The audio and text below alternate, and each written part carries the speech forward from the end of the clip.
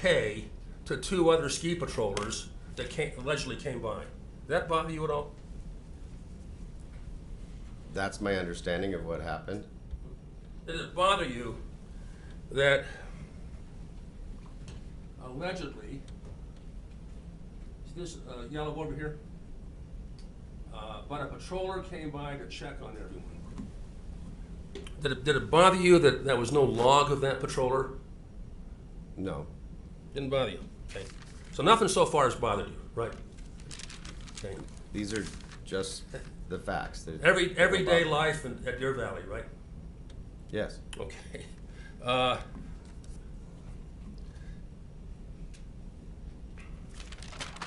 Now, did it bother you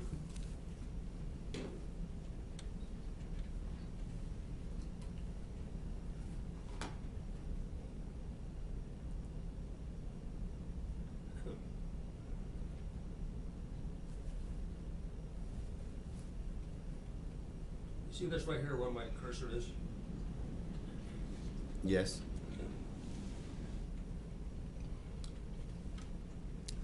That Eric Christensen, after this crash, goes to lunch with one of the most famous actresses in the world and her family. Did that bother you at all? No, I think that's standard practice for ski instructors. Did it bother you that 3 hours after lunch or so, that he then writes his report? That bother you? Did that concern you at all? No, that's typical of what happens. Did it ever occur to you that this instructor might be covering up bad conduct by himself to protect Ms. Paltrow, a big spender at Deer Valley? Did that ever concern you or bother you? No. Did it ever concern you or bother you that he might be covering up bad conduct by Gwyneth Paltrow? No. Didn't you basically wink and a nod at this bad conduct? Wink and a nod at it. Can you define that? You know what wink and a nod means? No. Well, actually you did, because we had a deposition on another case, but wink and a nod, as I'm using it, means you see something wrong, but you just wink at it and go on and don't do anything about it. Isn't that what you did here today? Absolutely not. Okay? Why wasn't this instructor terminated for filing a false report? This is his report. There's nothing in it that's false. Isn't it true that you believe he wasn't fired because he did nothing wrong?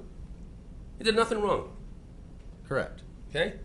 And there was no cover-up by Deer Valley, correct? Absolutely not. Okay. No further questions. Thank you. Thank you, Mr. Sykes. I just have one question, Your Honor, if I may. Go ahead.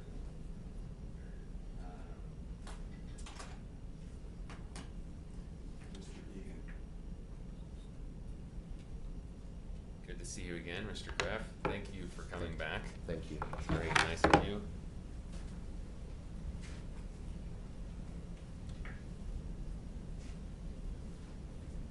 It's okay.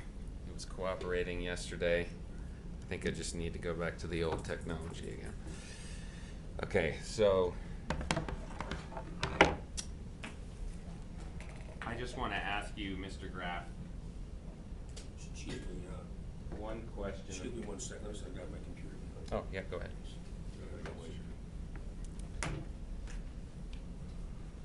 I just want to ask you, Mr. Graff, a quick question about the patrol log. Published this, we looked at it yesterday with you, Defendant's Exhibit 26A.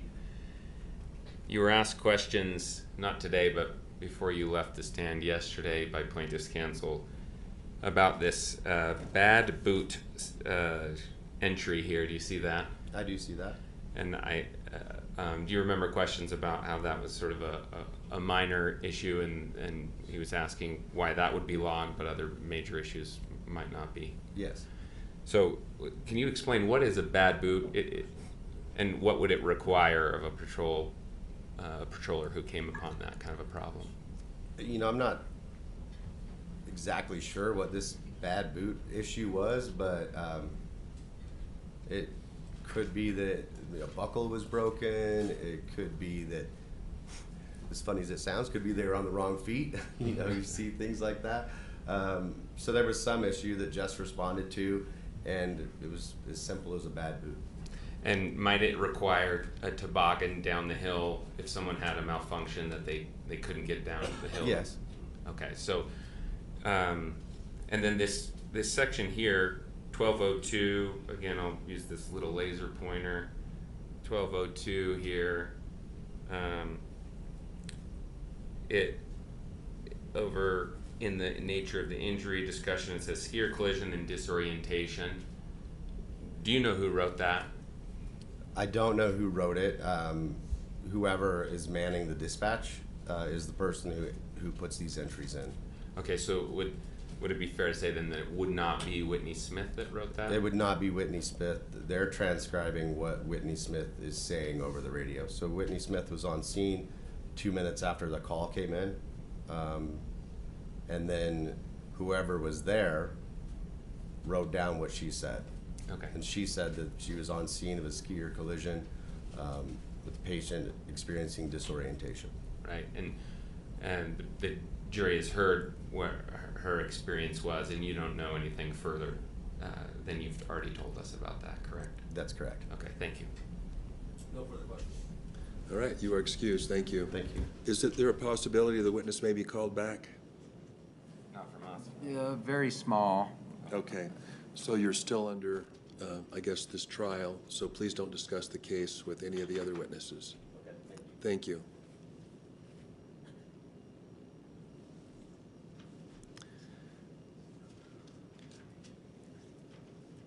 Mr. Owens, is your next witness ready? Yes, our next witness is Dr. Schur. We will need an easel and to set up for him to draw, and we may need a second to do that. Okay, Okay. go ahead and set up.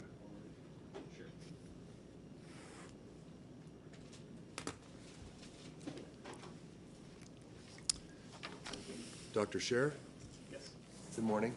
Come on forward here and be sworn in as a witness. Do you swear that the testimony you are about to give in the case now before the court will be the truth, the whole truth, and nothing but the truth, so help you God? I do. Thank you. And then take a seat here and adjust your microphone, and then please state your full name and spell it all out for us. Thank you.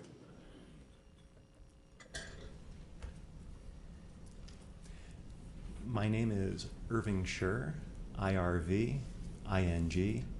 Last name is S-C-H-E-R. Thank you for being with us here today, Dr. Schur. Let's begin by just asking you what you understand your role here to be today. To teach the jury about biomechanical engineering related to snow sports, and particular skiing.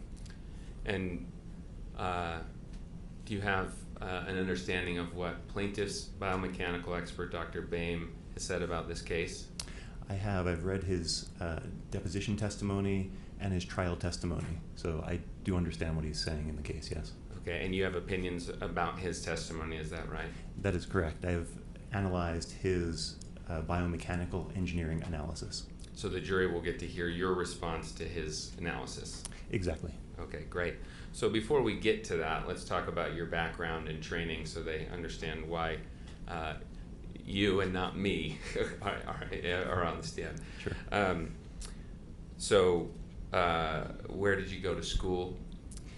I did my Bachelor's of Science in Engineering at the University of Pennsylvania. I majored in mechanical engineering and applied mechanics. And then after undergrad, I moved west, and I got my master's and my PhD at UC Berkeley in the mechanical engineering department. And I had two disciplines that I specialized in. One was called dynamic systems. That's how objects move in space when forces are applied to them. And the other is biomechanical engineering. And that is the application of physics and engineering to the human body, in particular looking at how people get injured and how to prevent injuries. And did you do a PhD thesis? I did. And can you explain what you worked on? Sure. I was the last in a line of what we called skiologists. I studied the biomechanics of alpine skiing. I created load cells, so those are devices that measure the forces, and I put them in between the skis and the bindings. And I had different instrumentation on skiers, and it was the first time, or at least that I'm aware of, that anyone in the scientific community was able to measure the forces and the body motions of skiers from the top of the mountain all the way down to the bottom. And I did this with beginners, people who had only skied 2 or 3 days in their whole life, all the way up to professional racers. And so that's what I got my PhD in. And this is actually measurements on the slope as people are skiing. That's right, exactly. Yeah, I'm measuring the forces applied to the person and their body motions as they're skiing. Well, and falling. We did have falls as well. Right, and so this is not just calculations in some ivory tower, but you're actually out in the field looking at hands-on work, which is quite difficult when you have electronics and snow and water. It was challenging for sure. And do you also do any teaching? I did teach. After I graduated with my PhD, I did a small postdoc in the biology department at Berkeley. And then after that, while I was working for a company, I taught at the University of Southern California. I was in the physical therapy department on the medical campus, and I taught intro to biomechanics, and I also did research there at USC. And then I moved, I now live in Seattle, and I'm at the University of Washington. I have an affiliate professorship there. I'm an associate professor at the University of Washington, and I occasionally lecture, but mostly advise grad students.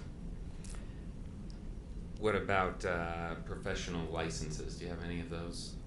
I'm a registered professional mechanical engineer in California, Washington, and Alaska.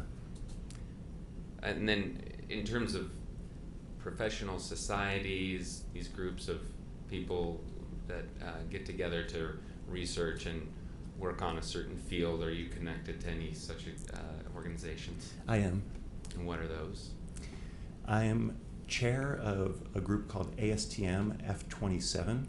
If you've ever gone to a ski shop and purchased ski equipment or rented ski equipment and they set your bindings, what some people call DIN settings, that's based on the standards from ASTM, and I'm the chairman of that group.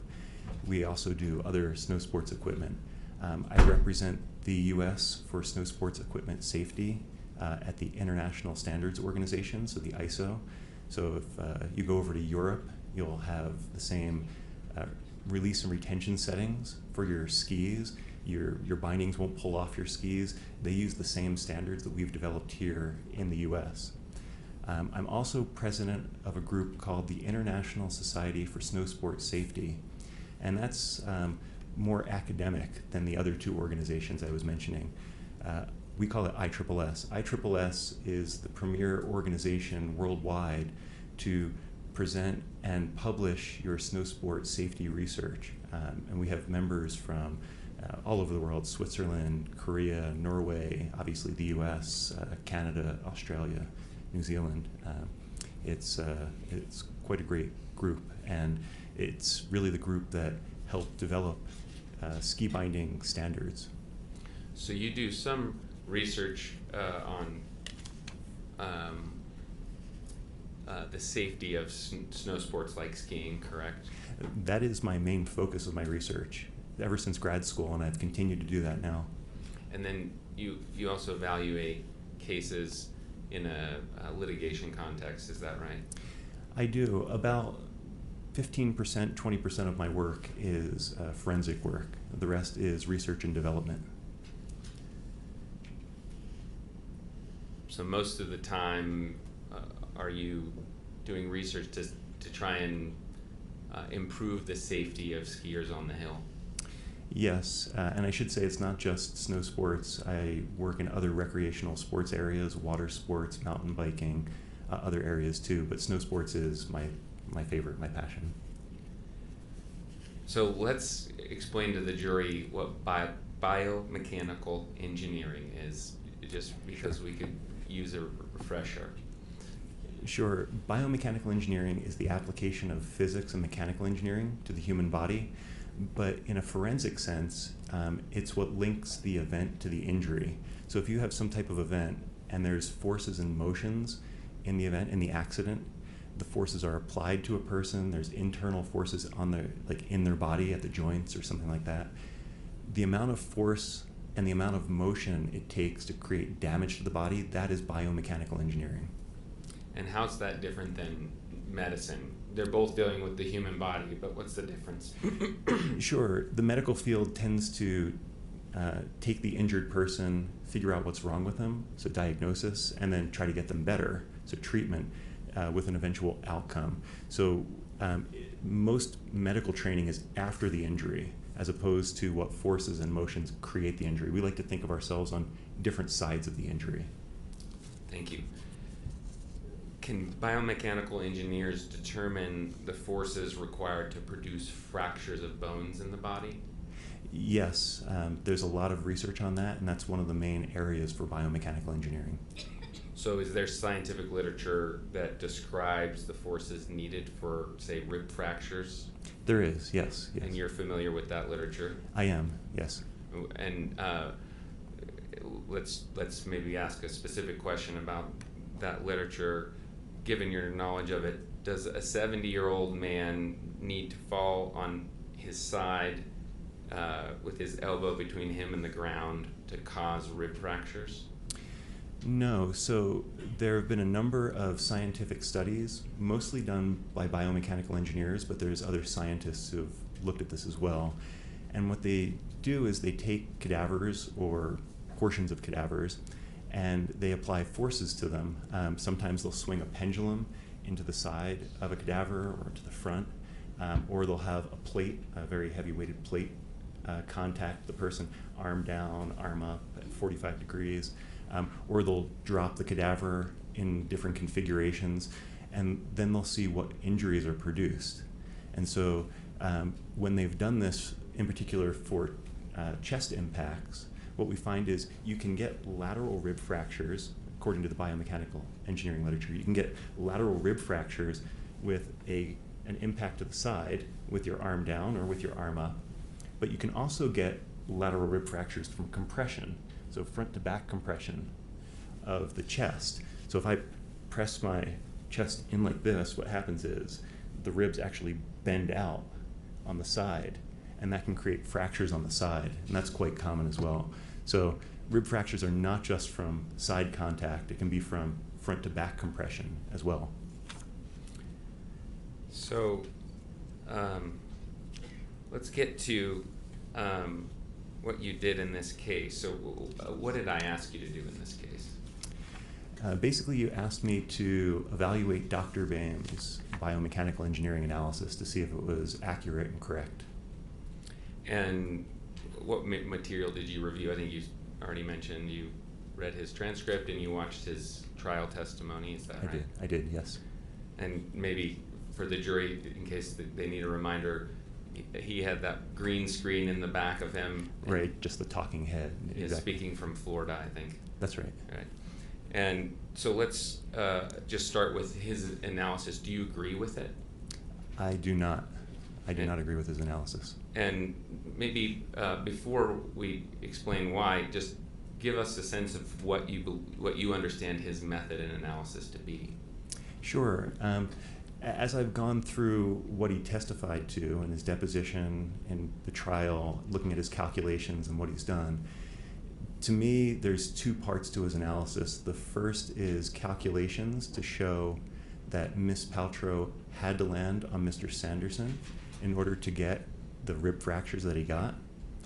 And then there was a second part that basically said, because Ms.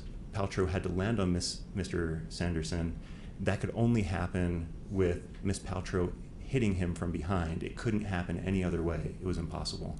So that's my understanding of the kind of the two parts, the main parts. Thank you. And we'll go over those in more detail. As you looked at his analysis, you read everything that he read, correct? I did. And did you read even more than that? I had additional depositions, that's correct. Of the various people that were at the scene of the accident? That's right. So let's get one thing out of the way. Do you agree with Dr. Boehm that Mr. Sanderson's rib fractures did not occur during the initial skier-to-skier contact? Yes, I think that's correct. There's no disagreement at this point, at least from the testimony I've heard. The skier-skier portion, where they first contact, no matter which version we have, did not create the rib fractures. I don't think anyone thinks that at this point, so that's good. We agree. And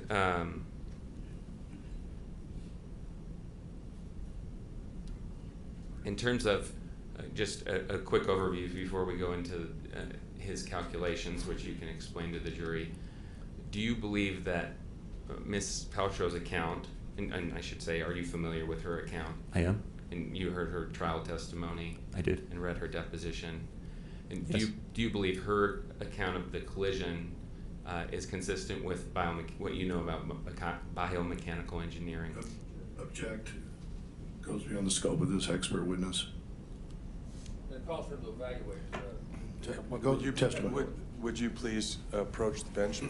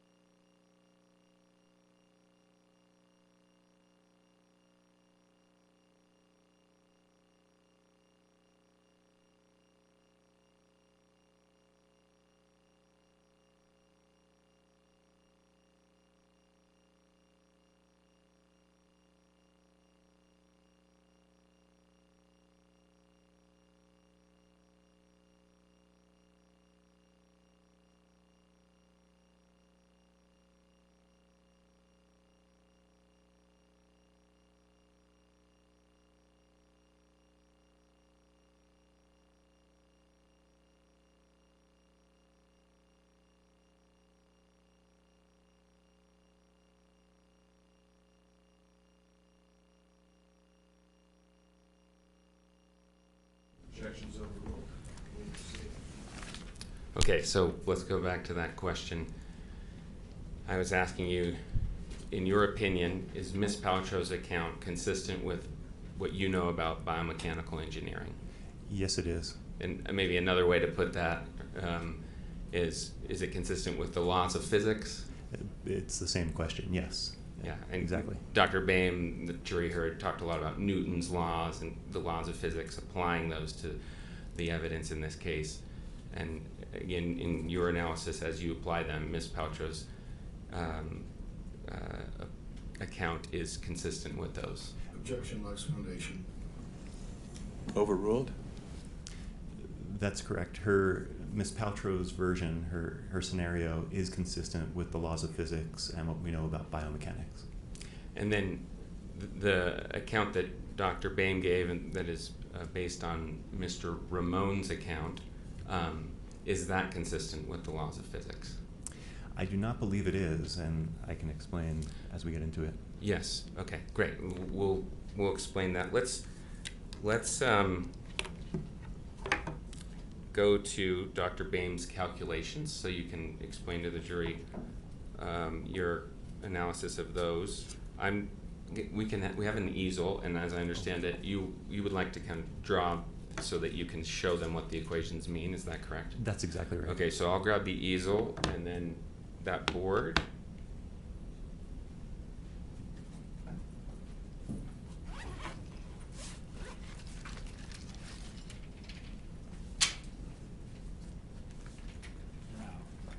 We can't block the judge.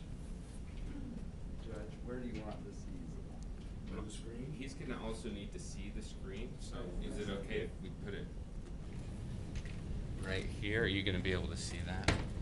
I can't see it, but it's really more important that the jury see it, so I'm fine with that. Okay. And I think if it's okay with the judge, you can get off the stand and, Yes, yeah, sure. and there's your marker.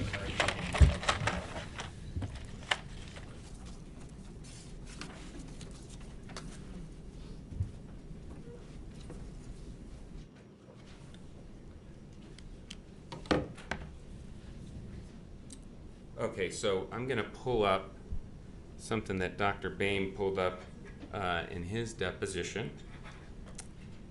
Do you remember seeing these documents? And for the record and for counsel, these are the notes in Exhibit 3 of Dr. Boehm's deposition. Oh, thank you, your Sorry, officer. I missed the question there. Yep, no, you're fine. So I'm just pointing you to. Before you, these are not admitted exhibits, though. Yeah, I'm not asking them to be admitted. They were just shown in Dr. Boehm's deposition, so we're showing them here as well. Okay, but not in his trial testimony. He's responding to these. You said deposition. He also showed it in his trial testimony. So Oh, direct- trial deposition. Yeah. Yep. I was Withdrawn. gonna say direct things to the judge, but I recall this being flashed Withdrawn. during his deposition, or during his trial testimony. Okay, thank you, Dr. Scher. So you recognize this page? I do. And I was just describing it. This was shown in Dr. Boehm's trial testimony, correct? That's correct. And he explained that these are his calculations. That's right. Okay, and there's another page as well. I think it's the one just before it, correct? That's correct. This is where he starts the calculations for the ribs. We're concentrating on the ribs here because that's what he says determines how the accident happened. He said the head injury doesn't matter for that. It's only the ribs. Okay, great. So since I have very little idea what's going on there, and you do, maybe explain to the jury what's going on. Sure. Can we go to the page before this? Sure. And maybe if you, it's just a little bit hard to hear. Sorry, is that better? Yeah, that's Okay. a little better. Yeah, thanks. So he's using some basic equations for what we call the center of mass to figure out what happens when someone falls to the ground. Center of mass is if you were to balance someone on your finger, the point that you'd hold them at so that they stay balanced. It's usually a little bit below your belly button, kind of midline front to back, midline left to right.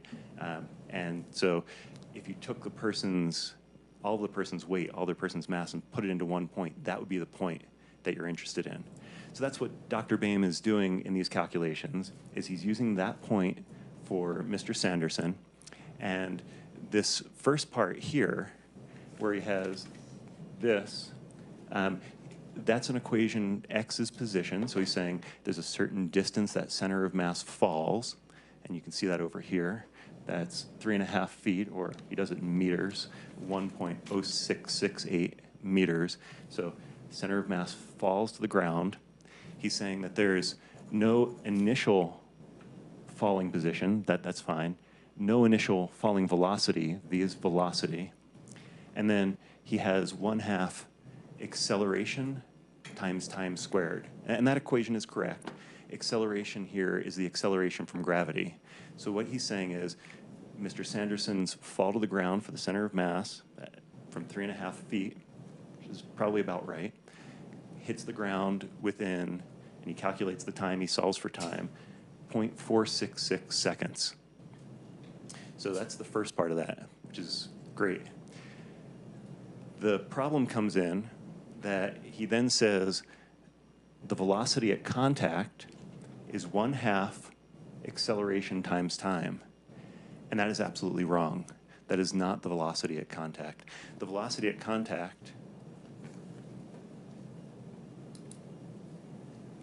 is just the acceleration times time.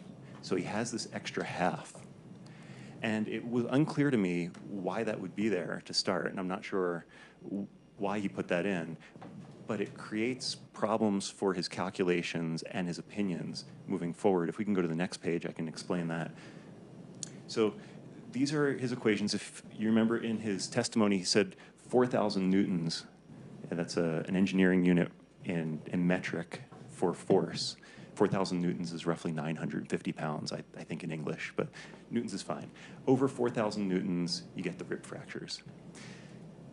So what is this equation here? I'll show you that and then explain why that 1/2 makes a big difference. So that equation there comes from, at first, kinetic energy. We label that as KE, which is equal to 1/2 mass times velocity squared for that center of mass. And then he's saying, okay, Mr. Sanderson, as he hits the ground, has a certain kinetic energy. That energy has to go somewhere. So what happens is a force is applied from the ground to his center of mass, and he decelerates over some distance. So you can see here he has 3 inches written here. That's important. So this kinetic energy has to be taken up by some force over a distance. That's some amount of work, and that will equal the kinetic energy. And then he divides both sides to get the force. The distances cancel on this side. So the force on Mr. Sanderson is 1/2 mass times velocity squared divided by distance. And that's exactly what we have here. We have 1/2 mass, velocity squared, and distance. Now, remember, he's doing this in metric. So that 136, that is in kilograms. That's equal to about 300 pounds. So here he has Ms. Paltrow and Mr. Sanderson's mass put together. So in this fall, he's saying, okay, the kinetic energy of both of them is needed here during contact. But can we go back to page 5? He uses the velocity here, the 2.29, that has the 1/2 in this. So if we go to the next page, yeah. So you can see he's using the wrong velocity. What happens is if you use the wrong velocity in here, let's do BAMES as, call this wrong.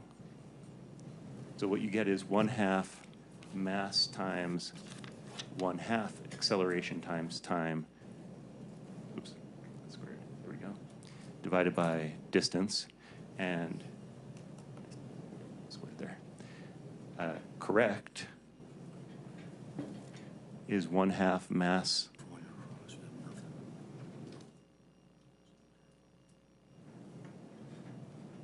acceleration times time squared. So that 1/2 goes into this equation. What does that mean? That means that this half gets squared. It becomes 1/4. So the force that Dr. Boehm calculated for this landing was actually 1/4 of the force he should have calculated. He was off by a factor of 4. So it shouldn't be 4,680 newtons. It should be 18,600 and some newtons. Actually, I have it here. 18,678 newtons. So he's off by quite a bit. And if I may, Dr. Scher, this is obviously all at least new to me and maybe new to some jurors. What in the end is the takeaway there if there's that much of a mistake? So there's 2 things. One is if there were 18,000 newtons applied to Mr. Sanderson's chest, we would expect much worse injuries. The biomechanical engineering literature for much less than that has many more rib fractures, internal injuries, all sorts of things. We don't see any of that for Mr. Sanderson. But the real takeaway and the importance in this case is the mass here. So because he does the 1/4, he needs the mass, he needs the mass to be 136 kilograms. Now, if you redo the calculations correctly with just Mr. Sanderson's mass, so Mr. Sanderson is about 80.5 kilograms, or roughly 177 pounds, at least according to the medical records. If you do the calculations with the correct equations and only his mass, you get over 4,000 newtons when he lands. Actually, you get 11,056 newtons. So if he were to fall to the snow using Dr. Boehm's calculation method the correct way, then just Mr. Sanderson falling, not Ms. Paltrow involved at all, he could get rib fractures. This is not quite correct overall. Normally we use what's called effective mass, so all of Mr. Sanderson's mass wouldn't go through his chest. Maybe there'd be some force on his legs. If he hit his head, some force on his head.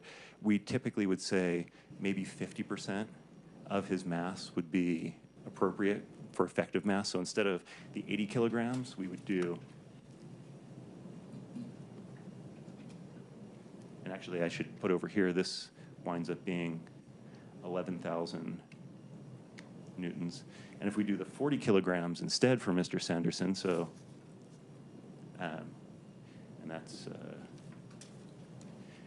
and we use the correct equation, we get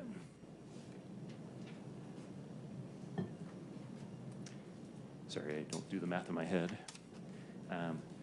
5,500 newtons, approximately.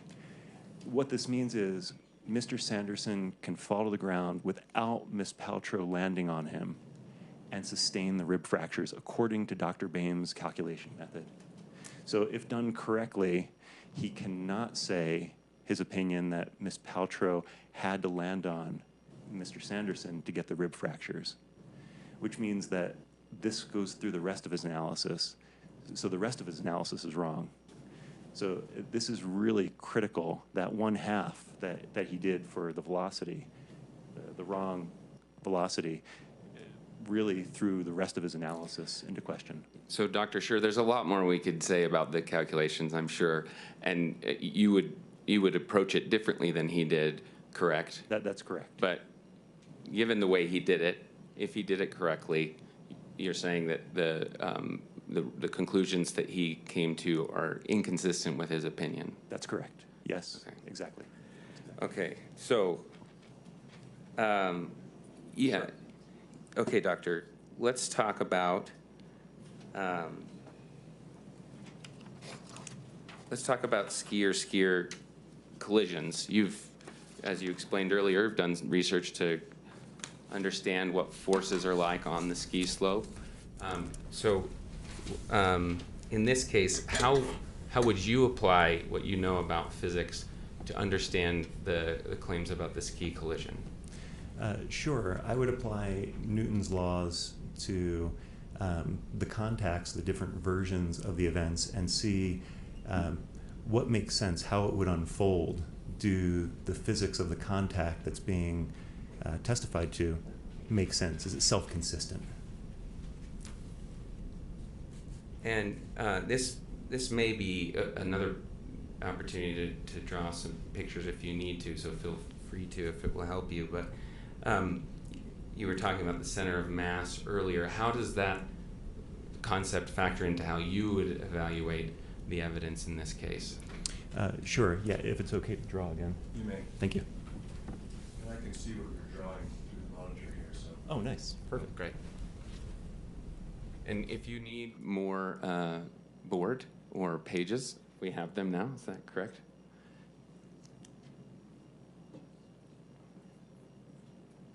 I think we're okay with this, right? Okay, yeah, great. Go ahead. So the thing to know with Newton's laws, force equals mass times acceleration, if you have some, and I'm going to draw two versions of a skier, and I'm not the best Pictionary player. I'm going to draw a top-down version, and I'll draw a side version. So let's start with the top-down. So if we have a skier, and here's the skier's head, and here's the skier's nose, and then we have two skis.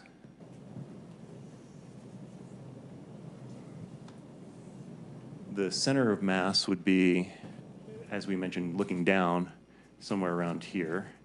Now, if you have a force that goes through the center of mass, so let's say the force goes through,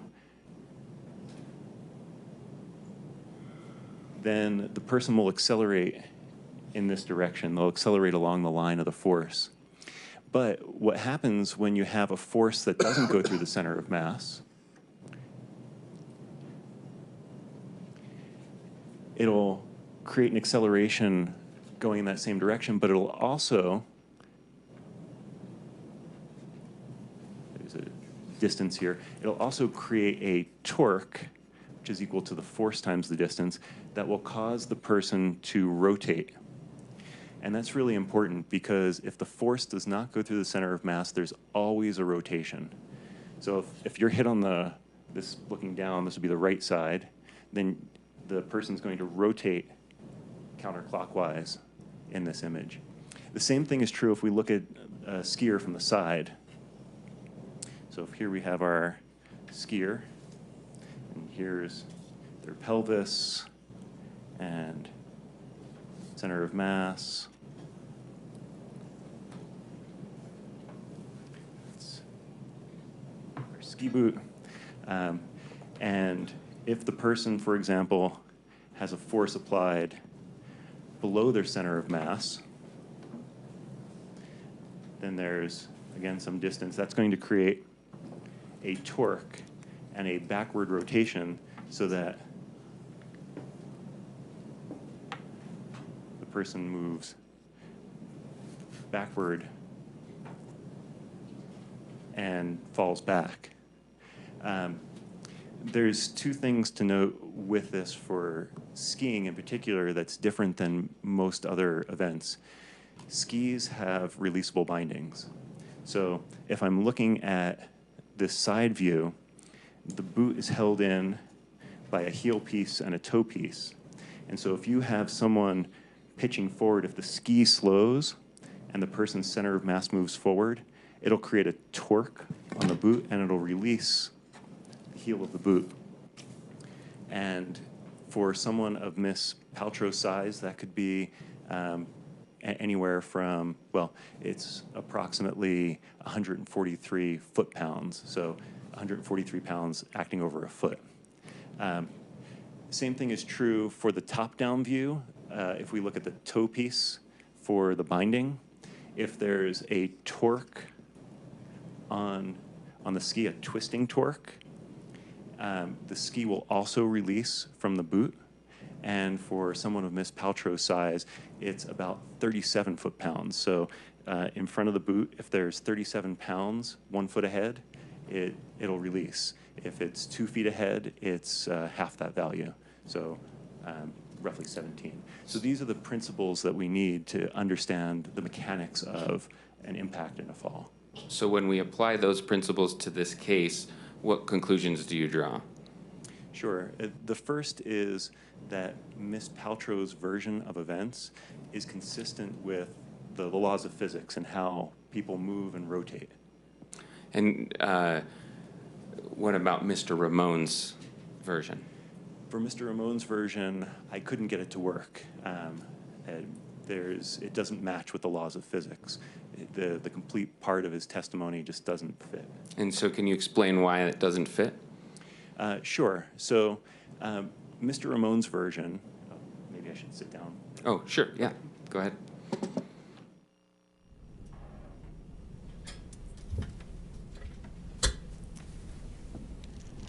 So in Mr. Ramon's version, he says that he sees Miss Paltrow contact Mr. Sanderson squarely in the back. And he says that it's in the middle. It couldn't be any more in the middle than if he tried, or if she tried. And then also that she rode him down. I think the quote was something like, in his deposition, he says, like she couldn't have been on his back any more than if he had strapped her to his back, something like that.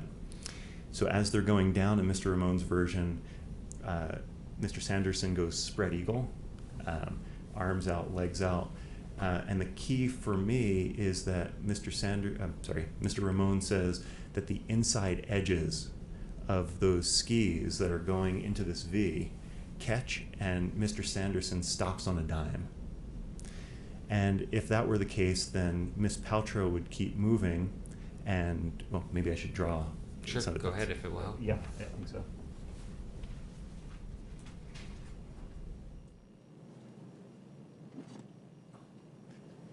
Okay, so I'm going to try to draw a top-down version of this. So if we have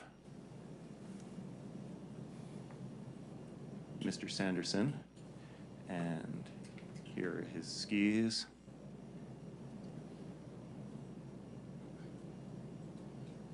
And then I'm going to use a different color for Miss Paltrow. How about blue? Miss Paltrow contacts him from the back. And now, this is the same whether one ski is between his or both skis. If the skis are apart, it's a little bit different, so we can get to that in a minute. But if her skis are between his, let's just say, then when he falls, and here is his, so they're moving in this direction. That was probably obvious, but I wanted to make sure that was clear. So now we're still looking down. Here's Mr. Sanderson's back. Here's his head. Here's one arm. Here's another arm. Here's one leg, the other leg. Now, remember Mr. Ramon says that his skis are in a V, spread eagle. So now,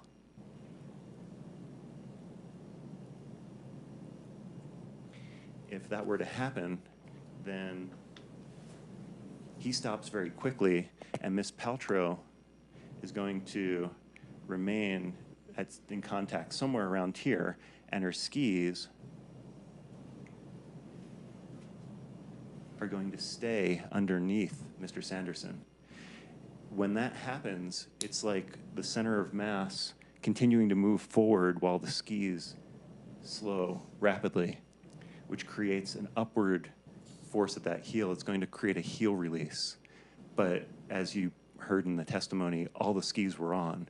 It doesn't work. It takes actually very little force for this to release, the heel piece to release, in a scenario like this. So it doesn't match with physics. And it's the same way whether one ski or both skis are in between. Okay, so how do you know this, especially about the bindings releasing? How are you confident about that? My experience, I mean, I've seen tons of binding releases. I know how bindings work. It's just physics. Right, and you've specifically done research on binding releasing. Oh, yes, yes. And you said earlier that there were other scenarios, the skis maybe between Mr. Sanderson's skis, maybe they're diagonal. Did you do evaluation of all those sort of scenarios, and did any of those work? No, I couldn't get any of them to work. So the key is either she would come out of the bindings or she would be stuck on Mr. Sanderson.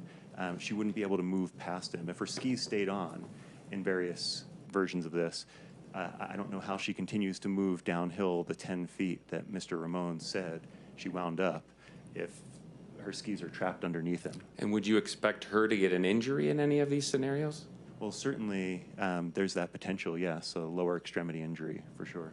If, for example, her legs get stuck in one of the scenarios you mentioned. Right, so for example, if her ski is rotated out to the side going in that V with one of his skis, the other, whether it's on the outside or in the inside, can't wind up, so if her ski is on the outside, his ski is going to push her ski out. If this is her ski, as he's falling and moving into that V configuration, it's going to go from this position to here, and it's going to push her ski outward, which I would expect would create a toe release, a twisting release of the bindings, because it actually takes about 18 pounds of force, between 15 and 20, depending on how her bindings would be set. So very little force to release that toe piece. But even if it didn't release, then her ski winds up getting trapped by his, and she can't move forward. So, and in many of these scenarios, her leg would get twisted in a really odd way that would likely create injuries. Okay, great. I think you can sit down again. And now what I'd like to do is ask you about whether you were involved in creating any animations that would help the jury understand your opinions in this case. Yes. And, Your Honor, if I may ask for permission to show the witness these animations so that I can lay some foundation, he can use them to Sure. teach the jury. We reserve our same objections on these animations, Your Honor. Understood.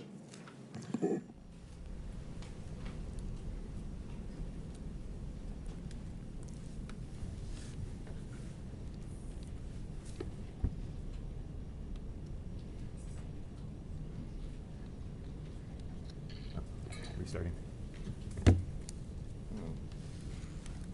It's been plugged in, but it's now.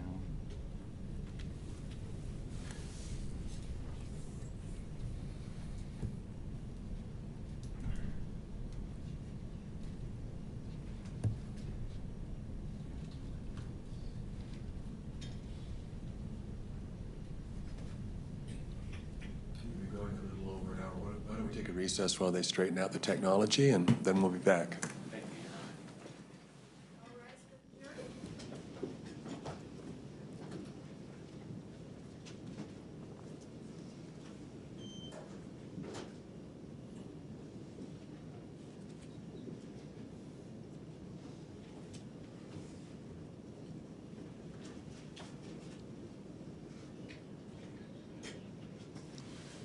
You can step down, whatever you need to do.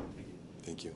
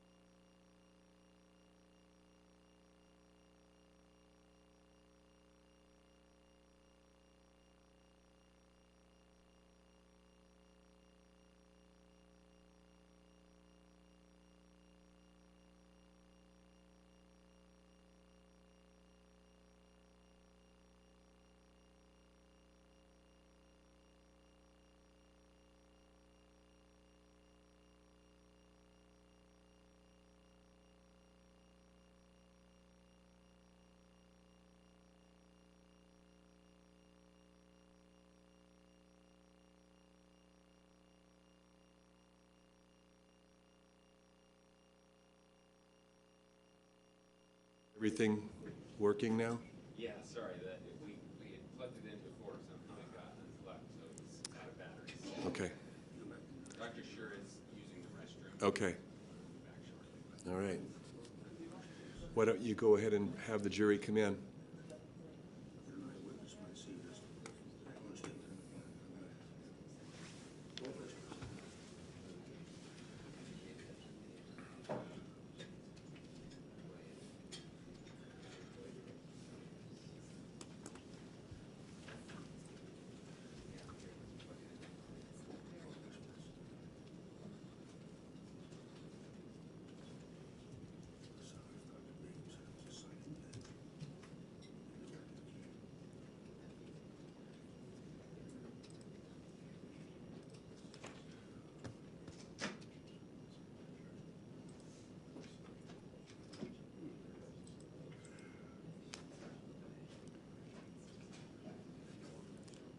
Dr. Scher, you can take the stand. We're just waiting for the jury.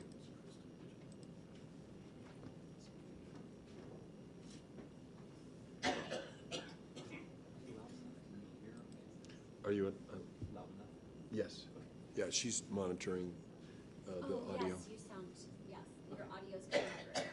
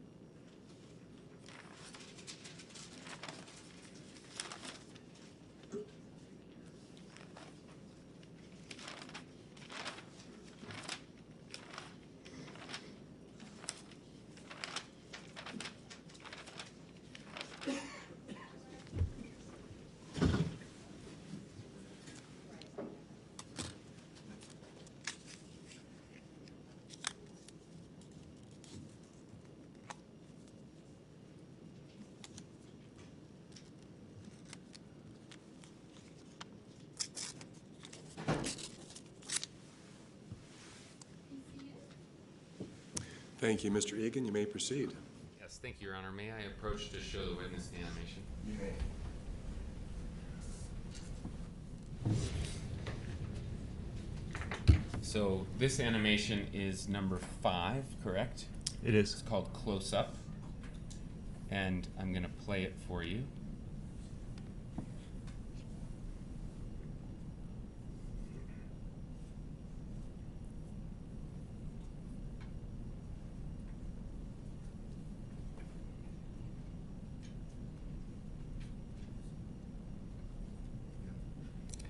Is this one of the animations that you helped prepare? Oh, sorry, Counselor. I just see it again.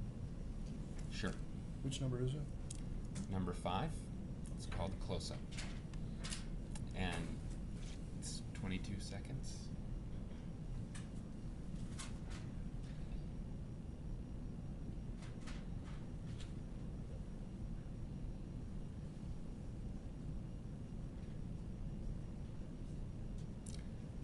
So again, Mr. Scher, Dr. Scher, your maybe explain to the jury your involvement in creating this animation. Sure, I worked with Brian Brill at Mountain Graphics on the impact and fall portion of this animation. It's not meant to represent exactly what happened, but generally the idea of one of the family of ways this could happen in Miss Paltrow's version. We don't know some of the exact details of how they contacted, how long they interacted, but it gives an illustration of what I'm thinking, my understanding of her version, where they she's contacted from behind and then fall to the right.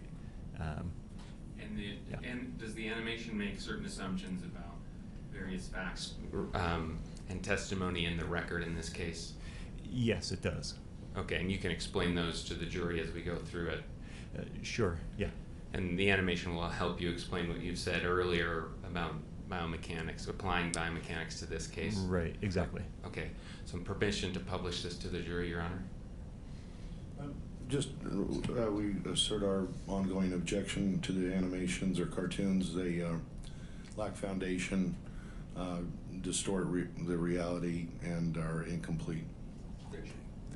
So animation number 5 is received for demonstrative purposes only to help this witness explain his testimony. Thank you, Your Honor.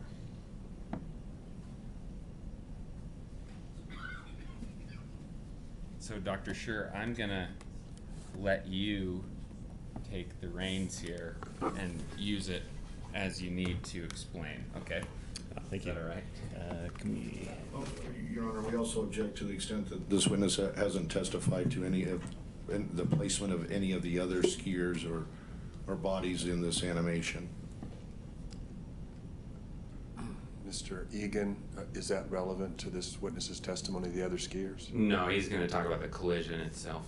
So you should ignore any of the other skiers that are shown in the animation.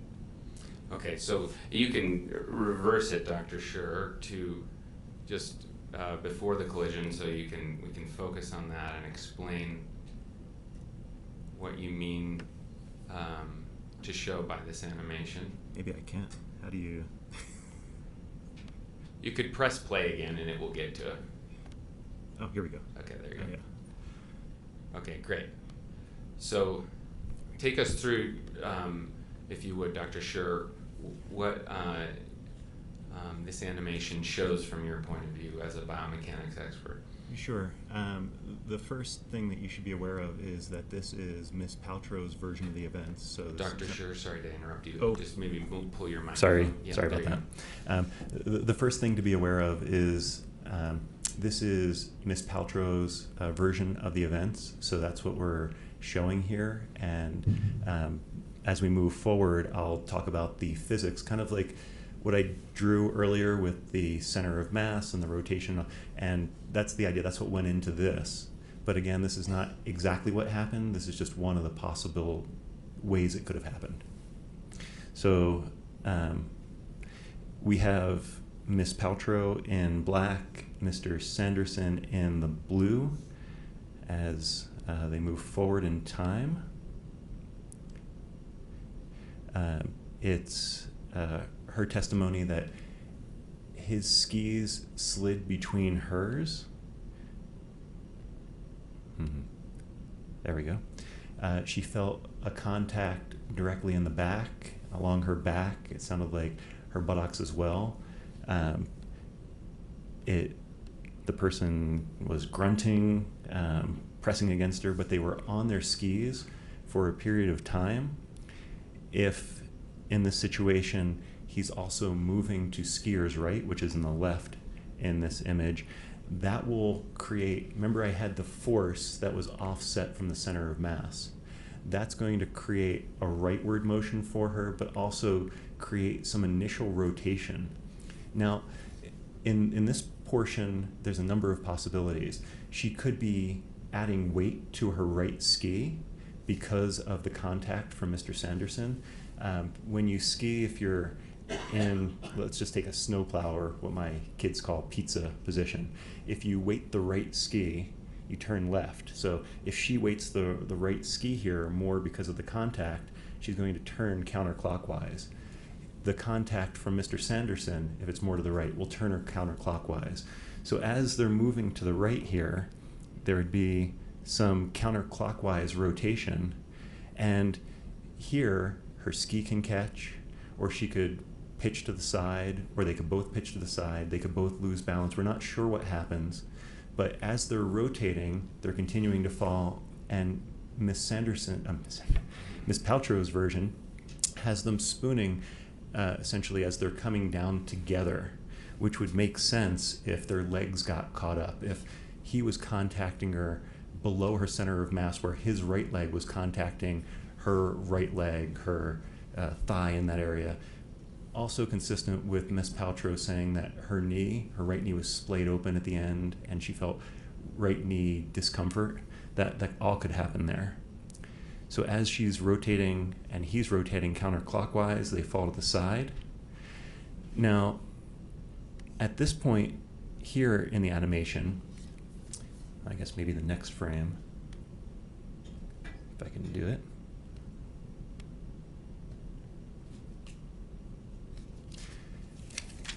Mr. Sanderson lands on his right side, maybe the right back. It's hard to say. If he lands on his right side, kind of like Dr. Bayham said, he needs to land on the elbow, that can happen. That can create lateral rib fractures. But that's not the only way. His arm could be out. He could land on the side and create lateral rib fractures.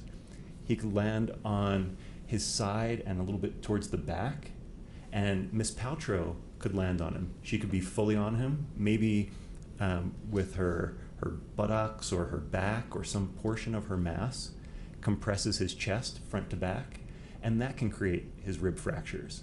There's a lot of different ways this could happen. I can't tell which one of those is right, but all of those are consistent with her version of the events. As they hit the snow, they would continue to move forward until friction slows them down. And it's also important to note, we haven't talked about the head injury, but hitting the back of the head or the side of the head, he could have his head turned. All of those are possibilities for him to contact his head on the snow. So that's not inconsistent as well. Would it be helpful to show it in real time? You've been doing it kind of slow motion, which Sure. has also been very helpful. Maybe start from this beginning and just play it. Objection lacks foundation for trajectory, speed, and direction. Overruled. It's demonstrative of this witness's testimony only. All right, thank you.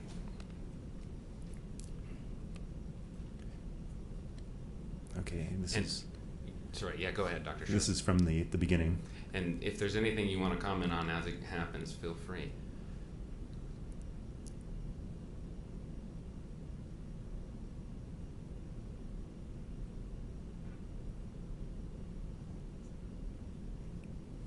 I think that accurately reflects the version that Miss Paltrow testified to that matches the laws of physics and biomechanics as I understand them.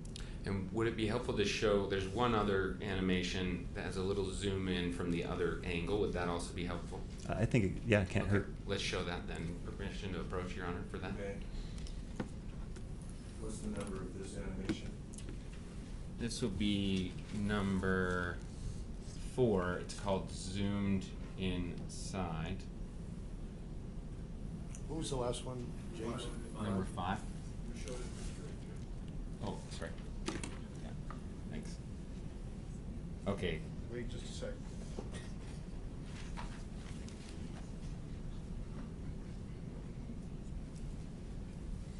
Okay, Dr. Schur, so I'm playing you number 4, the zoomed in from the side version. Were you a part of creating this version as well? Yes, this is the same animation but from a different camera view. Got it. And will this animation also help you explain the same things you've been going over with the jury? It's the same thing, sure. Yeah, I think it also visualizes, it illustrates my opinion. Okay. Your Honor, permission to show this animation? Subject to the same objections by the plaintiffs, the animation 4 zoomed inside is received for demonstrative purposes only. 4. Okay, thank you, Your Honor. So, Dr. Schur, maybe since we've already gone through this slow motion, let's just play this one from the start, and then you can add anything that you can provide to the jury from this angle? Sure. Here, let's play first, and then there we go. I'll wait until the contact point. So it's coming up. Here we go. There's contact, fall to the right. This one doesn't show the rotation quite as much, and we don't know the amount of counterclockwise rotation as well. There could be a little, there could be more or less. Right. We're not sure. But if you go backwards a little bit into the moment of the collision, this one maybe shows. Does this one show the skis coming between the skis? Yes, it does. And I think it's better visualized in this one. Yeah, and again, what's the significance of that in terms of how the mechanism of the fall occurs? Well, that's Ms. Paltrow's testimony, and it works for the physics of them falling and rotating slightly counterclockwise. Frankly, if it wasn't both skis, if it was one ski between hers, the kinematics would be the same.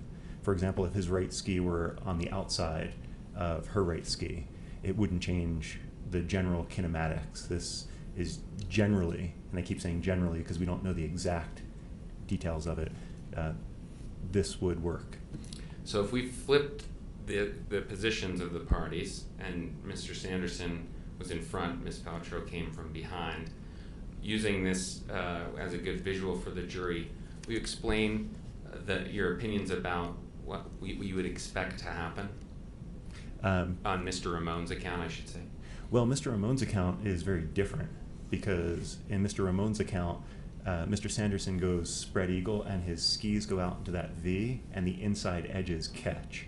And that changes the kinematics, the motion. It's a very different version of what happens with the contact. And in terms, I guess we've covered that. So maybe we'll wrap up here. You've covered a lot of things, a lot of new things perhaps for members of the jury and those of us in the room. Will you summarize for us what are the main points that you want to get across for the jury here? Sure. The first is that Dr. Boehm cannot say with any accuracy that Ms. Paltrow landed on Mr. Sanderson. His calculations are wrong, and when you look at the equations done properly, Mr. Sanderson can land on the snow and sustain his injuries without Ms. Paltrow falling on him. And if I may, Dr. Schur, was it your understanding that Dr. Boehm's opinion was that his account was the only possible way the injuries could occur? Yes, Mr. Ramon's version was the only possible way. He said Ms. Paltrow's was impossible, which I believe is false. I think Ms. Paltrow's version is possible. Right, and would you say that Ms. Paltrow's is the more likely of the two accounts?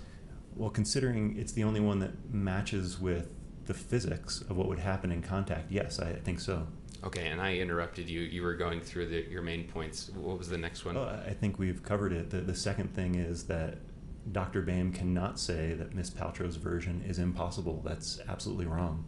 It sounds like you're saying, in contrast to Dr. Boehm, that there are various ways this accident could have happened, the injuries could have occurred for Mr. Sanderson. Is that right? That's correct.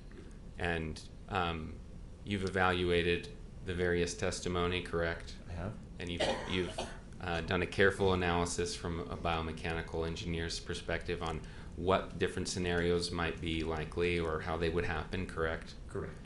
And is it your opinion that Ms. Paltrow's version is the more likely of the two versions that you looked at, Mr. Ramon's and Ms. Paltrow? Yes, once again, it's the only version out of the two that matches with the laws of physics, the biomechanics of it. Okay. Anything else you'd like to tell the jury that maybe I interrupted you on and you missed out on? No, I think we're good. Okay, thank you. That's all for now, Your Honor. Can you keep the screen there? Sure. You can turn it off. Well, actually, leave it on for right now. On or off? On. On, okay. Mr. Egan, Mr. Mueller.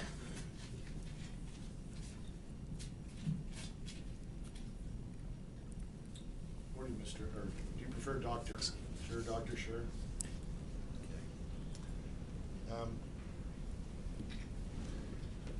version right here.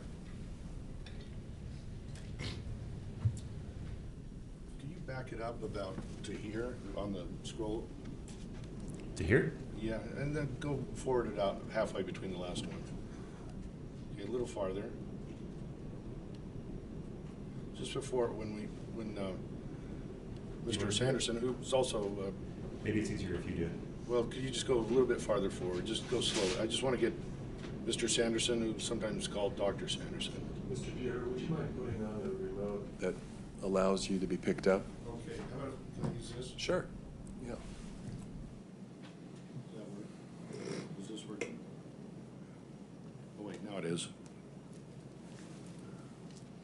Okay, go a little farther forward, please.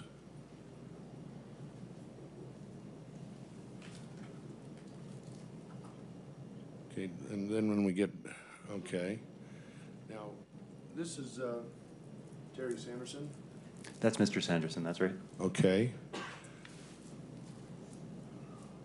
So his right eye is, okay, go a little farther. Now, just another, fractions, a little bit farther. Okay. So, you have his head turned. That's based on your testimony that he is looking down the hill, I guess. Is that what you're saying? I believe his testimony is that he's looking at a woman who's a little downhill to the left. He notices her, looks at her. I don't remember what the exact words are. Okay, go a little farther.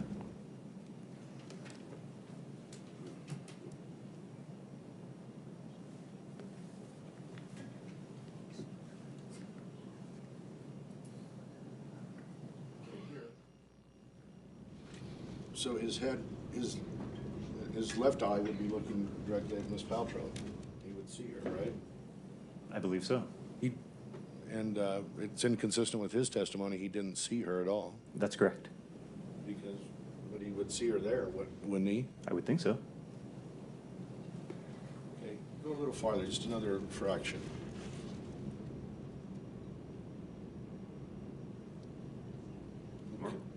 Okay. Now, in this picture, you don't have Craig Ramon in there. How far above would this point be? Where I just pointed. How many yards would that be above this image right here? I don't know without doing a measurement, but I'm concentrating on the collision between Mr. Sanderson and Miss Paltrow. Well, Craig Ramon testifies he was about 30 to 40 feet above. And so these objects are about bent over, maybe 5 feet high. So if we just flop over, 6 bodies, we'd get to 30 feet.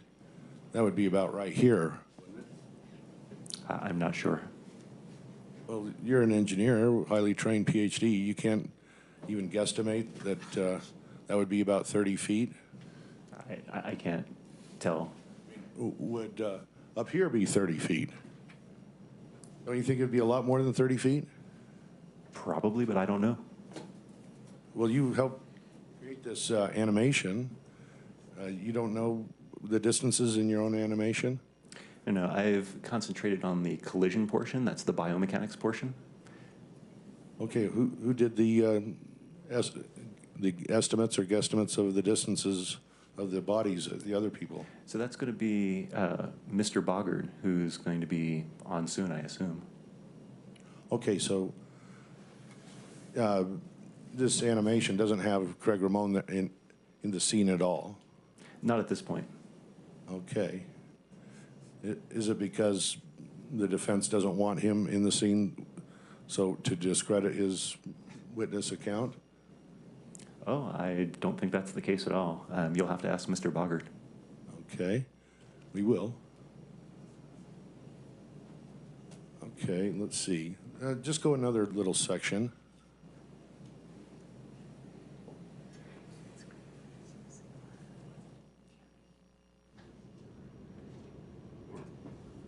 tell me when. I'll keep going until you Yeah, say just stop. go slow. I just want to go slow motion. Okay. Now stop right there.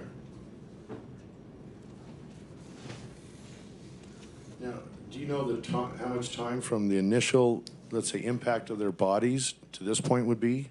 You did this calculation. This is your bailiwick. What you're talking about.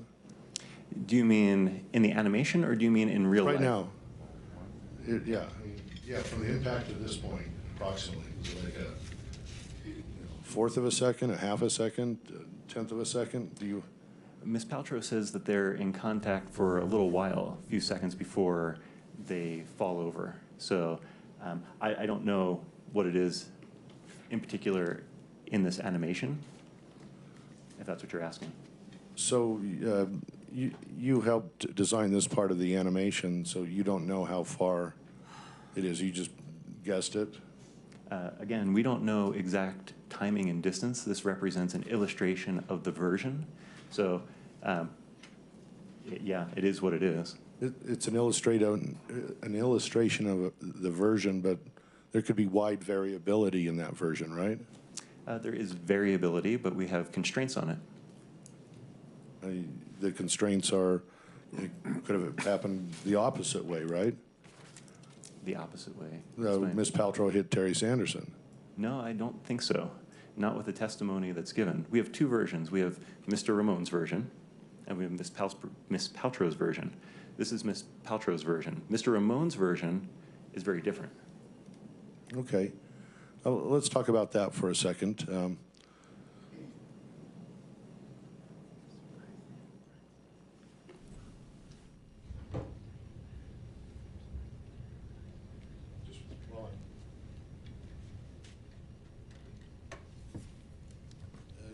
You're being paid, excuse me, you're being paid, what is it, $4.25 an hour for this? No, Is it more than $4.25 an hour? it is. $4.50 an hour? Nope. 500? It's 500 an hour. 500 an hour. And you billed something over $10,000 so far for your work? That sounds about right. More than 15,000? No, I don't think so. So between 10 and 15,000. Okay. You can turn that off for right now. Is it, I'll just take it. I think that's probably better. No, please leave it there. Oh. I may come back to it. What's the best way to, do I just disconnect it? Is that Yeah, maybe just disconnect. like that? Okay.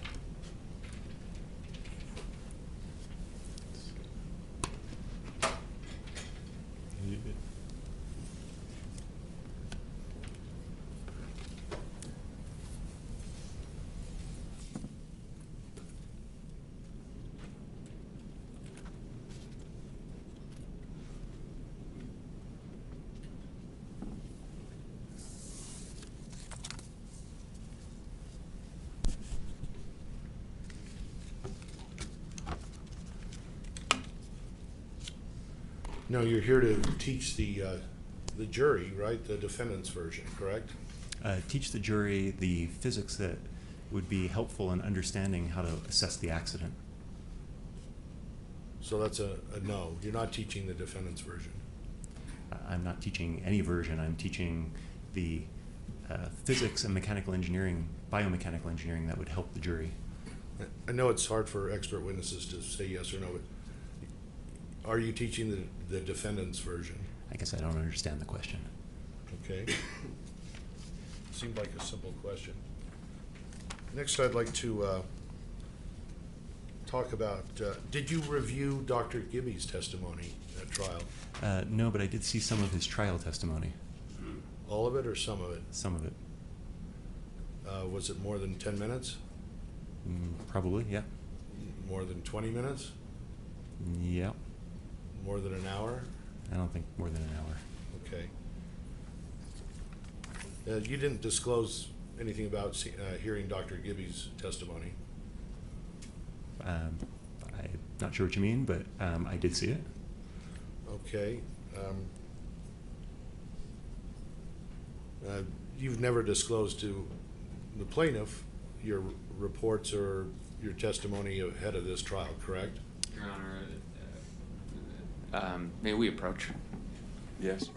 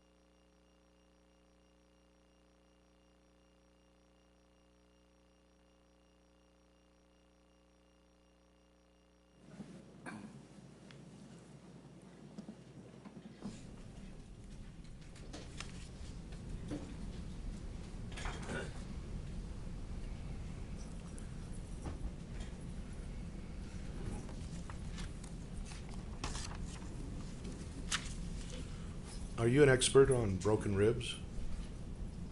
I am comfortable talking about the biomechanics related to rib fractures. Have you done any papers or studies or research on ribs and rib fractures? Me personally, no, but I've read the biomechanical and engineering literature relevant to them. Okay.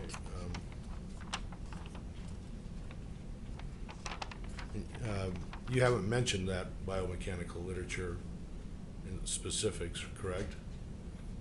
I'm not sure about in specifics, but I think we mentioned it on direct. Okay.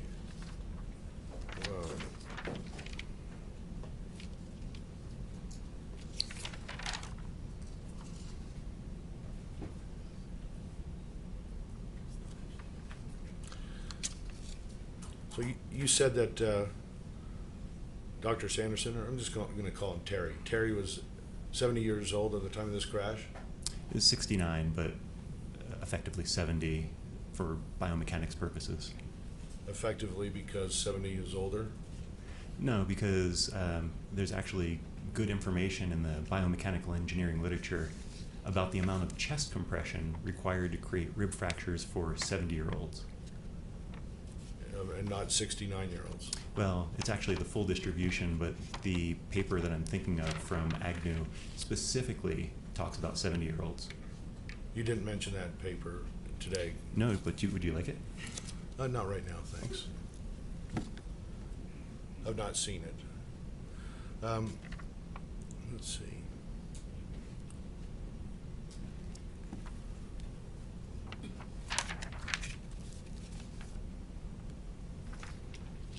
I'm going to go right to another point. You have this theory of rotation, correct? That the version you're calling Ms. Paltrow's version is a kind of a rotation version? There is some rotation. It may be a little. It might be more than a little. We don't know. Okay, so we don't know how much rotation there is, correct? Sure. Okay. I'd like to, let me see if this thing works. It didn't work last time.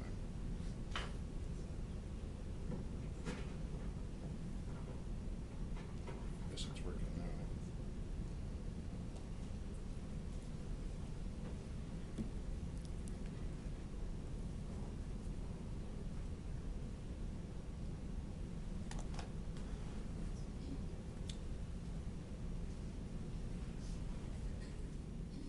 May we take a picture of this? I think you've already done it. Okay. Or someone on your team has. Okay, good. May I borrow a pen?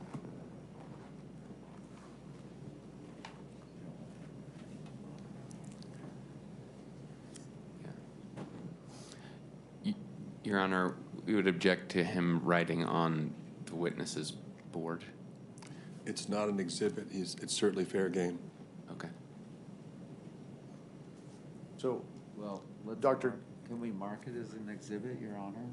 Why don't you take a picture of it and you can use that, and then he can Go ahead, add, take a he can picture. add to it. Okay. It is our board. right, and in academic We fields, don't have any questions right now, so. in academic fields, it's common that people write on each other's drawings, correct? I don't know that I've seen that, but I don't have a problem with you drawing. Okay. So, you testified that Craig Ramon says Terry was hit directly in the back, and they went down, and Craig Ramon was somewhere above, 30 to 40 feet, and it happened in a fraction of a second, correct? Yes, the fall, I would agree with that. Okay, less than a second. Sure. Okay. So there was a scream. So and the scream occurred, and there was within a fraction of a second. And I don't believe Craig Ramon never testified where Ms. Paltrow's skis were. Correct. So her skis could have been going underneath Terry, like this. So the pink ones would be Ms. Paltrow's skis. Is that a version that is possible? It is not. It's you're saying it's not possible. That is not possible with the version that Mr. Ramon states. His version didn't talk about her skis. Now, here, I'll draw what her body, pink would be her body, still square in the back. Isn't that possible? So, no, with Mr. Ramon's version, if I may, that is not possible. So, in this situation here, when Mr. Sanderson's skis go into a V, and I guess you're saying her skis are under his skis, which I'm not sure how that happens because the tips curve up, but we'll go with it. Somehow, she winds up in this situation getting caught with her left ski around Mr. Sanderson, and she would not continue past 5 to 10 feet, and I would expect a twisting release of her left ski. Well, that's her version. I'm talking about Mr. Ramon's version. No. I'm talking about what you just drew for Mr. Ramon's version. Mr. Ramon's version, well, isn't it possible her skis could be pointing straight like this? And let me get it right here. So, yeah, so she could be going straight, and she could be turning left and up and hit square in the back, but her skis are pointed this way. Isn't that another version? So for her skis to miss... Oh, no, it's not. Do you want me to explain? In a second. I'm asking the questions here. So, so are you saying that her body could not be turned while her skis are going in one direction, or she's turning up to the left? Is that possible? Not for Mr. Ramon's version. Is it possible in general? Sure. But in her version, I'm sorry, in his version, no. This happened in a fraction of a second.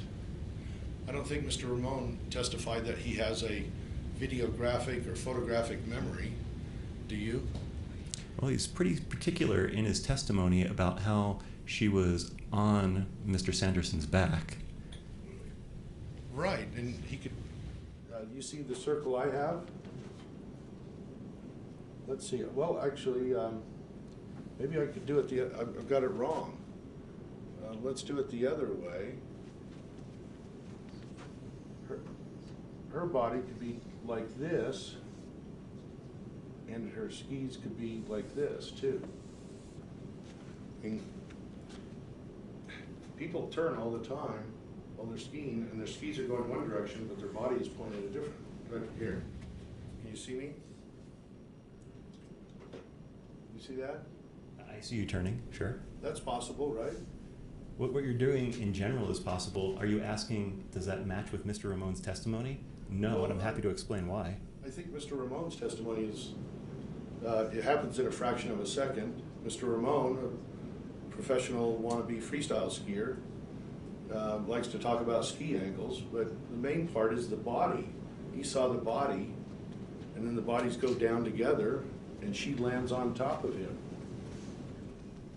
You're saying that your versions, which you are not based on anything except your recreation of the biomechanics, are superior to an eyewitness. Isn't that what you're saying? No, we have two versions of the accident. We have Mr. Ramon's version, and we have Ms. Paltrow's version. I have assessed both using physics and biomechanics, and I'm sorry to say Mr. Ramon's version does not meet with the laws of physics. It's not consistent, internally consistent, and Ms. Paltrow's is. Well, I don't think Mr. Ramon's version was designed to be consistent with the version of events. It happened in less than a second, and we don't know the direction of the skis. In his version, he never testified to the direction of Ms. Paltrow's skis in any of his testimony. Isn't that true? He did not testify to the direction of her skis. That's true. Thank you. So, if Ms. Paltrow was seen down, turning up to the left, she hits Terry Sanderson square in the back, and they can fall down to the right, especially if her momentum It's going, well, you know, I'm not a biomechanical engineer. I'll try to do it right here. It could be her shoulder that hits him square in the back, couldn't it? He didn't say what part of Miss Paltrow's body hit Mr. Sanderson, did he? He did not say. He said, well, here, I can tell you exactly what he said. He said, Okay, take your time.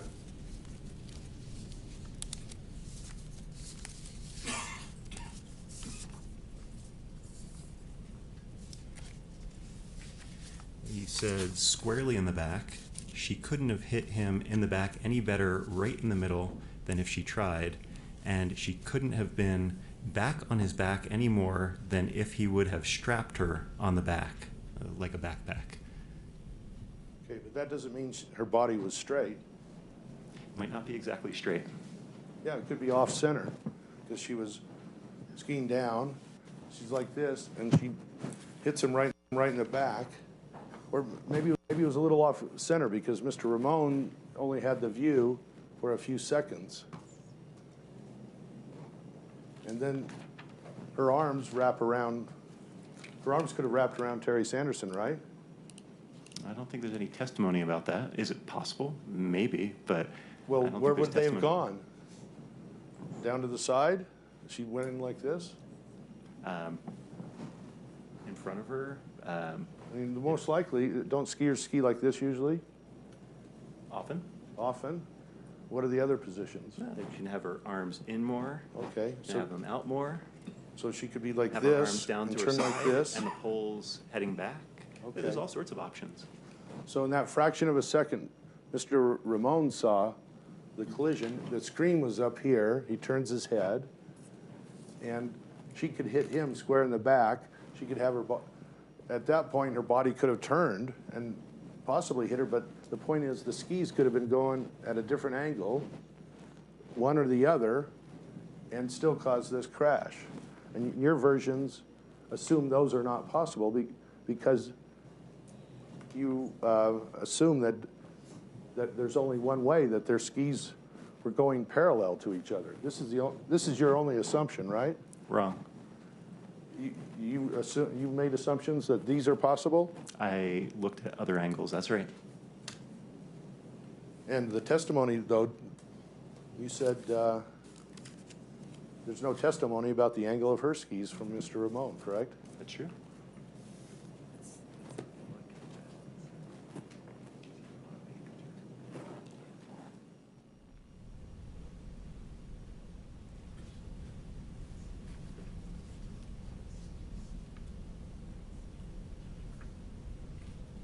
You've made a lot of assumptions, correct, to make these animations, right?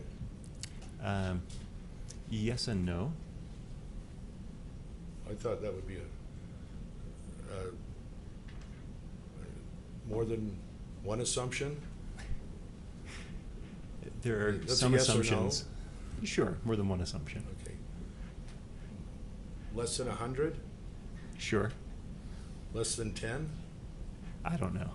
You don't know how many assumptions you've made, correct? That's right. Sure. Okay.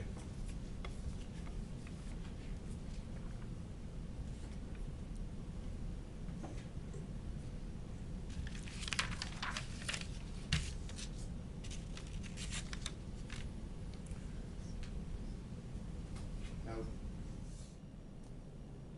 I know Council, Mr. Owens likes to do this a lot, like it's a touchdown, but on redirect, Mr. Ramon, did you see all of his testimony for this trial? I don't know if I saw all of it, but certainly I saw a lot of it. Okay. You saw the testimony last week, correct? Is there any more than that? There was a little bit yesterday. Okay, I didn't see anything Had nothing to yesterday. I do was with this. traveling. Had to do with that Mr. Ramon reported what he saw the same day and the same week 7 years ago. And you're recreating this, what, about 5 months ago, correct? I don't remember when it was. Less than a year ago. I don't recall. You don't recall when you consulted with Mr. Brill and made the animation? This has been ongoing for a while. This case has been dragging on, so I don't know when it was. So you've been working on this for, let's say, more than 8 months? Sure. You don't know? Certainly we've been in contact with counsel for longer than 8 months. For the record, Your Honor, I'd like to move to strike all of his testimony because this wasn't disclosed improperly. I anticipate the ruling, but I just wanted, for the record, make the ruling. It's overruled. It was disclosed properly, counsel. Okay. What I'd like to do is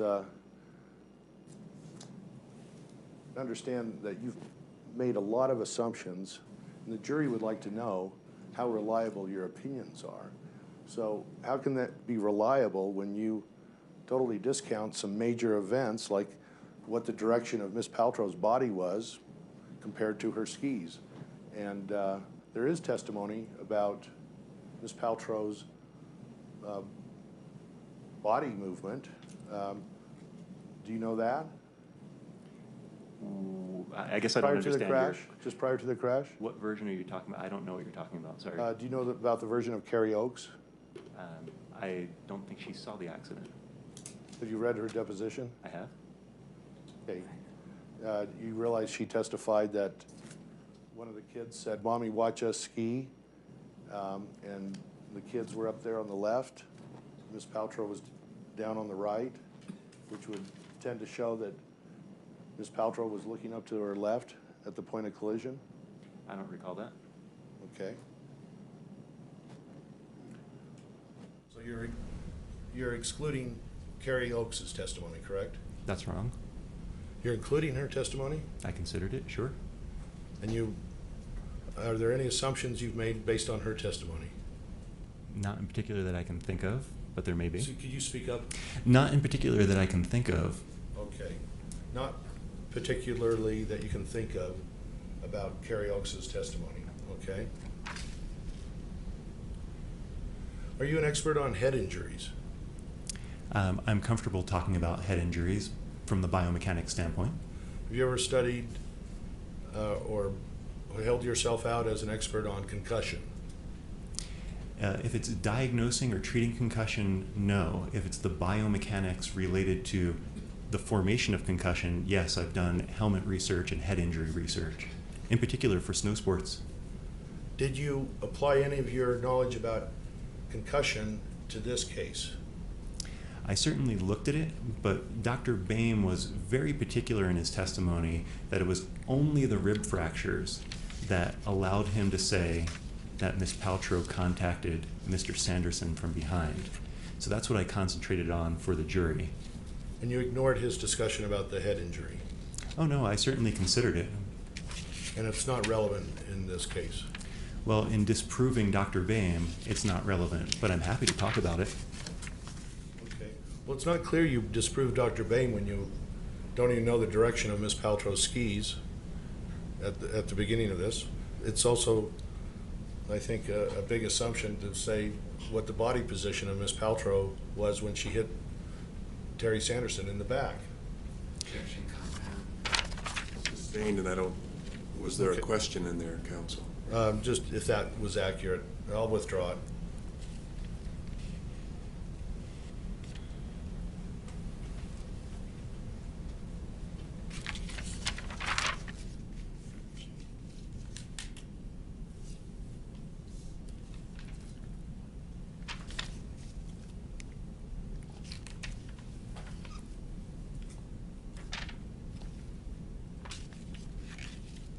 So you've never studied rib injuries. Have you ever testified about rib injuries before? Could you clarify what the question is? Have you ever studied rib injuries and testified about them in the past? That sounds like two questions. Have you ever testified about rib injuries in the past? I don't recall, but it's Okay. likely. Most likely you have? I think so. How many? They're have you common. testified more than 100 times? In trial, probably 35 times, something in that ballpark. In total, under oath, have you testified more than 100 times? Including depositions, yes. More than, less than 200 times? I would agree with that. Okay.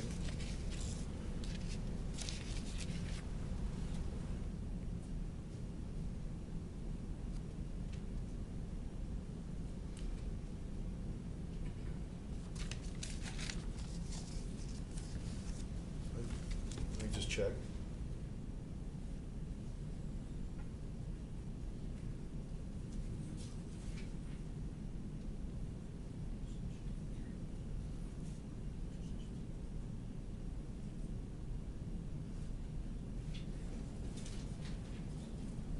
That's all I have for now. Thank you, Dr. Scher. Thank you.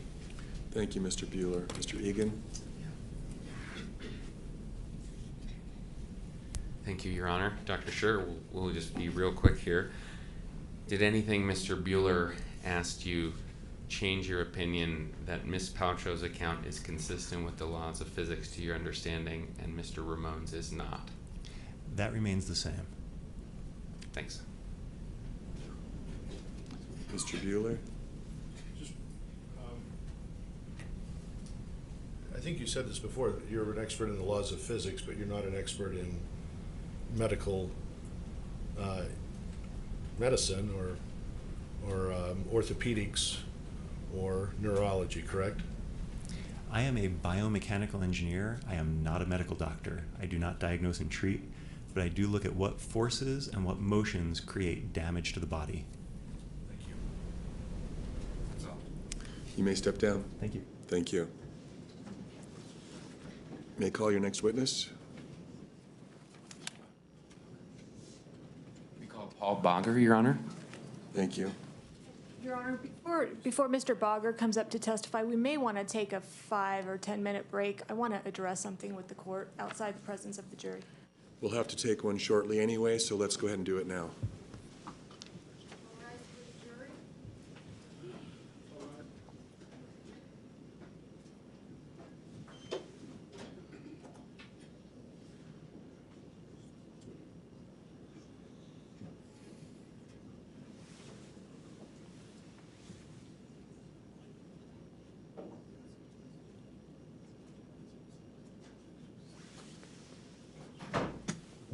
Ms. Van Orman?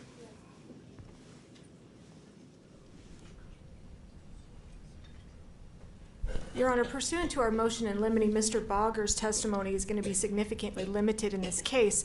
The problem that I am foreseeing is that, I could be wrong, but it appears to me that counsel is going to try and use Mr. Bogger to then describe some further animations and place individuals on that animation. And I have significant concerns with that for a number of reasons. Number one, Mr. Bogger's not qualified to do that. He didn't take any kind of measurements, calculations, determinations of speed, force, physics, etc. in this case.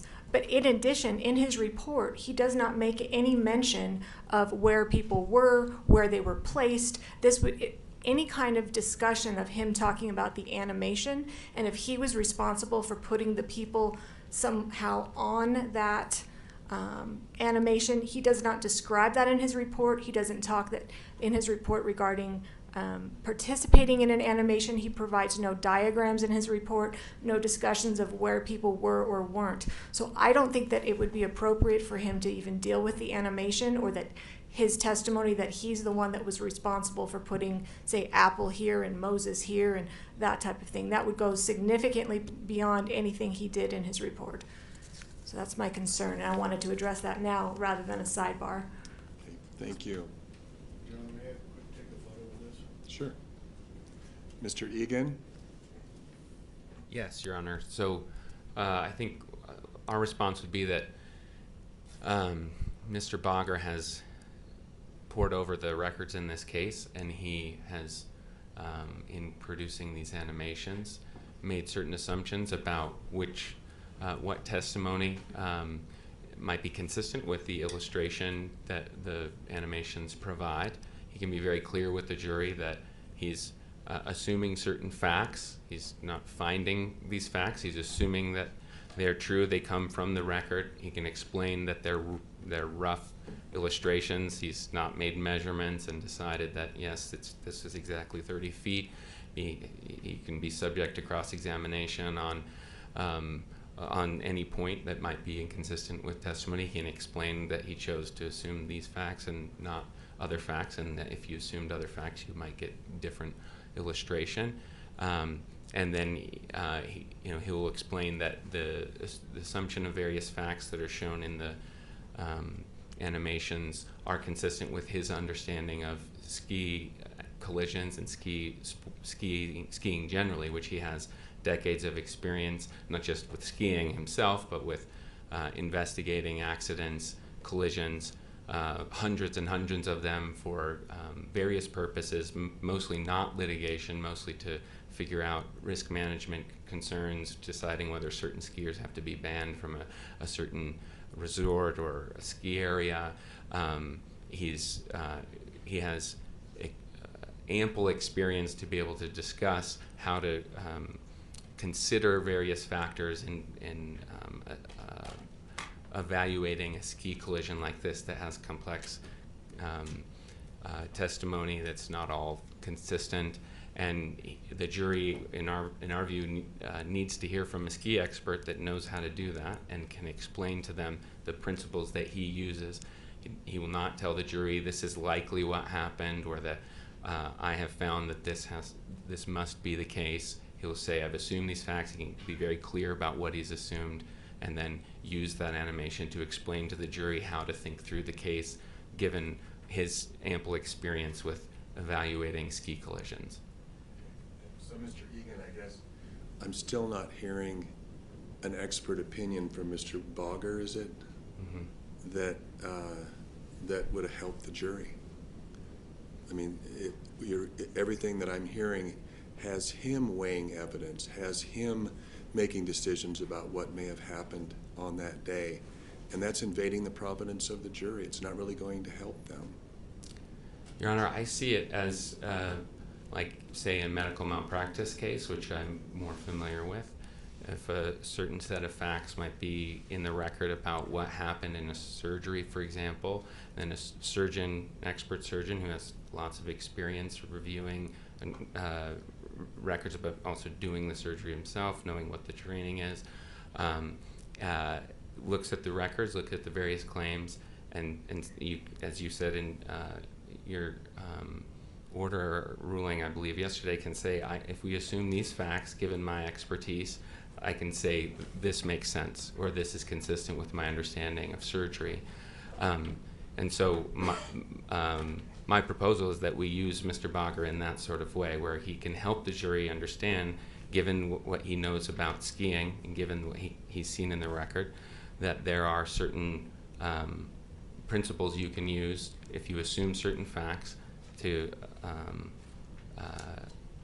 evaluate a certain collision, such that you're applying some rational principles rather than just generally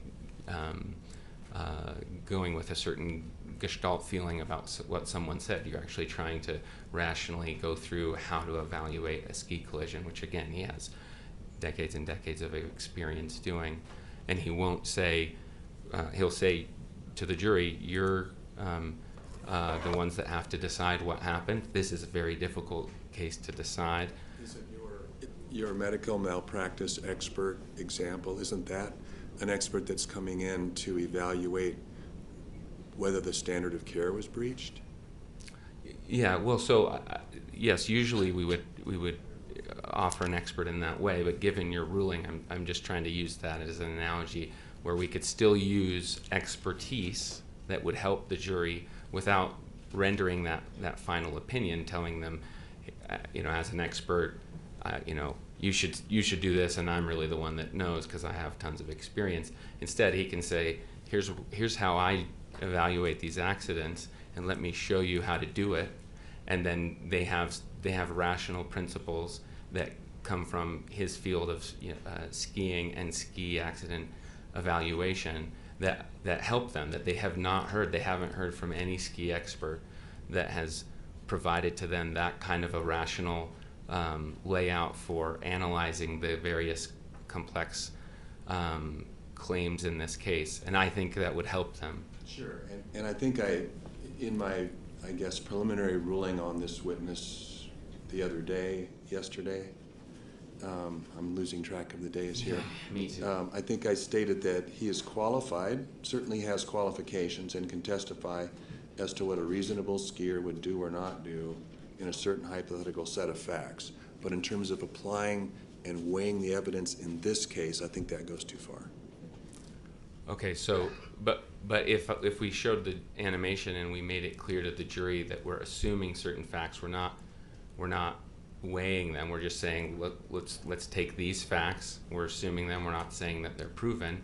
We're just showing you how to analyze the facts, assuming these various parts of the testimony are true. That would be too far, you're saying?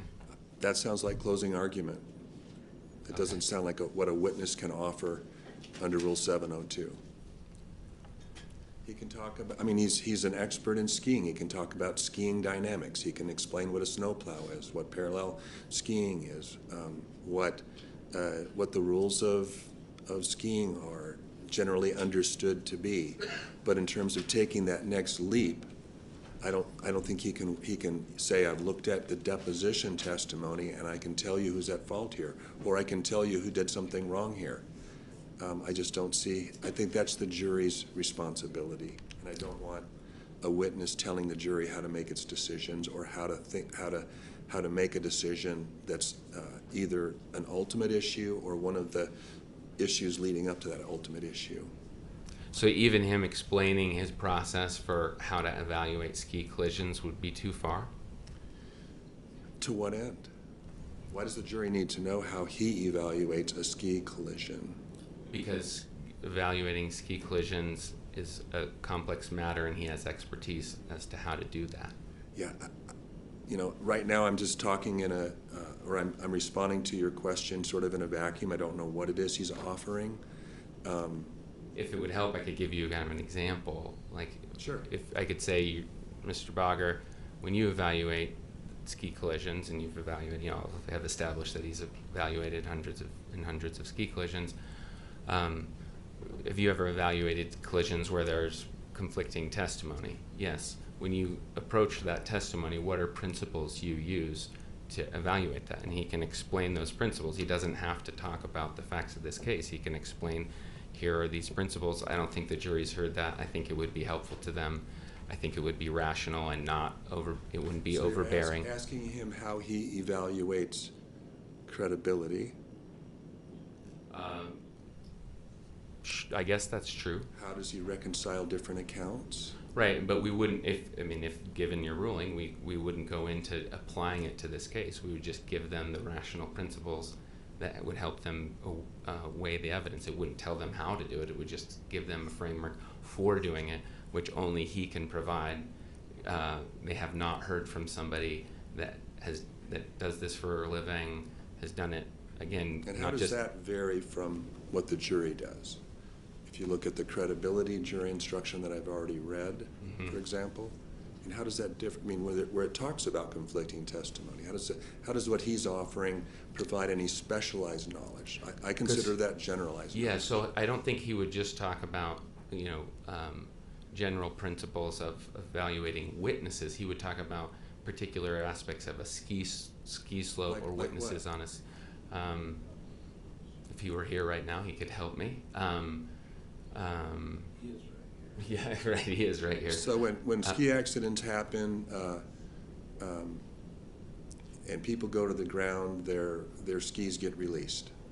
I could see that as specialized knowledge, just Right. like this witness offered something along those lines. Yeah, no, that is an important thing. He can explain. But in terms of this skier said such and such, and this skier said such and such, but this is how I evaluate that aspect of it.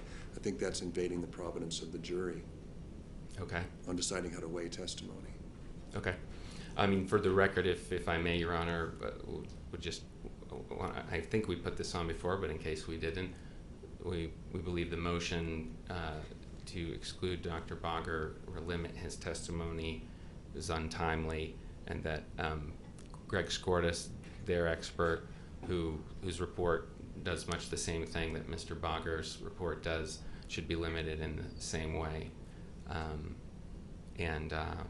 Again, just renew our request that he be able to speak to the jury about his evaluation of the ski accident. So just again, my sort of ultimate conclusion on what I'm hearing on this motion to reconsider and on the response from the defense is that it's up to the jury to decide ultimately what the parties did, where the parties were positioned, and who ran into whom. So it's up for the jury to make those decisions. So as long as this witness steers clear of those areas, that's the main emphasis of my preliminary ruling, and I'll have to hear what's being offered. Okay. Do you mind, I know I'm not an old man, but my memory has failed me. Those three again, who hit whom going backwards? It's up to the jury to decide ultimately what the parties did. Right.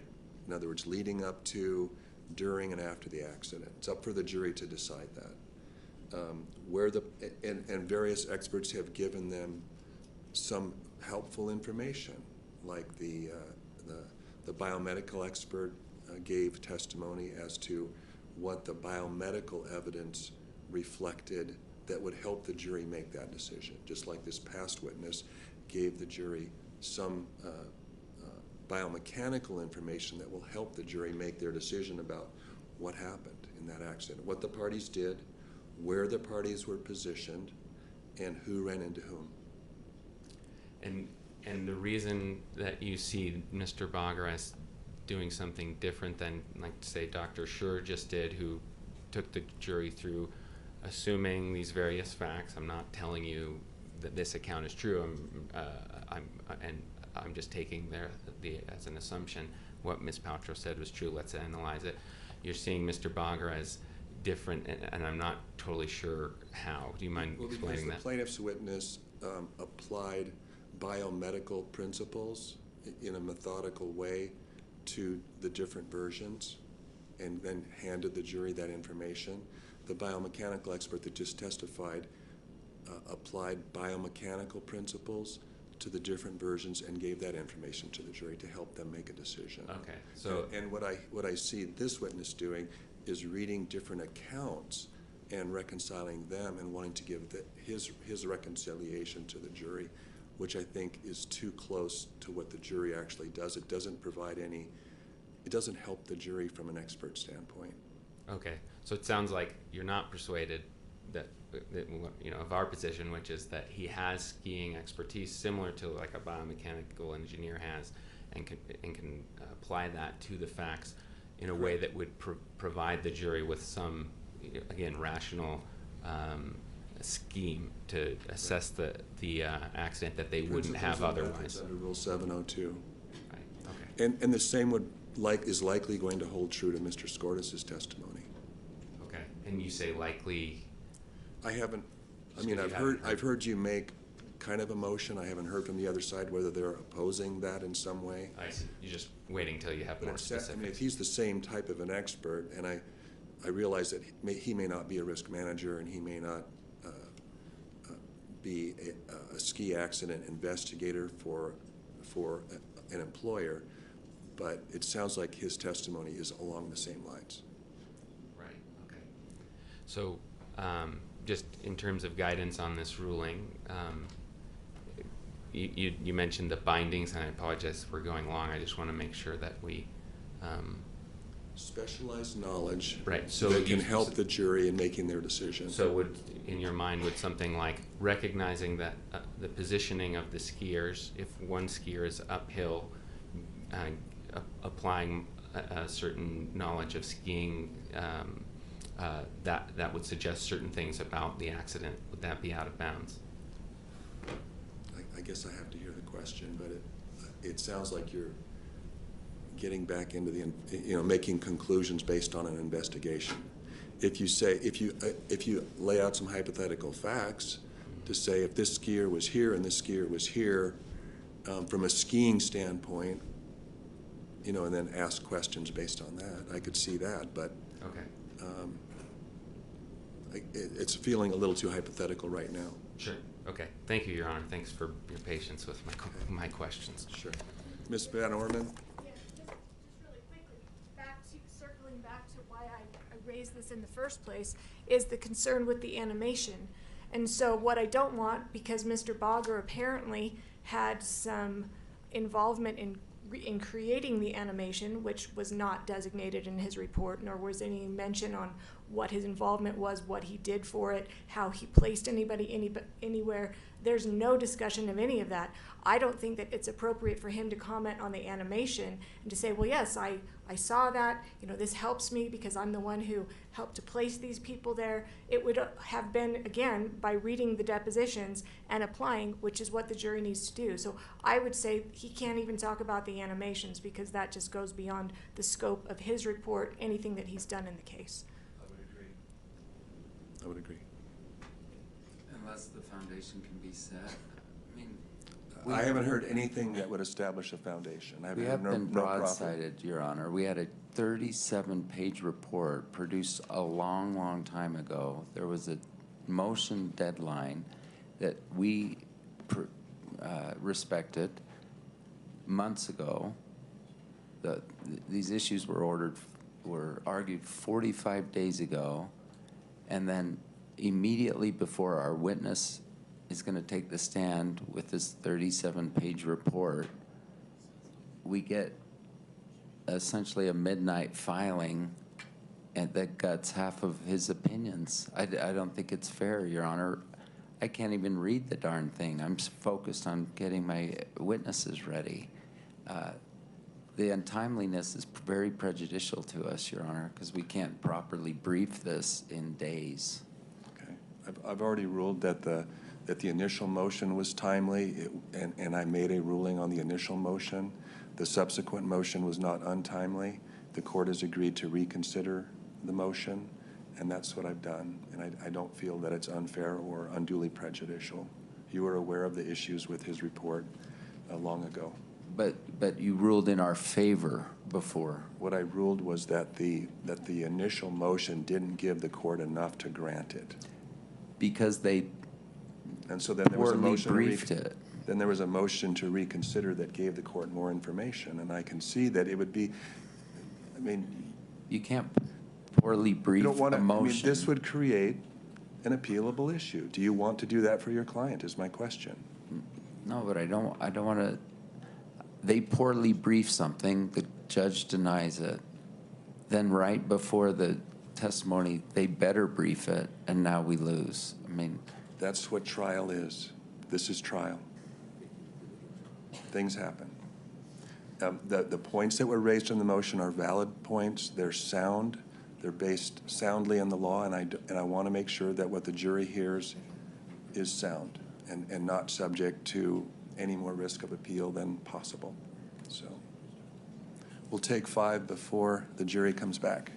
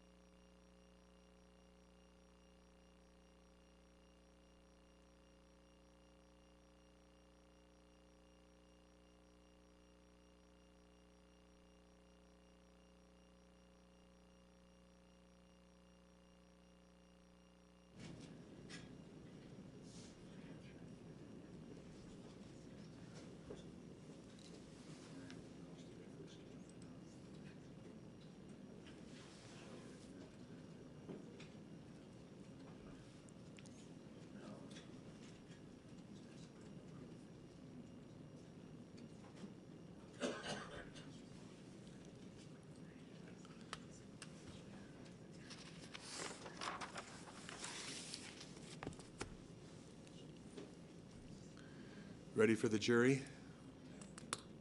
Yes.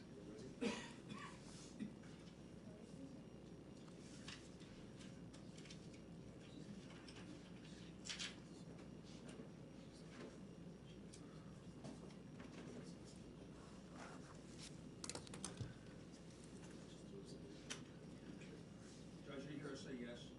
Yes, we're ready. Okay. I didn't know if anybody said yes. I didn't hear anything, so they went to get the jury. Everybody's kind of busy over here. I see that.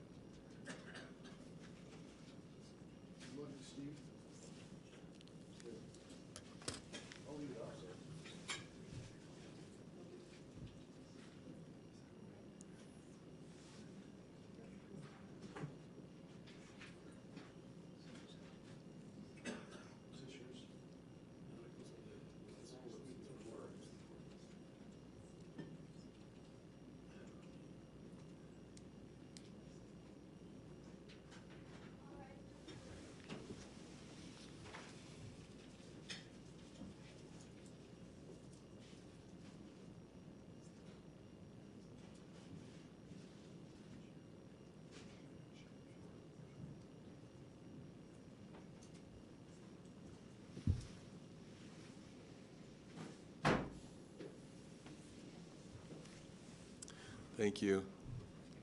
Mr. Owens, you may proceed. It's James again. Okay, Mr. Egan? We call Paul Bogger our ski expert. Thank you. Mr. Bogger? If you could walk right over here to the clerk, and she will swear you in as a witness. Do you swear that the testimony you are about to give in the case now before the court will be the truth, the whole truth, and nothing but the truth, so help you God? Thank you. Good morning. Would you start by sitting down and then giving the jury your full name and spelling it once you get situated? Thank you very much.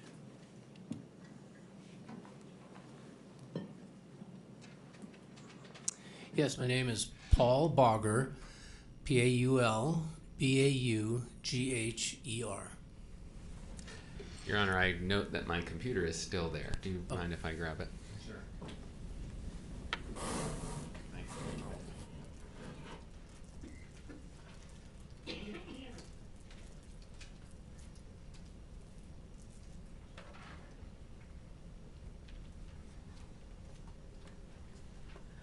Mr. Bogger, thank you for being with us. Thank you. Will you tell the jury what you understand to be your role here today? Yes, I was retained to do an investigation to consider all the circumstances involved in the accident that you've been sitting through here. And I've also been asked to, if asked to assume certain facts, I could give opinions as to how that might work. Would that be plausible? Do I see this? I think maybe a lot of what I would hope to add today would be to sort of give the operational side, the skiing side, the things that we observe in accidents, and when we evaluate them, what we learn and what I pass on. I do a lot of teaching and training, which we can get into, but those are, I think, the sort of the key areas. So do you have expertise to help educate the jury about the skier responsibility code? Yes. Or just reasonable principles about how to ski? Yes. What about how, like, for example, bindings and ski equipment might factor into how they might work in a certain collision? Yes. And why do you have confidence that you can explain that and with authority to the jury? Well, I've been involved in working professionally in the ski industry for 37 years, and I've primarily focused on the outdoor, on snow, skiing, more specifically ski safety. That involves ski accidents. I do a lot of ski accident investigation. I mean, literally thousands and thousands. And I've done a lot of collisions. I've worked on a lot of collisions, and I haven't just done it at one ski area, my home ski area, but I actually had 4 ski areas that I did risk management oversight for, and I'm primarily a patrol director at my base, but then I moved into more supervisory roles that started to involve other ski areas as well, including one in Canada, one here in Utah that you're probably familiar with, Brighton.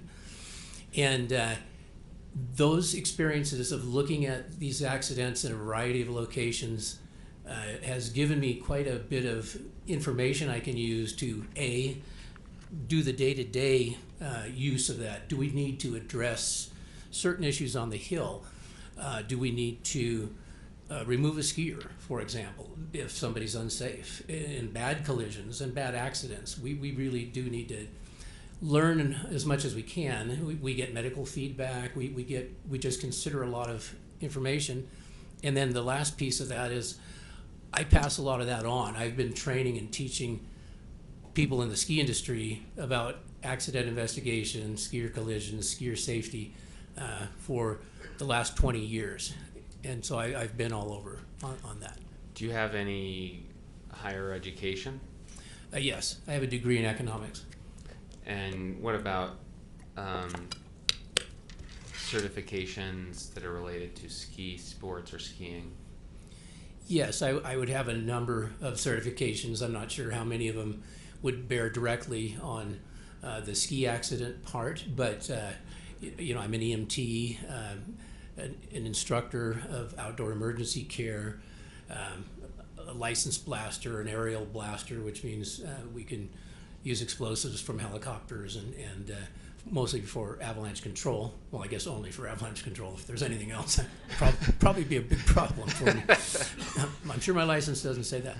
But and then I have a number of schools that I've attended, avalanche schools and various ski risk management type things. And then, as I said, really the last 20, 25 years of my career, I've been mostly teaching and training others, whether it's in the National Avalanche School, which we actually just held here in Utah in the fall, or consulting for ski areas, working with the National Ski Areas Association on national safety campaigns, the National Ski Patrol System. I was on the National Safety Board, and so there's a lot of related things, but I think that's the gist. I've been involved in, I like to even say, as I've been referred to as an expert in this for a long time, and I've done a lot of trials and testimony on ski cases, but I always think of myself too as a student. I'm continually learning about it. I always want to know the next thing, and you think they're all the same, and a lot are fairly similar, but there's always something new and something different. So,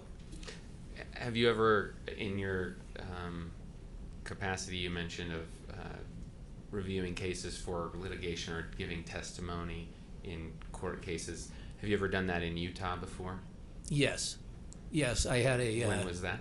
Well, I've had a number of skier collisions that I've investigated here now with Brighton. That's more my oversight, and I'm reviewing the accident records. And then when we have a bigger collision that has more issues and so forth, or a ski accident for that matter, I'll get involved and I'll start going through a review much like we've been doing here.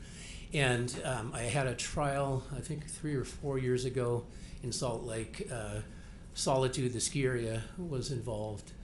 And Park City, I've had a couple of collisions at Park City that I've done expert reports and so forth. But those cases settled. But anyway, so yeah, and that's, again, I think what's different about what I do than, say, maybe what Mr. Graff would have been doing when he was the patrol manager, is that I do travel and I do go to all the different parts of the country, including the East Coast, for accidents and the investigations. And skier collisions happen basically everywhere, and that's been I'd say I've probably had 20 cases that have gone to trial that I've been involved in. Maybe they haven't all gone to trial, but at least that have been in litigation. And are you aware of any studies, or have you done any measurements of how common ski accidents might be? Well, I'm certainly, I work with people who actually are involved in the, what we call the 10-year interval studies, and there's been 4 10-year interval studies about ski accidents and the mechanisms of ski accidents. I look at that data I also, excuse me, I think you heard Dr. Scheer earlier describing the ISSS, the Snow Sports and Trauma, it's the International Congress for Ski Safety on that, and I've presented there. I've presented I can't probably keep track of all the different meetings and groups that I've presented to, but these are bigger groups, the ISSS, and then I also present papers and do peer-reviewed work. The International Snow Science Conference, ISSW workshop, hasn't that was dreamed up in the 80s. They haven't lost that part of it, but it's a conference. It's an international conference. 1,000 people there. I do reports on things that happen, ski area problems, in fact, one ski problem with the snow immersion suffocation. I don't know if you've heard of that. You might have heard of tree well fatalities. Did you remember? We just had one here in Utah. And so that would be something I would gather data on. I talked to the general manager of the ski area that it happened adjacent to, and talked to the folks from the Avalanche Center here, Forecast Center. And they have some educational outreach that they do. And I basically was at the front of the snow immersion piece. I helped coin that term, and we did it. I keep a database. I keep doing ongoing research. I see you have another question coming. No, it's fine. Well, I was just, it's if you an don't idea. mind me interrupting, so when it comes to measuring how common ski collisions might be in a given region or in a given place at a given time, do you have any particular data you can offer? Yeah, well, certainly. If you looked at, I mentioned those interval studies, the rate in skiing accidents, the total skiing accidents of collisions, is about 6 to 7% of all of the reported accidents. Now, I'm sure there's a lot of collisions where people just bump into each other and go on their way, probably a lot more of those. But ones that result... Your Honor, I'm just going to object that I'm fine if this is just background foundation on Mr. Bogger's experience, but this goes beyond anything contained in his report. I see it as background, so overruled. Yeah, that's fine, as long as it's background. Thank you, Your Honor.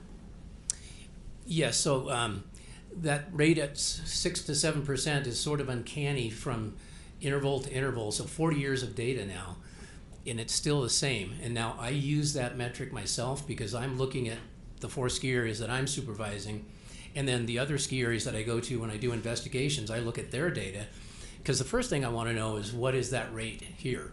And it can vary throughout the season based on weather conditions and snow surfaces and so forth. But that's a metric, is are we doing okay? Do we have a problem? Is there something that needs to be addressed? And so I look at it, in all accidents, there's all kinds of data you can get from accidents, not just skier collisions, in that way, and then we try to pass that information on. Sometimes we target it towards safety outreach. You can look at a lot of safety stuff on the National Ski Areas Association website that anybody can log on to and look at the safety pages, and a lot of the stuff on collisions that's in there and skiing safely and so forth. I had a lot to offer in the production of all that. Thank you.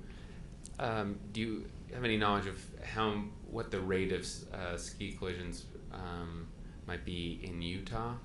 How common they are? Yes, and it would be almost identical. Yeah, there might be, again, minor variations from ski area to ski area, but if you looked at Deer Valley, for example, which I did, and I asked this question during my site inspection, and their rate is just right in there. It's probably 6%, 7%. How many collisions, and I'm talking not ski accidents, but collisions where 2 skiers are hitting against each other, how many collisions like that have you investigated, evaluated in your career?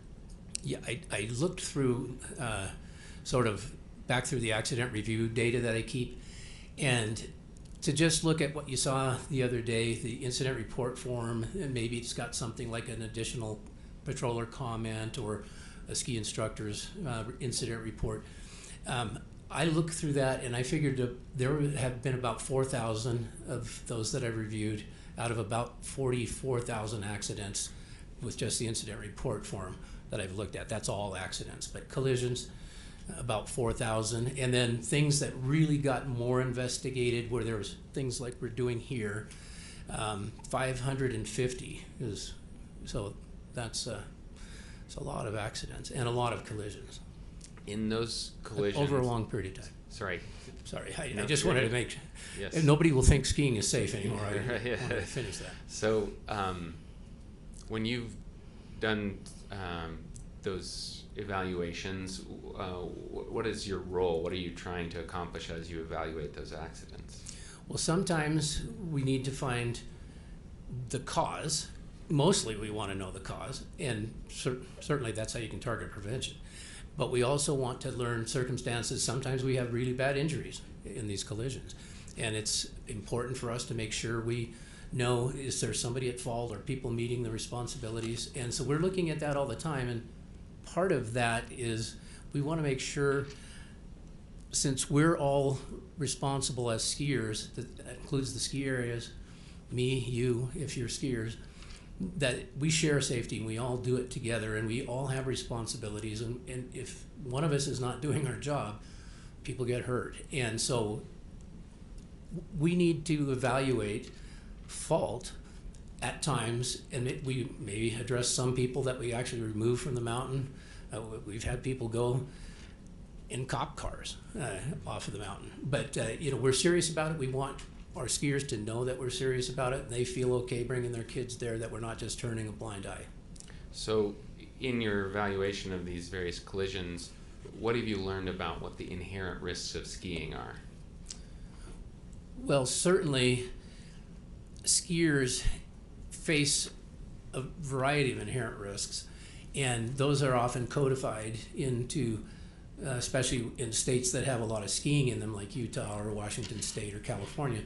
There's what they call like a ski safety statute in the regs, and so it will mention many times, it'll enumerate what some of those inherent risks are. Another place you can find those inherent risks are on trail signs. Are mandatory here in Utah, and that they're publicly displayed, but also the ticket back, sometimes that varies from place to place. But do you want me to list any of the inherent risks? Or? Sure, yeah, just to educate the jury, given your experience investigating these various collisions and just your experience as a long-time advanced skier, what are those inherent risks? Objection, Your Honor, relevance.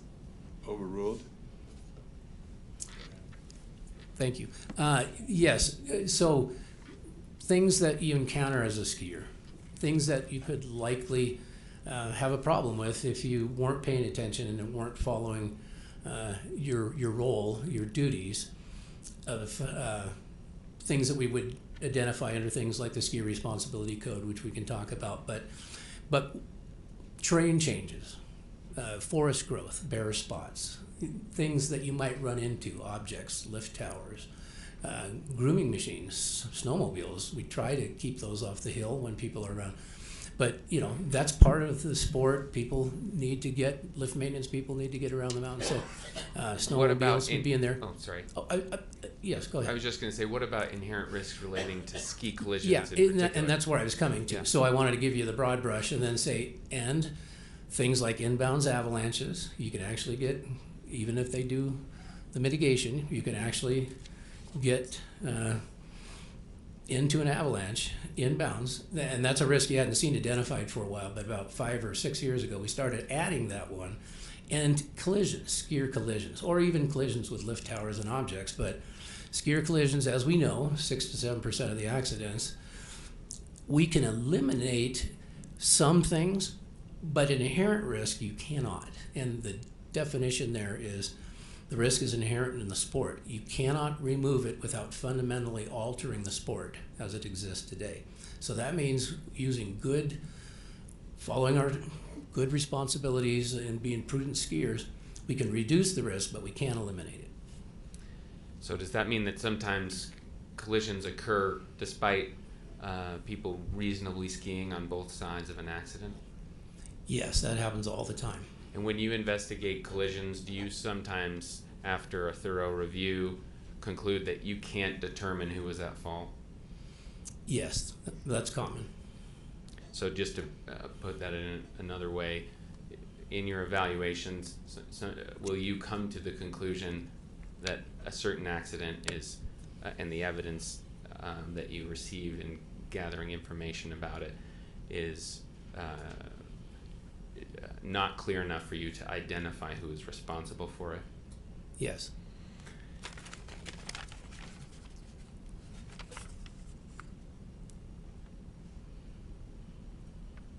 Let's talk about the skier responsibility code. You mentioned that. Yes.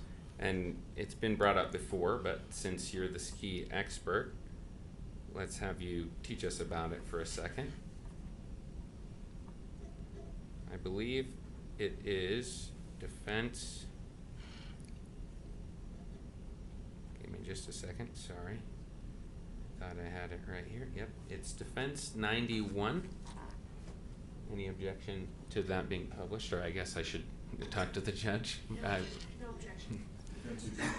91 is received. Okay, so let's put this up on the screen. It's also on your screen right there, Mr. Bogger. Yeah, thank you. I see it. And I'll turn it here so it's a little easier to see. Okay, so is this the skier responsibility code you were referencing earlier? It is, and it's actually changed in the last few years, but that's the one that was in existence at the time of this accident. Okay, got it. 2016. 2016. February. 2016 February, that's correct. Okay, and how do you know about this skier responsibility code?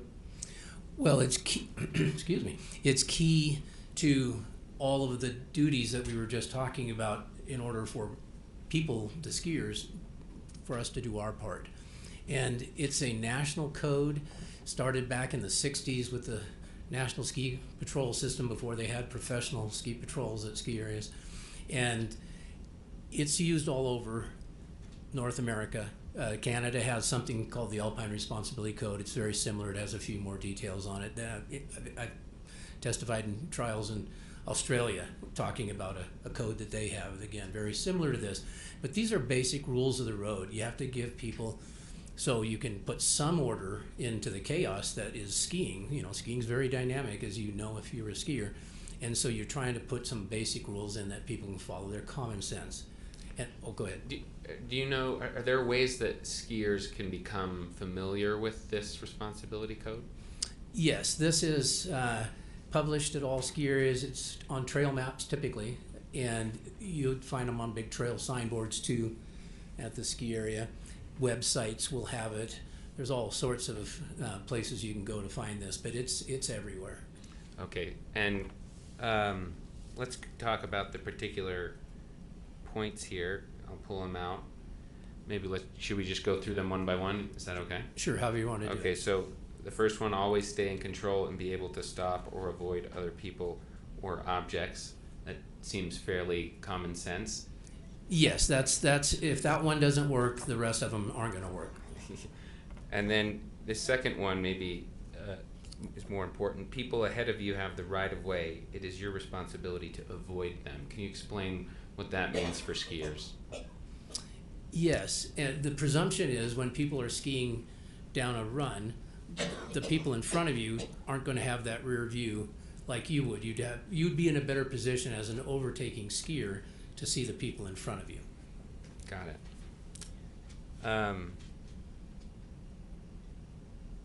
3 is you must not stop where you obstruct a trail or are not visible from above. What does that mean?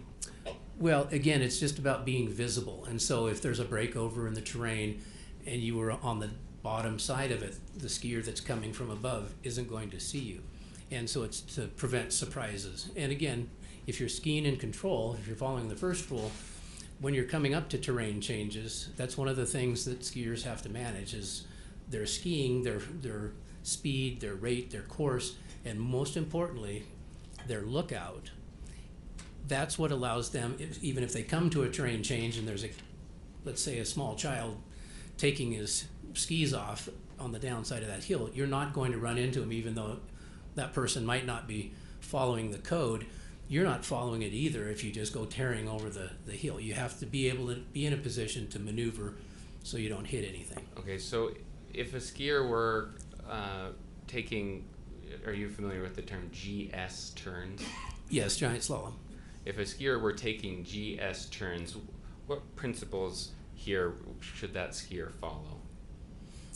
Well, with a GS turn, and again, just backing up for a moment, skiing is very dynamic. It's people that are changing positions relative to each other all the time, and people are going at different speeds. People are using different styles, and you're mentioning one of them, you know, short radius turn or a slalom versus a larger radius turn, more rounded turn, a giant slalom.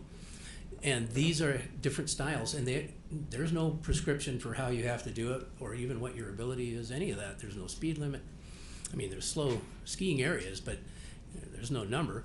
So the idea is skiers have to be able to be in control, and it's the lookout. In a GS turn, you're taking wider swaths of terrain. You're moving across more, you're using more of the available hill space. So again, if there was trail density that was suggesting maybe you should be skiing shorter radius turns, that would be a reason. But typically when people are skiing giant slalom turns, their speed is usually faster. And people that are skiing short radius turns, I mean, if they try, they can ski quickly, but most of the time, the turn is what controls your speed. So if you're making more of them, you're probably going slower. What about, let's assume a skier is overtaking another group. They're skiing through a group that's skiing slower. What responsibility does that skier have? Well, again, as the overtaking skier, you're looking at the rule number 2, people ahead of you have the right of way. And when you're coming into a group, you now have less space to maneuver. And your lookout has to be sharper because you have more things to focus on. Again, remember, everybody's not moving in unison. They're moving dynamically, and people can turn suddenly. And so again, if you're a prudent skier, and this isn't necessarily covered in the code, but if I'm going to make an abrupt turn on a crowded run, that's a problem for me. If I didn't look, I need to look up. You know, it doesn't say you have to look uphill, but so the code gets you just so far. And I think, if I may, one of the things about the code is if you try to look at any one rule and say, for example, in a collision, because I have to look at this all the time in these investigations, or when I'm training people, I would have to tell them, never focus on just one. That's just one part of the puzzle. There's usually something else. And if I had a penny for everything that was involved, the failure of the lookout, for example, if I might have two skiers in a collision, and both are trying to be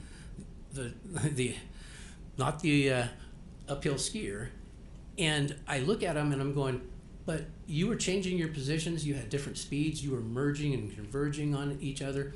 You both have the responsibility for your lookout. It can't just be straight ahead, you have to be looking. And that's part of why you have to go to number 1, and that's the king. And then you go through the rest of them, but you can't hang your head on just one. Now, in some accidents, it may be really prominent, and you can weight it that way. But I'm just saying, you need to consider all of this, and the lookout you can't forget. Right. So, is there anything about what can you tell us about the rules of skiing reasonably that relates to skiing within your ability? Is that one of the rules? Well, it's not a rule per se, but it is right here that you have to be in control. So that means for whatever slope you're on, whatever the snow surface might be, it might be a hard, icy day, and you're going faster, it might be a little harder to control your speed. You know, you need to then, it's not that different, I guess, from driving there, because, you know, if the weather's bad and your braking distance is bad, then you have to give more room. And I think creating space is a key, but you have to ski within your ability, and you want to assume that maybe not everybody's doing the same thing, and leave a margin. Okay, so what about if take an example of a skier that may have certain physical disabilities? Does that skier have the responsibility to take account of those disability or those limitations and ski appropriately? Yes, of course. Let's move away from this for a second and ask you about a hypothetical that connects to Dr. Scher's testimony. You were here when Dr. Scher yes. testified earlier, I was. Correct? and he talked about bindings releasing. Do you remember that? Yes. And do you have knowledge about how bindings release in ski collisions? Yes, I do. So if you were to assume a certain skier came and hit another skier directly in the back at a high rate of speed, would you expect bindings to come loose, the skis to come off the skier? Objection, Your Honor. Lack of foundation also not contained in his report in the lease. There is nothing mentioning any binding release anywhere in the report. Sustained.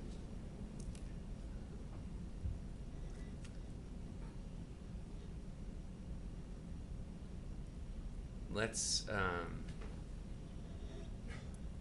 try take another hypothetical. Give me a second to think it through.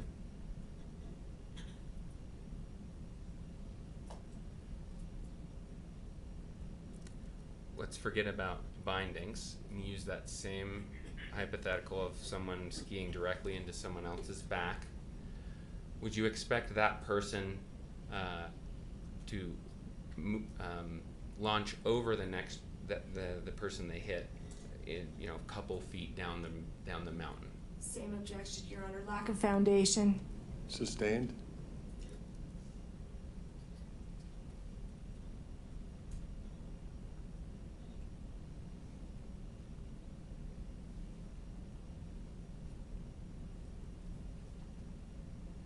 Is there a space on the hill where skiers,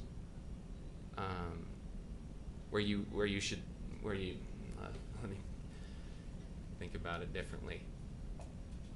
If a skier were trying to avoid collisions and ski in a kind of safe and cautious place on the hill, where should that skier go? Well, you could look for certainly terrain within your ability, and if you want to be cautious, you'd probably want to be on easier runs.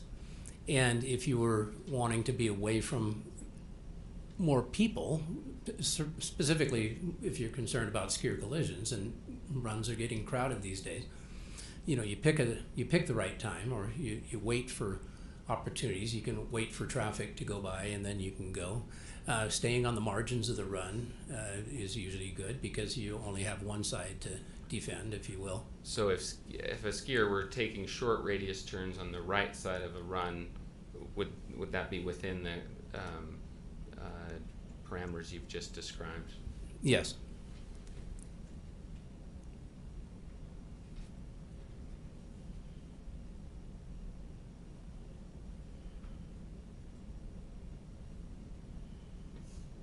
I did cut you off a little earlier when you were talking about the inherent risks of skier collisions, the things you learned about what the inherent risks are in skiing, investigating collisions. I want to make sure you got out what you wanted to on that point. Was there anything else? Well, I mean, that's a big question. Objection vague. Sustained. Okay, Your Honor, may I take a second to consult with my counsel? Thanks. Sure.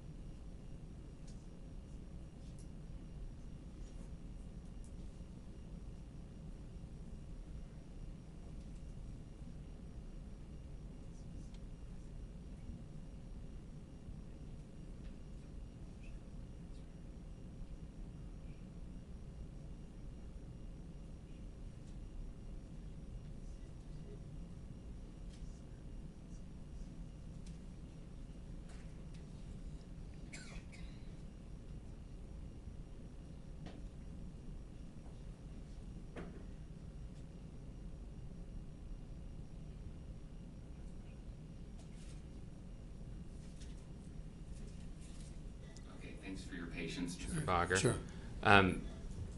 You personally went to the site of this collision, correct? I did. And were you there when Mr. Brill, maybe I should ask first, do you know Mr. Brian Brill? I do. And who is he? He does animations, the ones that you've been seeing here, and he does them all over for ski accidents. I think he does other things too, but he's very, very precise in laying out the terrain and the features in the terrain. That, the trees are all the right height and the shadows are correct and all of that. Yeah, and you were here and you'd seen the animations before, correct? I have. Objection, Your Honor. This goes beyond the scope of his report. There's no mention of animations in the report. Overruled at this point. I And- need to see how it's tied in.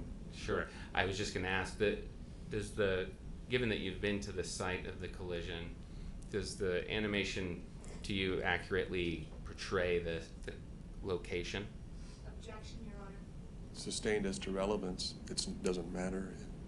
It was a demonstrative of the other witness's testimony. Okay.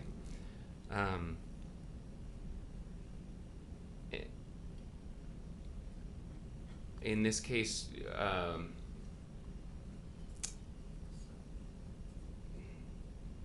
what did you review?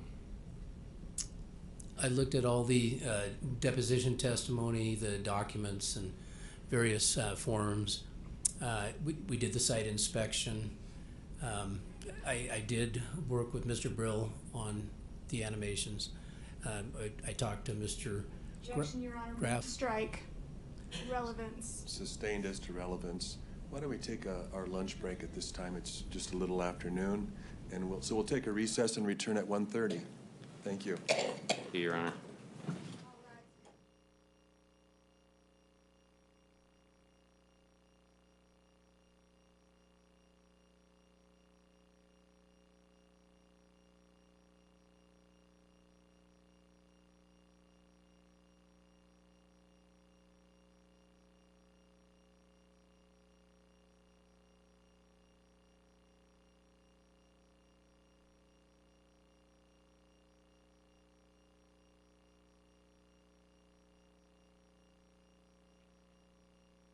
Questions in light of the court's earlier rulings?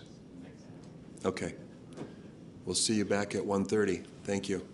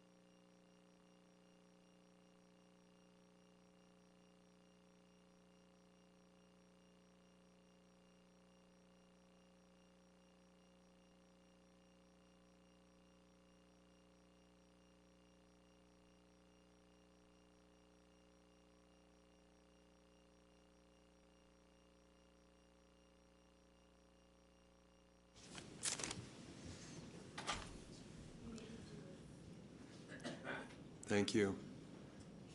The bailiffs are bringing in the jury and getting them ready.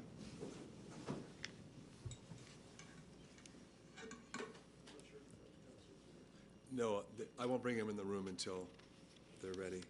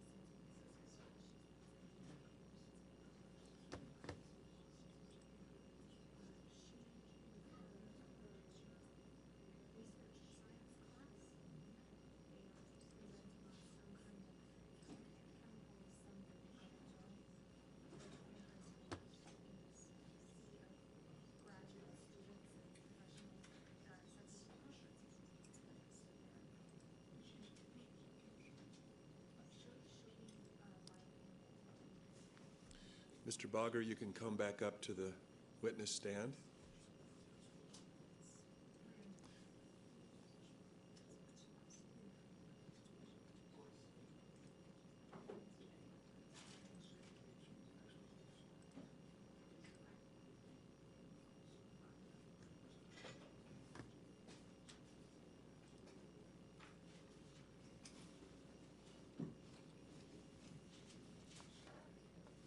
Okay, we're ready for the jury.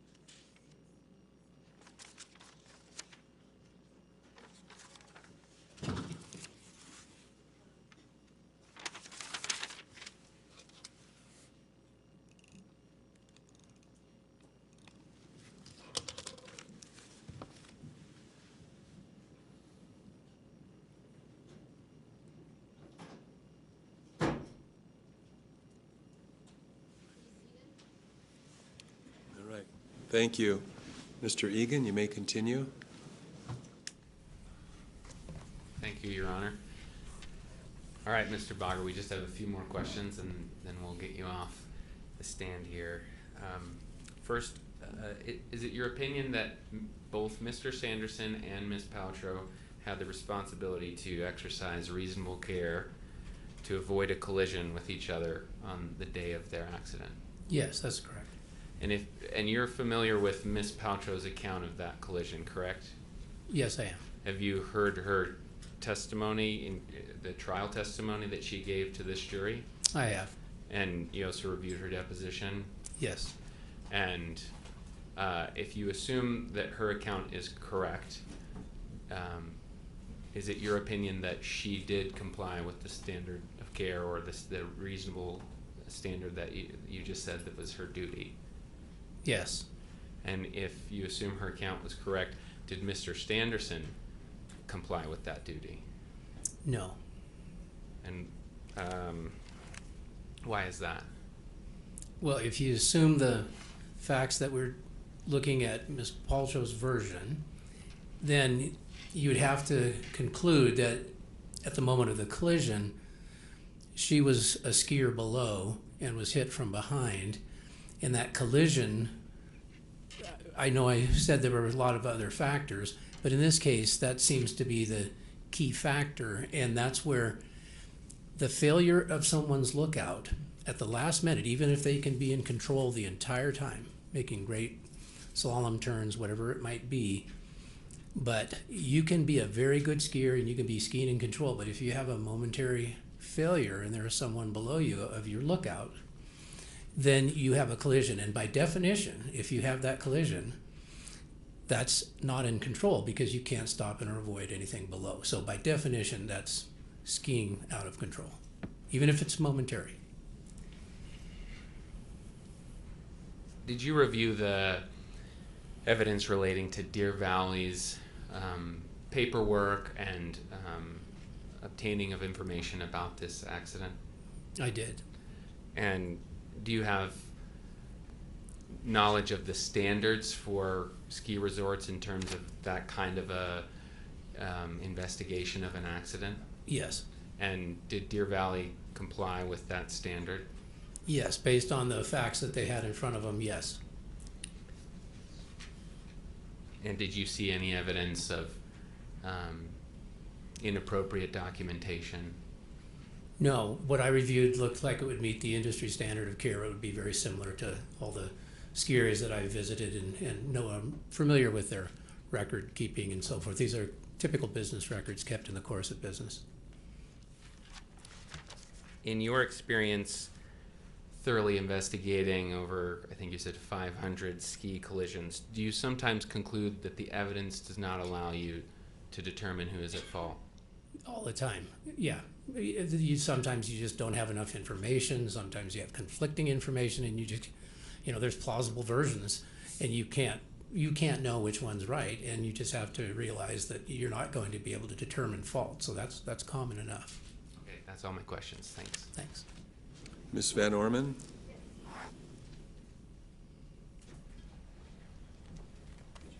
Good afternoon. Good afternoon. I'm going to be really, really quick with you. In fact, we're just going to do the opposite of what you just testified to. So you were just asked if Ms. Paltrow's version of the accident, assuming that was true, would Mr. Sanderson have violated the skier's responsibility code? We're going to flip that. You've heard Mr. Sanderson and Mr. Ramon's version of the accident. Assuming those were true, they would have complied with the skier's responsibility code, correct? Correct. And Ms. Paltrow would have violated the skier's responsibility code. That's correct. All right. And in fact, the skier's responsibility code, it applies to all skiers. They all have to follow it, right? That's correct. No matter if somebody has a disability in their eye or if they're turning to look at their children to watch them ski. All skiers have that responsibility at all times. That's all I have. Thank you. Thank you. Mr. Egan? That's all, Your Honor. Thank you. And Mr. Bogger? Thank you. You may step down. Mr. Egan, you may call your next witness, or Mr. Owens this time. Thank you. Your Honor, Stephen Edgley, MD. So Dr. Edgley, the court wants to swear you to tell the truth. There's a lot of stuff there. Do you swear that the testimony you are about to give in the case now before the court will be the truth, the whole truth, and nothing but the truth, so help you God? Thank you. You can have a seat. Good afternoon.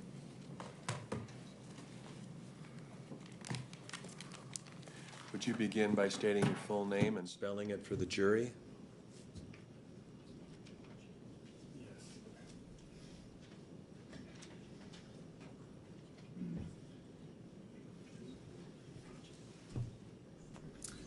Stephen Edgley, That's a STEVENEDGLEY.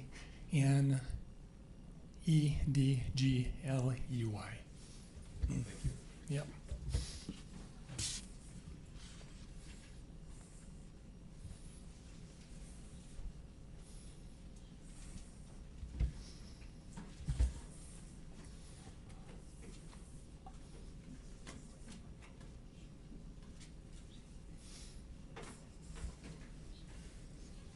Okay, Dr. Edgley, are you employed? Yes, Where are you employed?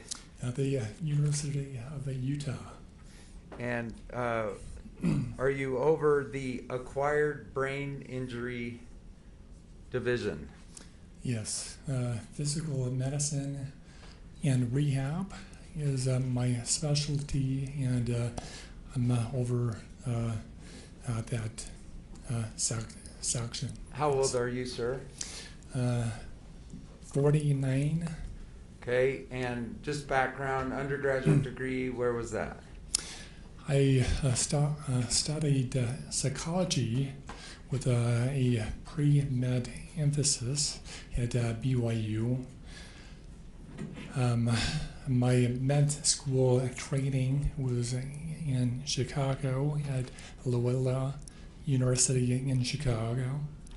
And I did a 4-year residency in physical medicine and rehab at the University of Utah.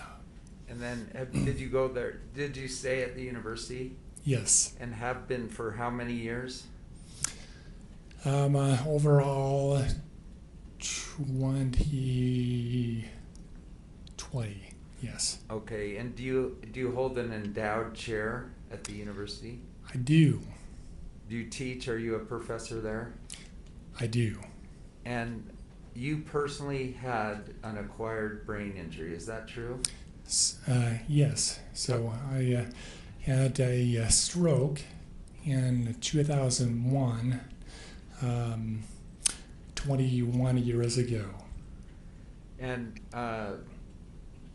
did that event play a role in your area of study? It did. I was initially matched for a residency training in ophthalmology, actually. I took 1 year off to deal with the recovery aspects of my stroke, and then began physical medicine and rehab residency training. Are you board certified in your specialty? I am. You are a physician, MD, correct? Yes. And do you deal with people other than stroke people, other acquired brain injuries? So in my practice, it's a very busy practice. 95% of my practice deals with acquired brain injury. And what is that, as opposed to brain injury? Like if a baby is born with a brain injury, that's not acquired, right? Acquired. So acquired brain injury encompasses strokes, traumatic brain injury, concussions, and a myriad of other brain injuries related to surgery, anoxia, near drownings. Anoxia is like oxygen deprivation? Yes. Okay, and maybe a child who's found at the bottom of a swimming pool, rehabilitated, brought in, and they come and see you? Yes. About how many patients have you seen in your career? So I have, let's see, I see about 15 separate encounters per day over 20 years. That equals over 65,000 patient encounters of acquired brain injury. Thank you. And do you consider yourself an expert in brain injuries? Yes. And the fact that you have personally had an acquired brain injury, does that also give you additional insight? It makes me kind of unique in that I have experienced. Have you reviewed voluminous records in this case? I have. So the court complaint, records and reports from the VA hospital, is that fair? Yes. About 1,000 pages or so? Yes. And deposition transcripts, Gwyneth Paltrow, Terry Sanderson, the daughters, Sam Goldstein, Dr. Fong, all of those? Yes, that's correct. Yes. And medical records also of the Park City Instacare, Cognitive FX, Sam Goldstein. Have you reviewed those? Yes. Do you believe that you have the foundation to render expert opinions in this case? I do. The jurors have already heard that the patient, or I should say Mr. Sanderson, has a mild traumatic brain injury. Do you agree or disagree? I think I have poured over the records. I think it's possible. Okay. But the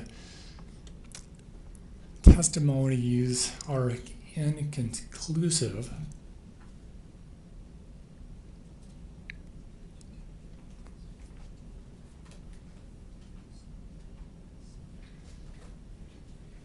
Did you tell me that the most important things you look at are how long they're unconscious and how long they've lost their memory, amnesia?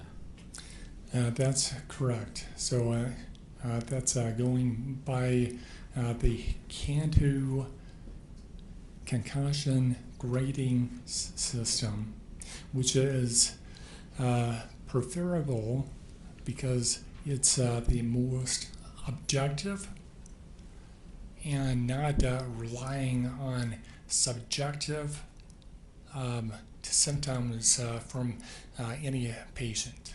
Okay, so a concussion, if you hear someone has a concussion, are those your two lead questions? How long were you out, and how long is your memory out? Exactly. All right, and apply that to Mr. Sanderson, would you? So it is unclear whether he lost consciousness. Now, let me be clear. So let's define consciousness. So when you are unconscious, you are totally lifeless and limp. Not speaking, not moving, that's unconsciousness. I based on the records, there is a very inconsistent evidence that he did in fact lose consciousness. So I am not able to state that conclusively. Okay. What do we know about, for instance, Christensen was the ski instructor. He testified to no loss of consciousness. You with me? Yep. And Brad Falchuk has not gone yet. Ms. Paltrow has stated no loss of consciousness. Craig Ramon did say loss of consciousness. Have I sort of summarized some of the people who talked about that? Yeah, and the plaintiff himself has said, loss of consciousness 5 minutes, and then again a later 10 minutes. Okay, Yes. so Mr. Sanderson kept changing what he Yes. was telling people, right? Uh, I don't know, a few seconds, 5 Yes. minutes, then 10 minutes. True? Yes, and I think that is why it's important to clarify loss of consciousness with the post-traumatic amnesia. So, the plaintiff will not remember how long he was unconscious, if at all. He will remember the first memory he had of that event. Okay. And So consciousness, I heard you say 5 minutes, and I just want to be clear. One of the ways we rate sort of the severity of the concussion is very short to no concussion, up to 5 minutes, and then over 5 minutes. So Is that true? So to clarify, no loss of the consciousness, but post-traumatic amnesia is a grade 1 concussion. Thank you. Whitney Smith, I guess, was another provider who said no loss of consciousness.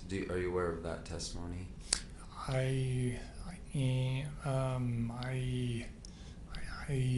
don't recall. Okay, Yes. Whitney was the toboggan person. Yeah, And okay. she asked she quizzed them, I guess, but let me move on.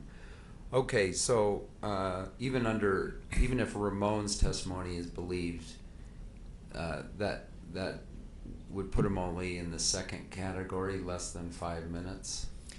Yes. Okay, and first category is essentially no loss of consciousness. Yes. Okay, now let's go to amnesia. Applying what you've learned about Mr. Sanderson, how long was his amnesia after the collision? That is also very ambiguous and multiple reports. I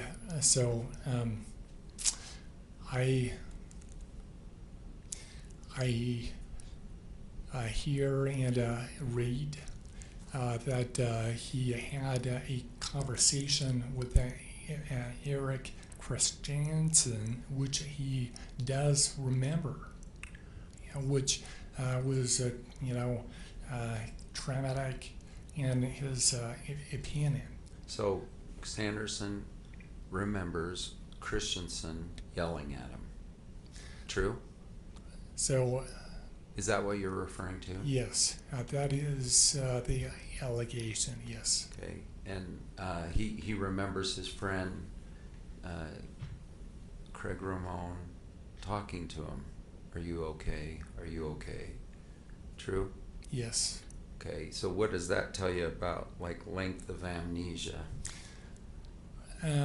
It was brief, if at all. Okay, so you said the two big things we look at for severity of concussion is how long they're out and how long they could forget things. Yes, and I will add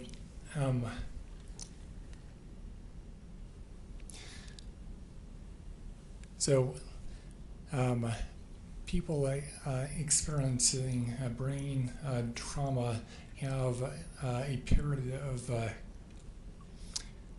fogginess, and as the plaintiff himself said, quote, "I rung my bell." I rung, okay. At one point he said, I rung my bell. I hear you. Go ahead. So I am not able to say,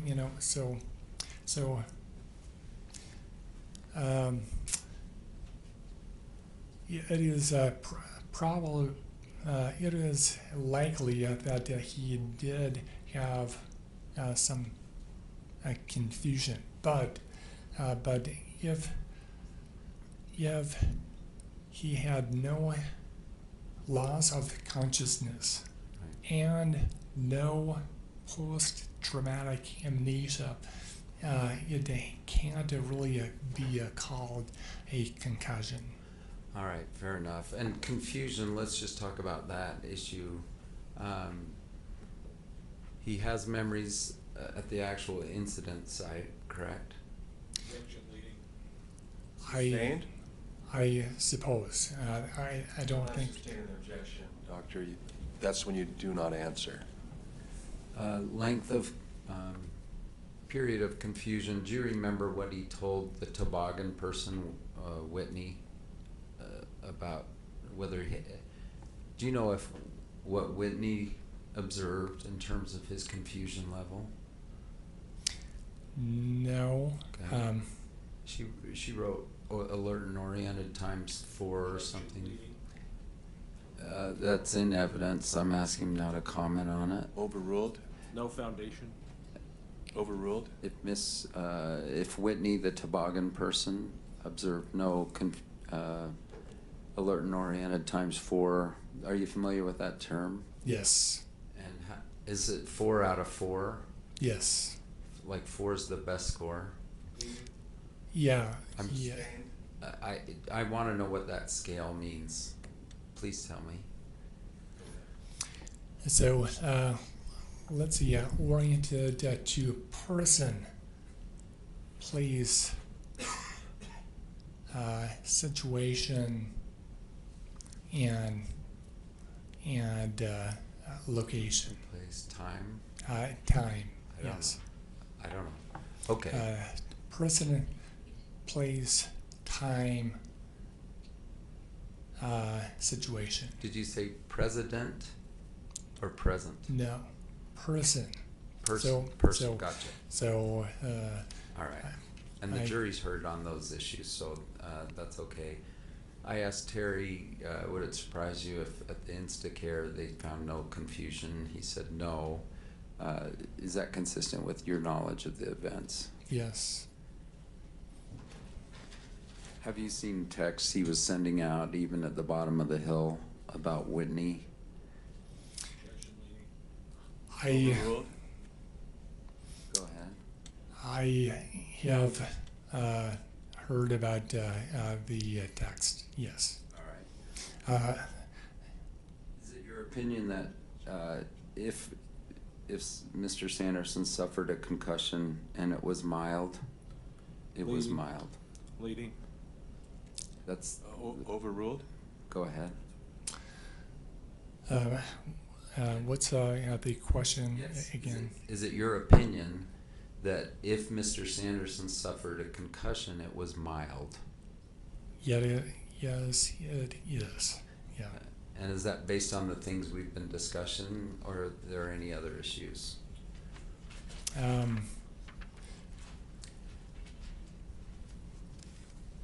Loss of consciousness, amnesia, confusion. Sustained. I'm just wondering, are there other issues we ought to hit before we move on to your next opinion that go to that issue?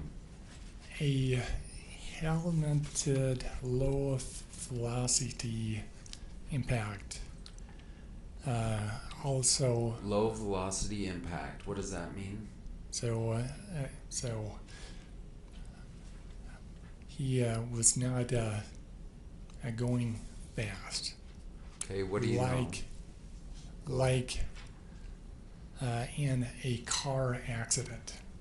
He was not going car speeds. Okay. And you read, for instance, the depositions where they discuss it was actually kind of a slow fall. Yes. And that's important when determining how hard the hit was or something for the concussion severity. Yes. Thank you. Any other factors we've missed? I don't think so. All right, let's go to your second opinion here. none of the medical records support plaintiff's claim that perceived symptoms of cognitive decline are related to the ski collision. Is that your opinion? Yes. Maybe I'll flip it around. Comment on his symptoms. What percentage of his symptoms that he now complains of are related to the ski collision? I can't really do with that. I think it would be better to analyze what he had going on in his brain before and after the collision. Please do that. So the plaintiff, and I'm in no way trying to pick on the plaintiff, but he had a number of brain conditions. He had a stroke, which he lost his eyesight in his right eye. Stroke. Yes.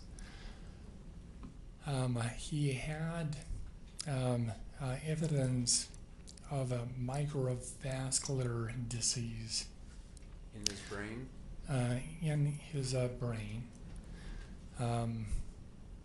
And most importantly,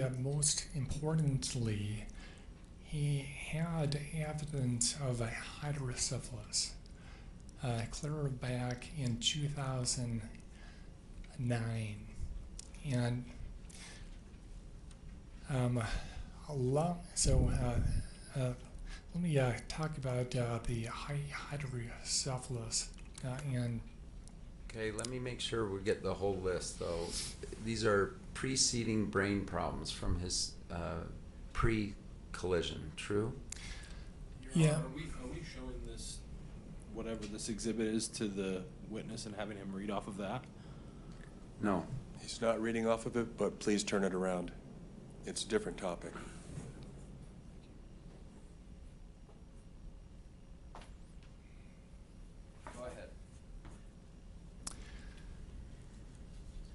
So that was not a prop. That was getting ready to show it, but we'll go on. Yeah. Okay.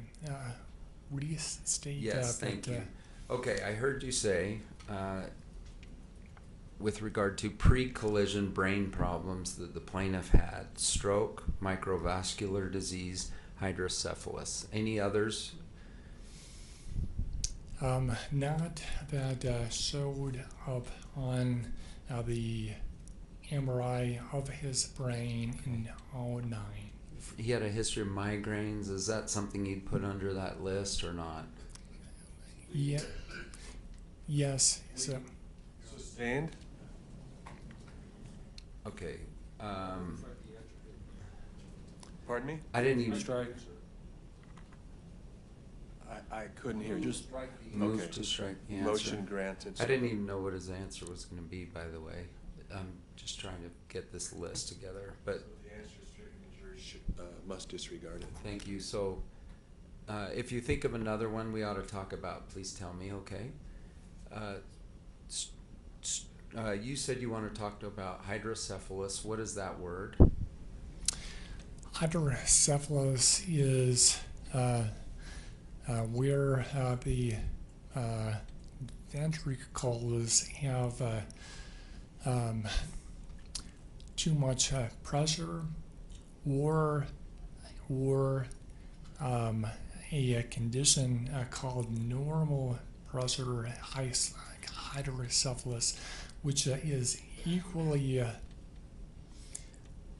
kind of devastating. Dumb it down for me. Does hydro mean water? Yes. What does cephalus mean? Brain.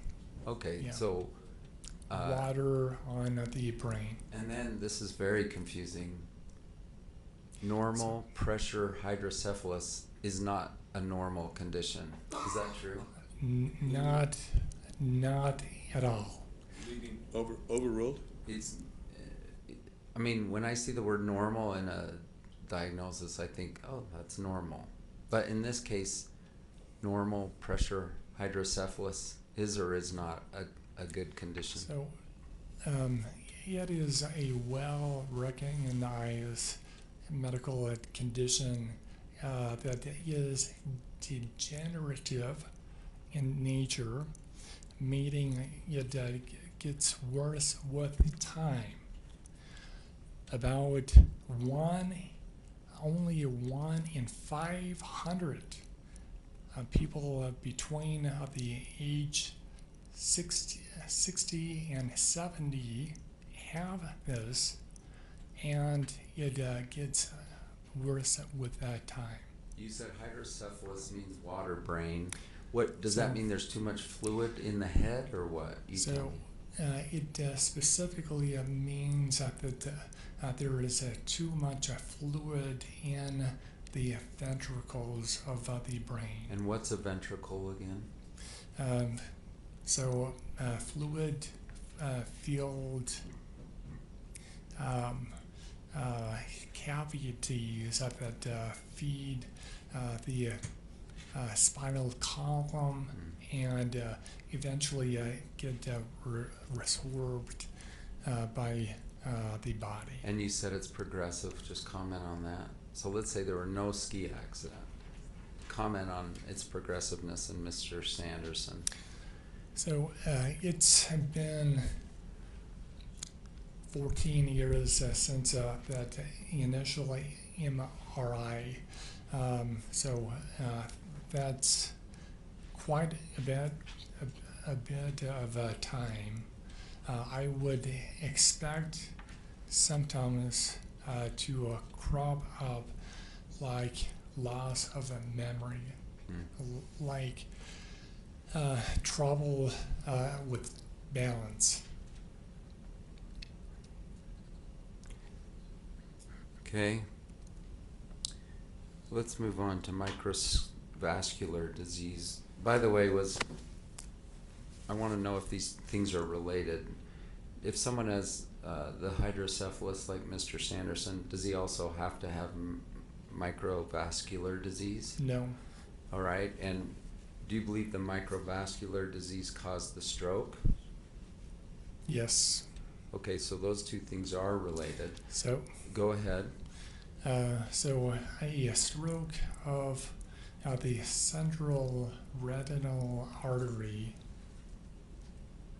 is a harbinger of future strokes and a indication that there is microvascular disease. So microvascular. Micro means small. Is that right? Yes. Vascular means like blood flow? Yes. All right, so small blood flow. So in lay terms, does that mean the passages of blood flow are narrowed in his brain? Yes. Sustained? I'm trying to get to the most like 8th grade level, which is what I understand. Yeah. So comment on Mr. Sanderson's pre-collision brain as it related to microvascular disease, please. So 2 points. So some microvascular disease can cause very small strokes, which are not able to be detected by scans, MRI, CT. Also, number 2, microvascular disease is a great risk factor for a future stroke. Do you believe this, is this your opinion, all symptoms the plaintiff claims is explained not by the collision, but by his pre-accident conditions? I'm trying to get his opinion out there, Your Honor. You can ask what his opinion is. Yeah, sustained. Okay, comment on your opinion on that issue, on the issue of his current claims as it relates to his pre-accident conditions. So, in a more likely than not scenario, in this 76-year-old brain now, concussion symptoms should only last for 1 to 3 months.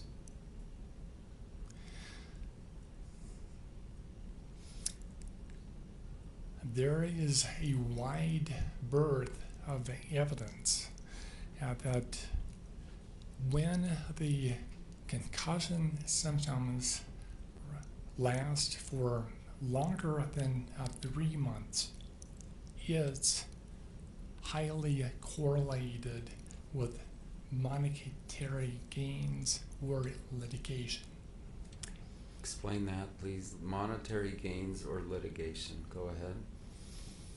What's your point? And relate it, please, directly to Mr. Sanderson. Your Honor, this goes beyond the scope of his expert report. Could you approach, please?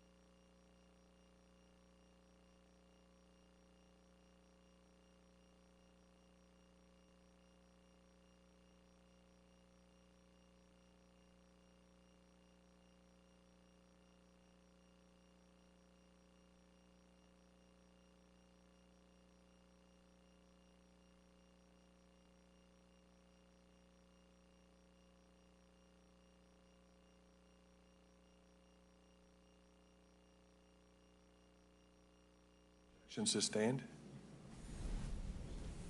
Strike the answer to. And the question and answer will be stricken, and the jury is ordered to disregard it.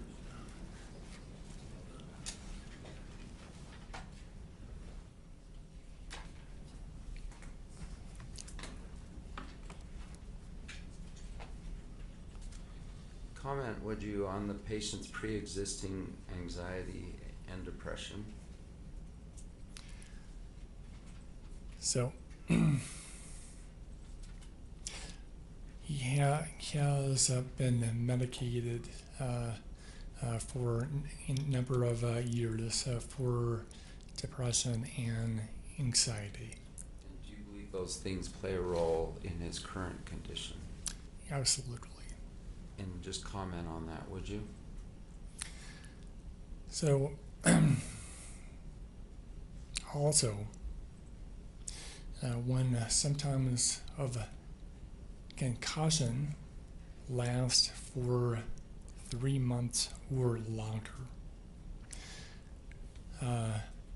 anxiety and depression and other psychiatric conditions are the likely cause of that prolongation. The last sentence? I missed the last word, I'm sorry. Prolongation. Prolongation. Yes. Thank you for explaining that. Can you just comment just a little further about that? What do you, say it a different way for me, would you? Yeah. So, the symptoms of a concussion should last no more than 3 months. When the symptoms of concussion last longer than 3 months, you start looking for, and this is highly correlated with underlying depression, anxiety, and other psychiatric conditions. One thing you noted in your report was plaintiff has a history of seeking medical attention at an abnormal rate, 72 times in 10 years. Is that your opinion? Leading. Sustained. Well, comment on how frequently Mr. Sanderson went to his doctors in the 10 years prior to the collision. So I did note that he had an extensive history of seeking care. And Yes. what does that tell you? Why is that important? Two things. One, either he has many medical issues before the collision, or he is kind of hyper focused on his symptoms. And that's pre-collision we're talking about? Yes. And then pre-collision,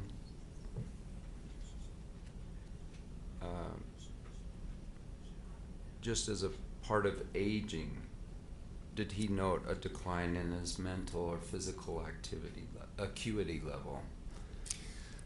So what's interesting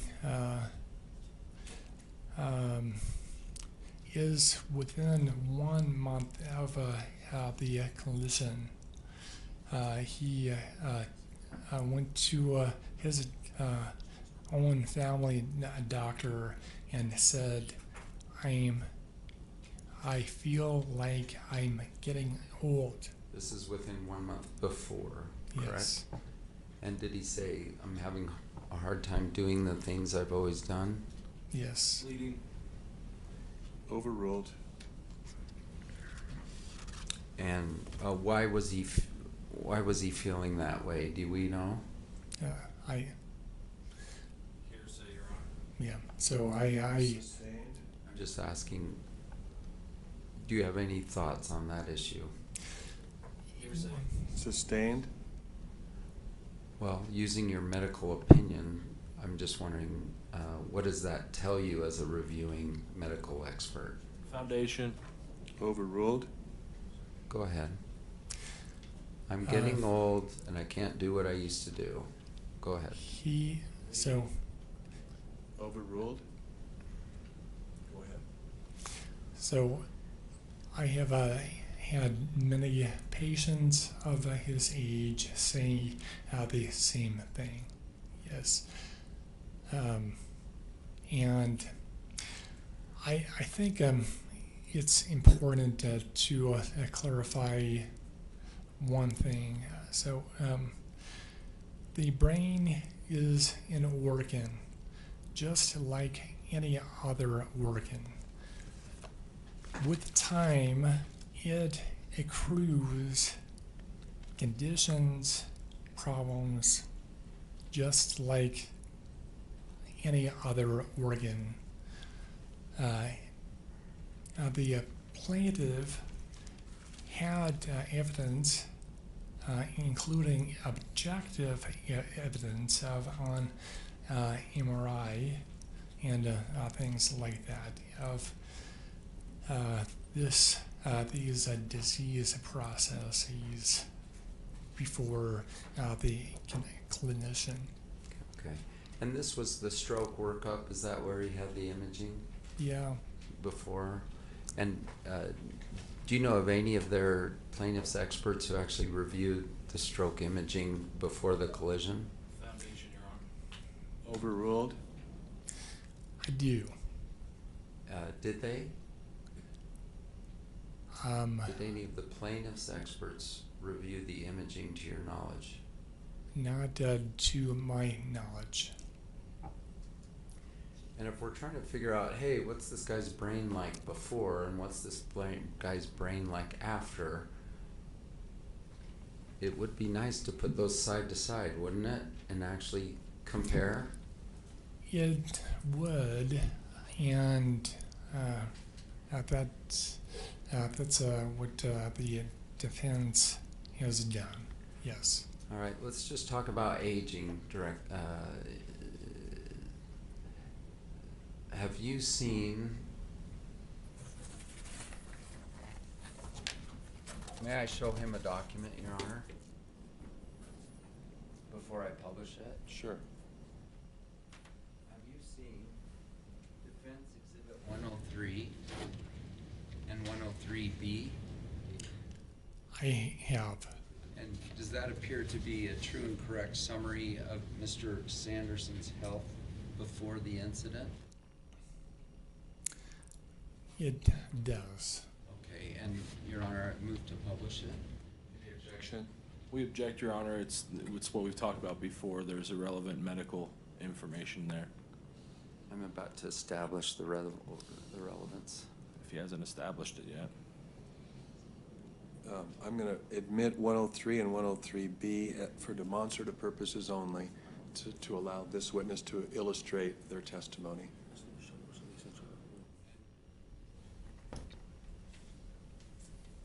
Figure out how to show this too. There's an easel somewhere. Is this okay for a minute? Sure. This is the same thing, I just don't trust technology. So 103, and Doctor, do you have a binder right in front of you? Do you have a defense binder? Yeah. May I approach? Oh, can you see it right here? Yes. Oh, the monitor, it threw us the first week that the monitor wasn't working. Can we do the first third?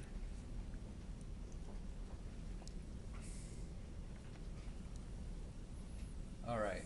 Can you see that okay, Doctor?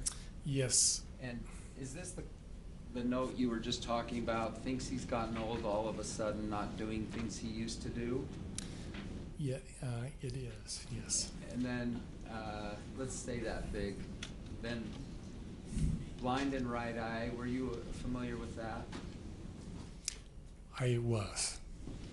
And severely impaired in the other. Did you see that in his medical records? I did. Did you see evidence that he walked into walls before the incident? Yes. He would ask people standing on the right side of his field of vision to move so that he could see them. Did you see that in the evidence? Yes. One of the reasons he retired was because he had a stroke event that deprived his eye of oxygen, impacting his vision. Did you observe that in the evidence? Yes. If we're going to go through all these, it's going to be leading, Your Honor, every time. Overruled. He adjusted his skiing to one side of the slope to try to avoid hitting others in his blind spot. Did you observe that? Yes. He had to be picky about what days he skied to avoid days with lighting that would further limit his depth perception. Do you agree? Did you see that in the evidence? Yes. By the way, I mean, if I close one eye, do I have depth perception? Is it still three? Comment on that. Is it still three-dimensional or is it now two-dimensional? You don't want to The scope of his expert testimony, Your Honor. It's commenting about aging. Overruled? Okay, so I'm closing one eye. Does that hurt my depth perception or it doesn't? That does. Just comment very briefly. Well, you have basically got a monocular situation, and so depth perception will be severely impaired.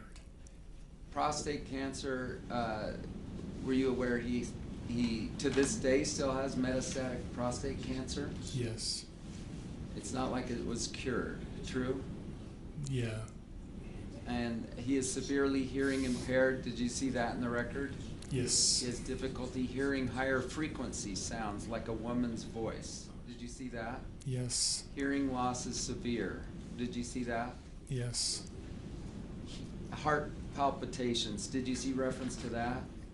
Yes. And he was on 2 heart medicines, 2 heart, just prior to the ski collision, 2 blood pressure meds for his heart. Yes. Is that related to the palpitations, or are those high blood pressure issues separate from the palpitations? So they can be related to the heart. They can be related to anxiety. Okay. Do you have an opinion one way or the other? So I cannot speculate. Okay, Mr. Sanderson is 76 years old and experiencing the effects of aging. Do you believe that?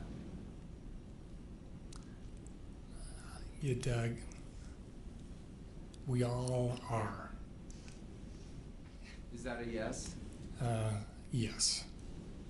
Microvascular disease, we talked about that. Moderate diffuse volume loss atrophy, brain volume decreasing. Did you note that he had that prior to the ski collision? So I read it on the report, yes. Okay. And what does that mean? Do our brains all shrink as we age? Yes.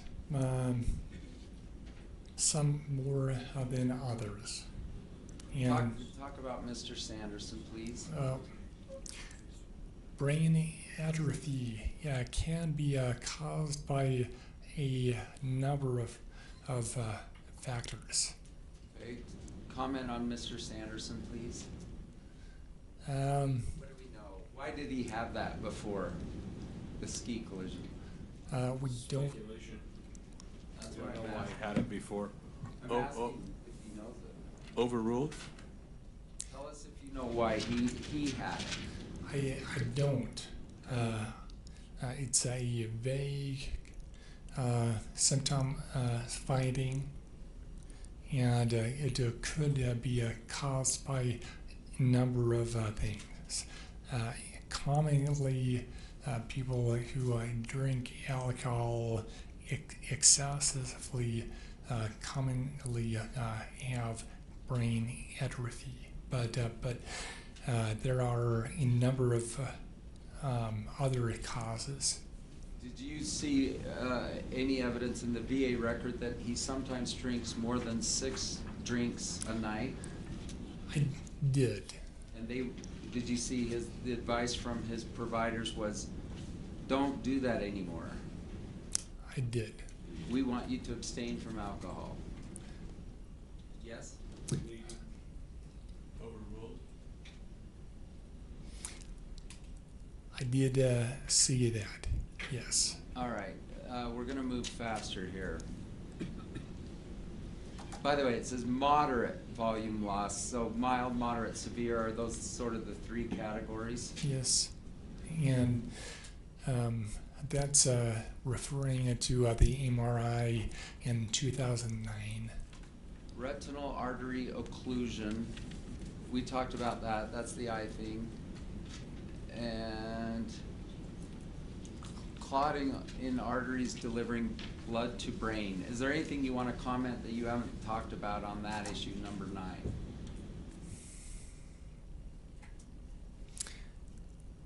No, I don't think so. Depression, you've talked about that. Anything more you want to say about it? Depression and anxiety. Okay. If he says, since the ski collision, I've had more depression and anxiety than I did before, what do you attribute that to? So, any symptoms past 3 months, I would attribute it to this multiple factors, not at the accident. Okay, migraine we've talked about. Let's go. We're going to march through these very fast. In addition to going now, starting on 103B12, did you know he had degenerative disc disease in his back prior to the ski collision? I did. Did you see reference to a foot drop, that he, at least for a time, he actually was dragging his foot? I did. Weakness in his back and spine? Yes. Loss of sensation, did you see that? Yes. And just general back pain? Did Yes. you see that? Knee injury, yes? Yes. And that was actually from a ski collision? Do you recall this? Not a collision, a ski accident? I did not know that, yes. Shoulder injury, shoulder problems. Do you recall him having those? Yes. And hamstring injury, right, torn hamstring? Yes. Osteoarthritis, did you see that?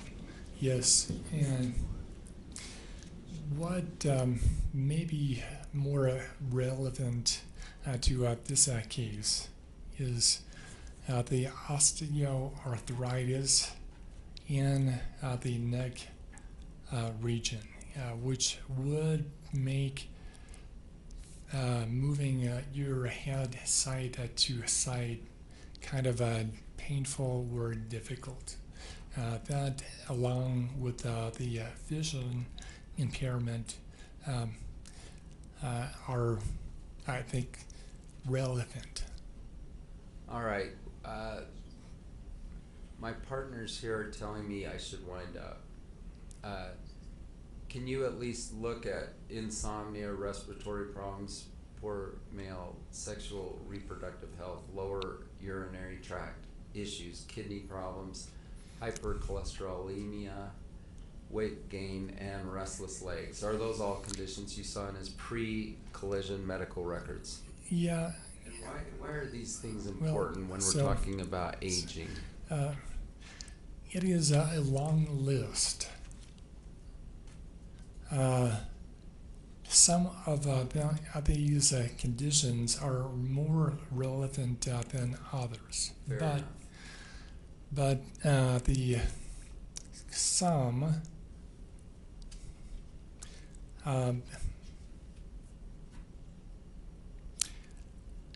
indicates that he is 76, and with 76-year-olds, sometimes I have multiple medical conditions like this. And these are all pre-collision events, right? Pre-collision conditions. Yes.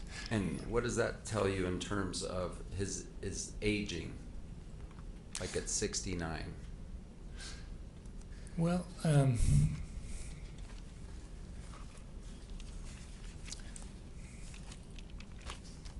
that he was? So like I said before, we all are. Aging. Yes. And so in terms of the brain as an organ, we talk about brain reserve, and we talk about cognitive reserve. Brain reserve tends to go down and down, starting at around age 25. It goes down faster with time and aging. Okay. Cognitive reserve indicates that the patient's ability to cope, adapt, be resilient, and find effective workarounds for that brain decline, which we all are undergoing at various stages. Let me conclude here. They're about to stand up and criticize you for not personally meeting with the patient. Did you personally meet with Mr. Sanderson?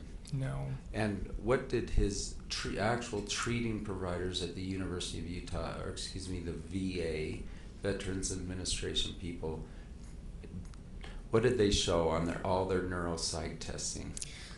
So I did not press to actually meet and examine the plaintiff because I think it would be a kind of a condescending to him and also to me to go over a totally normal physical exam as the medical doctors at the VA had well documented records. And they documented high, average to superior in essentially all categories.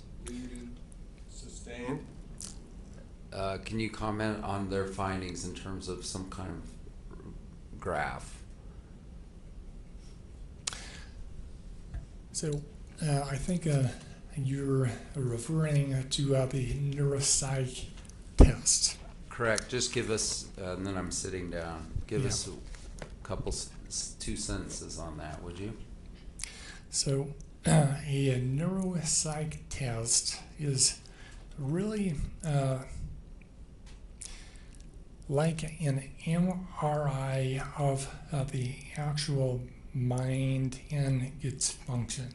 And what was it as to Mr. Sanderson after the collision? He had 3 neuropsych tests, and it was superior to above average. Thank you. And those are all my questions. Thanks. We'll take a short recess right now. Thank you.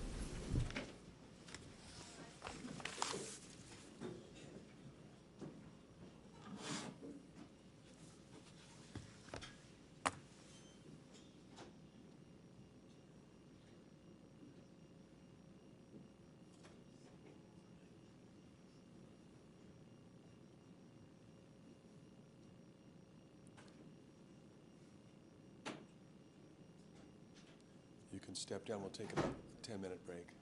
10 minutes?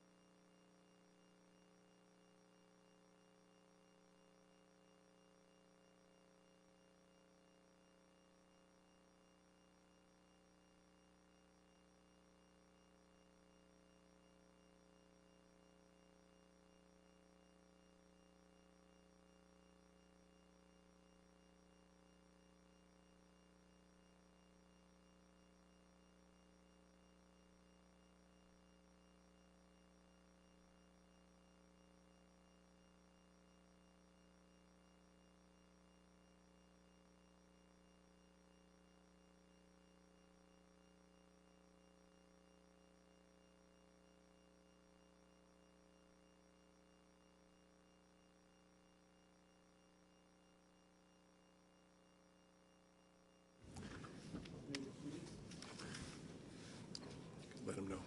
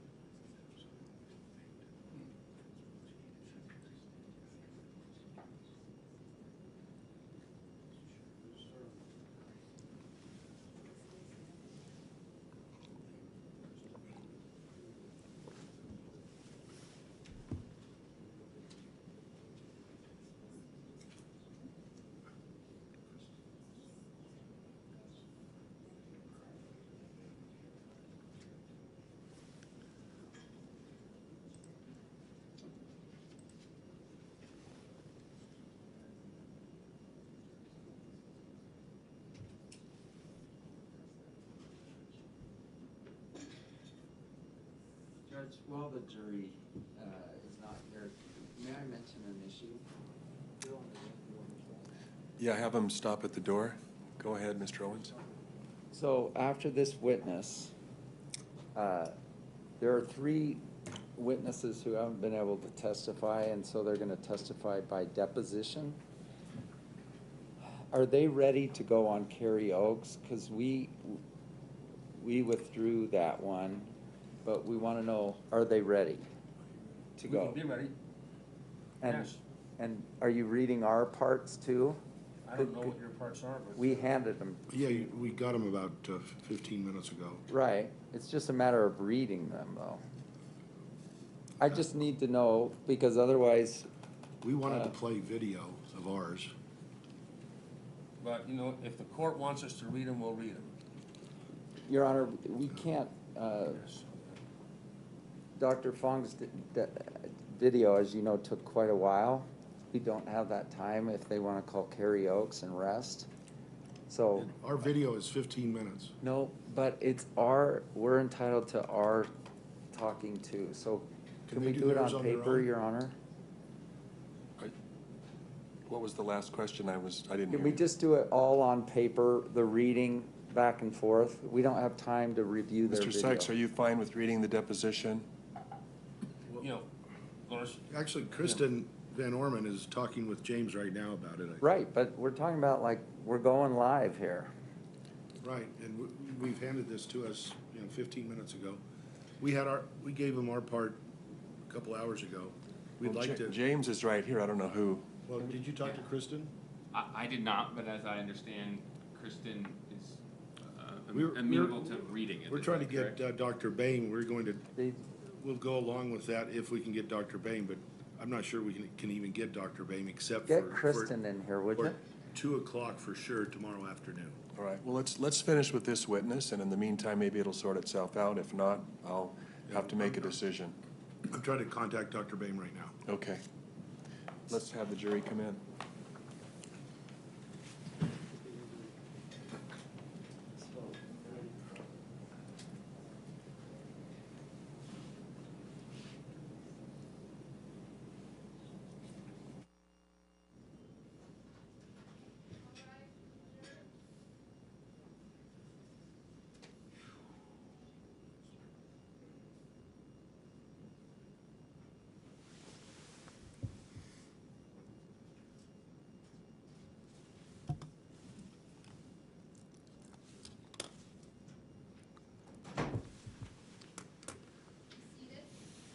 Mr. Sorensen? Thank you. Dr. Edgley, thank you for being with us today, and you've overcome a great deal to be able to be so accomplished, and we appreciate that. I'm going to go through a few questions pretty quickly, and I just ask if you wouldn't mind answering them yes or no, because they should be yes or no questions, and I think we can move this process along.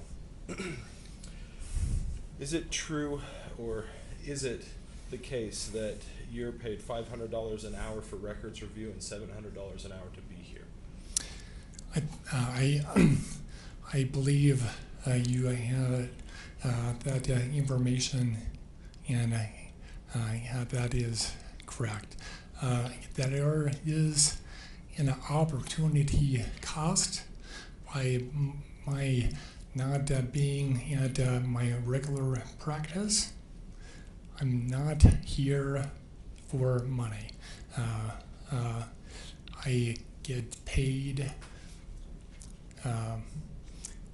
to offset the opportunity cost by my not being at my regular clinical practice. Gotcha. So that is yes, though, those numbers are correct? Yes. Okay, thank you.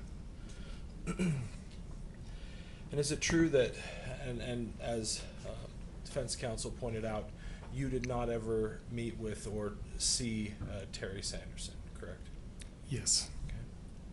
So you were paid to review records and do sort of a forensic records analysis, correct? Yes. Okay. We went over what you had reviewed in preparation to give and offer your opinions, and I didn't see that you ever reviewed the records of Dr. Boehm. Is that correct? I don't think they were ever given to me. Okay, so that is correct. You did not review them. I don't think so. Okay. What about the records of Dr. Wendell Gibby? Yes. You did review them, or Yes. you did not? I did review the deposition of Dr. Gibby. Okay.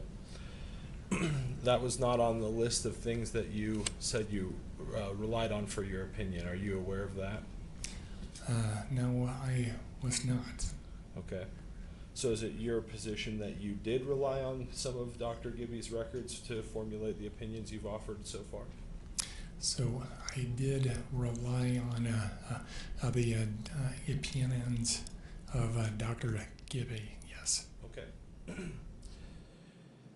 And I did also not see that you ever reviewed the deposition of Whitney Smith, the EMT that we've heard from in this case. Is that correct? I think that's correct. Nor did I see that you reviewed the deposition of Carlene Davidson. Is that correct? Who is she? She's the plaintiff's former girlfriend that's offered testimony in this case. So I did review her deposition. Okay. And what about the man named Craig Ramone? Did you ever review his deposition? Yes. Okay. Neither of those last two were on the list of things that you say you rely on, so you were in fact partially relying on them for your opinions? Yes. Okay. I think we already covered it, but you did a forensic document review in this case, is that correct? Yeah, yes. Okay. And in a nutshell, and I don't want to put words in your mouth, but you offered 5 main opinions in your expert report that you provided to us, is that correct? Right. And really, because of court rulings, we're going to focus on 2 of those, is that all right? Yes. Okay. Your first opinion that defense counsel went through with you is that compelling evidence indicates that plaintiff's concussion was mild and that he lost consciousness only momentarily, if at all. Is that your opinion? Yes. So you do believe that there's a chance he did lose consciousness? And there is a chance, but more likely than not, no loss of consciousness. I have not seen any compelling evidence to formulate otherwise. When you say compelling evidence, you're stepping into the place of the jury to weigh evidence, isn't that correct? Is that a yes or a no?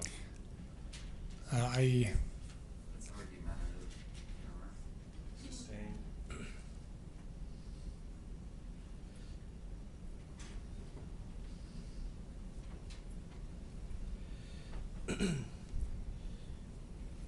When you weigh the number one opinion that you have that you've offered in this case, and you say that it wasn't compelling, is that because you weighed evidence? I read, poured over many reports, many which were inconsistent, and I'm left to wonder, did he actually lose consciousness or not? I don't know. I would say more likely than not, the answer is no. Okay. And for the reasons that you gave when defense attorneys were asking you questions, that's why you say that it was more likely than not that he did not lose consciousness. Yes. Okay, do you need to have a loss of consciousness in order to sustain a concussion? No. Okay. And is there dispute among your peers and those of your specialty into the actual definition of what unconscious means? I don't think so. So all of those that are in your specialty would say that a loss of consciousness involves, I don't want to put words in your mouth, but lifeless and limp is the way you put it. Is that correct? Yes. So if we've heard testimony before this that you can be unconscious or have a loss of consciousness but still be somewhat awake, just disoriented or not alert, that's not correct. That's disorientation, not loss of consciousness. Okay.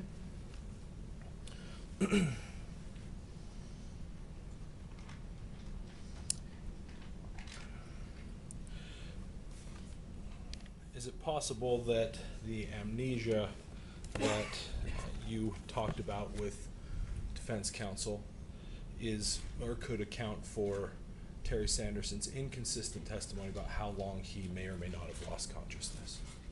Yes. Okay. So that is a very real possibility in this case. Yeah, actually, you cannot comment on your own unconsciousness. Gotcha. So then we would be forced to rely on the testimony of those that were there or those that reported what they had seen? Yes. Okay.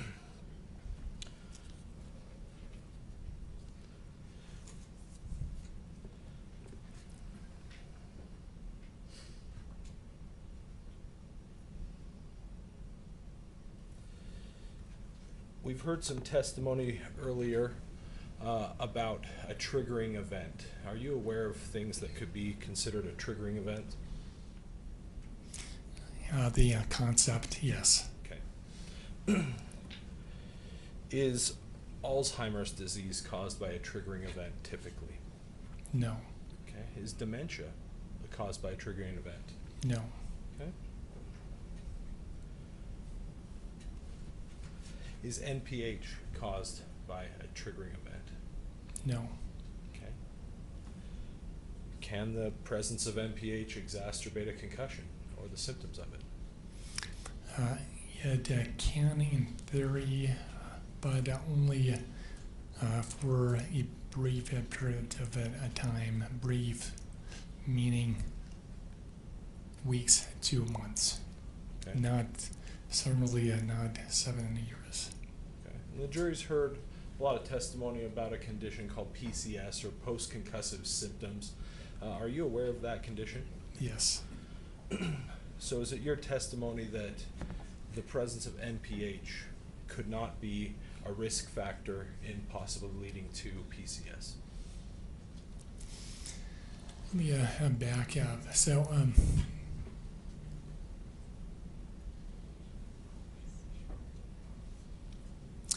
you should be aware, if you're not already, that the DSM-5, which is the list of psychiatric conditions,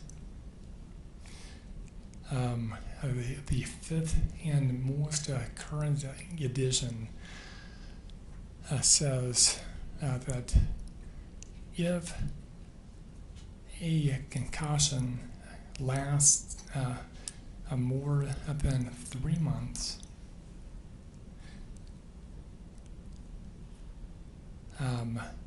look for other causes, and I believe that they have totally eliminated PCS from their diagnostic manual.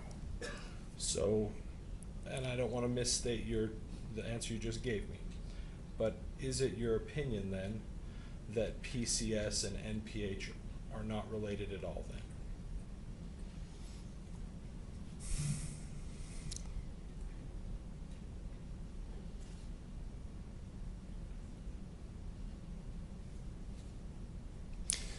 You're asking me to state a categorical answer.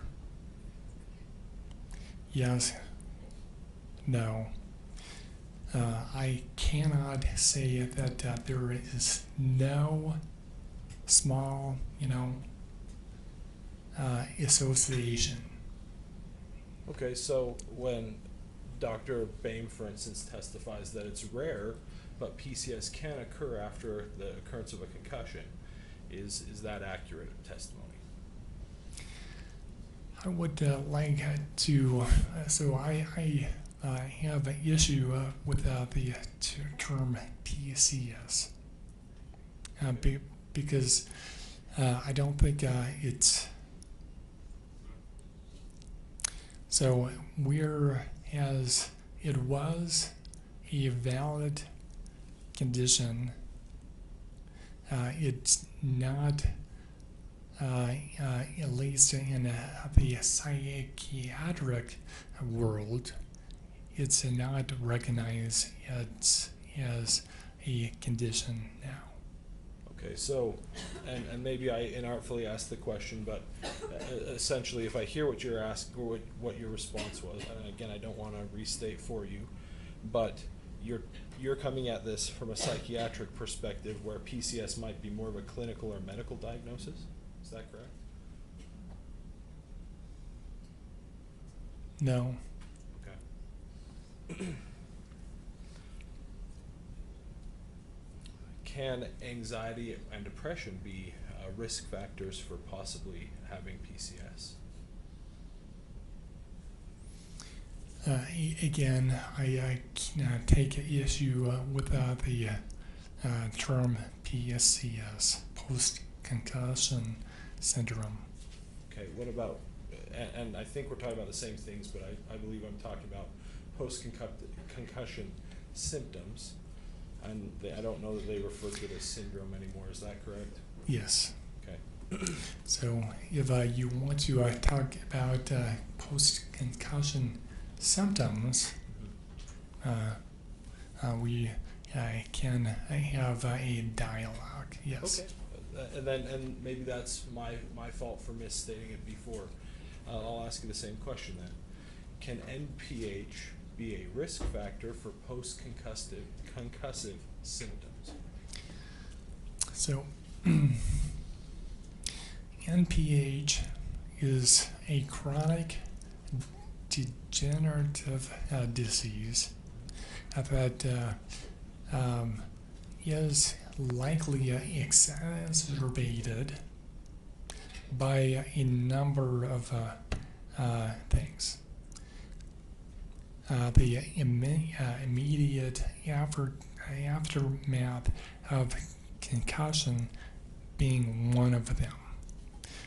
But more likely, much more likely than not, the concussion symptoms would have long, years ago gone away, and what we're left with is a brain that has NPH, microvascular disease, history of stroke, and is 76. Okay. And you said history of stroke. I want to make sure the jury's clear. Mr. Sanderson had a stroke-like event in his eye. Is that what you're referring to when you say stroke? Let me be clear to the jury. So the American Stroke and Heart Association considers a retinal artery occlusion as a stroke event. Yes, not a stroke-like event, a stroke.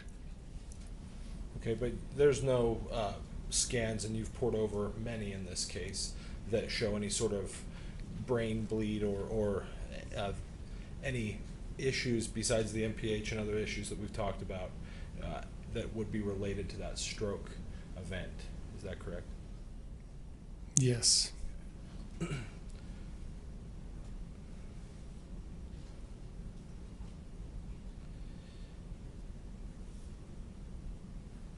And did you read anywhere in the medical records that you poured over that he had any sort of NPH symptomology before the ski crash in 2016? NPH symptoms are insidious at onset. Okay, and what are those? I think they're called the triads sometimes. What are the three main symptoms of NPH? So this is a very layman's way of explaining it, but you have cognitive deficits, including memory loss. You have imbalance, and that can lead to falls. And you have urinary incontinence, loss of the function of holding urine in your bladder. So just to recap, the triad is memory issues, ataxia, and then incontinence is typically how that's diagnosed, correct? Yes. Okay. And you did not see any of those symptoms in Mr. Sanderson before the ski crash in 2016? Before 2009. And what were those symptoms that you read? Well, no, before 2009, that's correct. But yet it was commented on the MRI of 2009. And given that those symptoms are insidious in their onset, happening over years, maybe decades. 14 years later,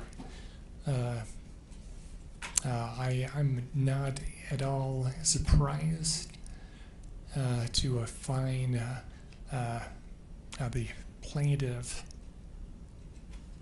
experiencing memory and loss of balance issues. Okay. Did you review any of the MRIs taken of his brain in 2017 after the collision? Yes. And did those MRIs that you reviewed, did those show any sort of a worsening of this NPH? They commented on it. I don't know if the scan showed worsening. Okay, so you don't know one way or another if it worsened or not, but they did mention that that condition was present. Yes, and that NPH is a clinical diagnosis verified by radiology findings. But nobody had diagnosed his NPH before as having the triad that we talked about before, correct? I did not see any mention. Yes. Okay. And you were asked a lot about plaintiff's medical conditions. We had a board up here, we had a whole list here. Did you read anywhere in the depositions that you reviewed that any of the laundry list of medical issues that the plaintiff may or may not have had before the event kept him from being a world traveler or on the go or even skiing that day? The fact that 3 weeks earlier he said to his primary care physician, "I feel like I'm getting old." That is most likely based on, as you said it, that laundry list of conditions. They're taxing. They're no one condition is that problematic, but the complication of those various conditions do weigh on a person both physically and psychologically. Sure.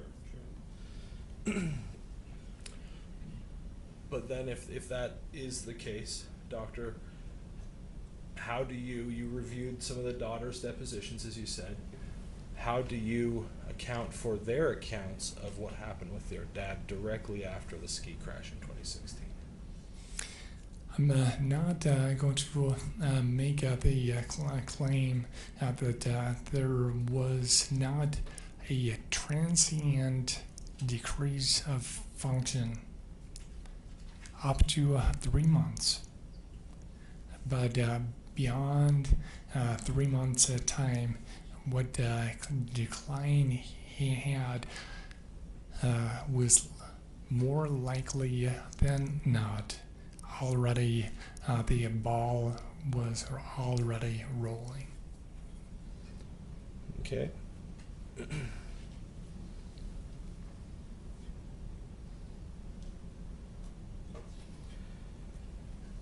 testified earlier that you've been an expert in many cases that have gone on to litigation. Do you remember when you testified of that? Yes. Have any of those cases been ski crash cases? No. Okay. So this is your first ski crash related expert testimony. Yes. Okay.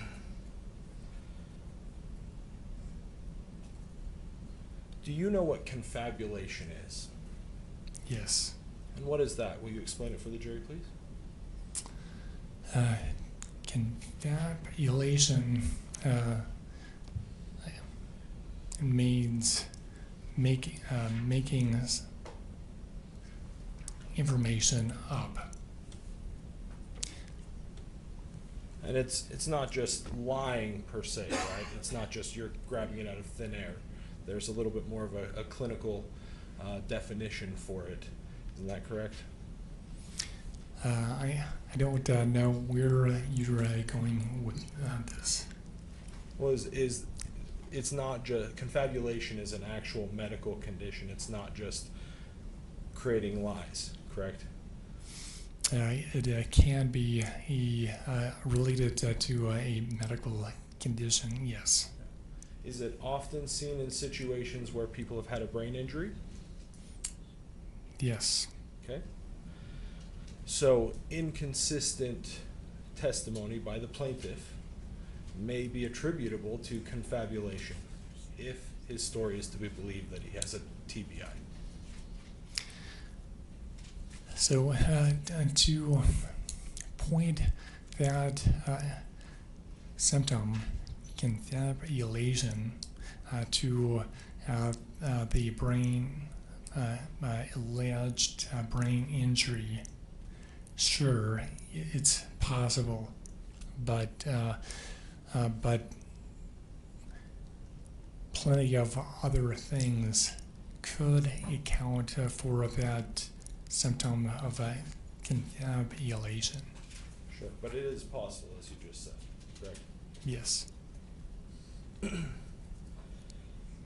from the 2009 to the last scan that you saw, and I don't know when that was, probably the 2017 scan,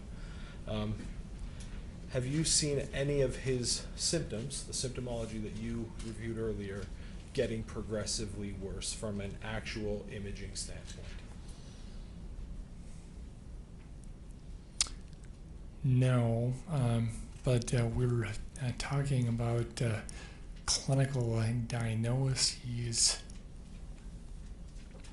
backed up, only backed up by imaging. Yes. Sure. But there's no physical, you can't point to any scans that say this is different than it was in those early scans in 2009. Nor would I necessarily expect to.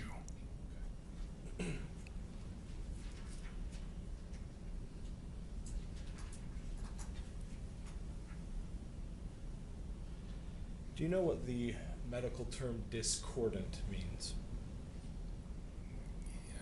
Yeah. Okay. We don't often use that. Okay. And what does it mean? Well,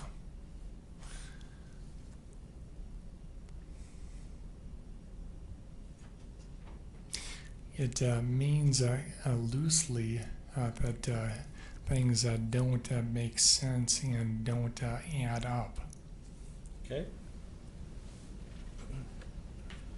You've been asked a lot about Mr. Sanderson's medical records and radiology reports that you reviewed. I'm going to show this first page of Plaintiff's Exhibit 6 for the jury.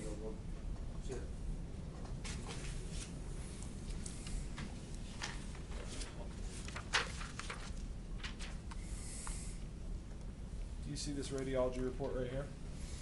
Yes. Okay. I'm going to zoom in here for all of us, and I've moved up to avoid the address on the bottom. Sorry about that. You want a Sharpie? We'll just go. paragraph that starts with the word findings. Do you see that? Yes. Now, will you just read that first sentence for us right there?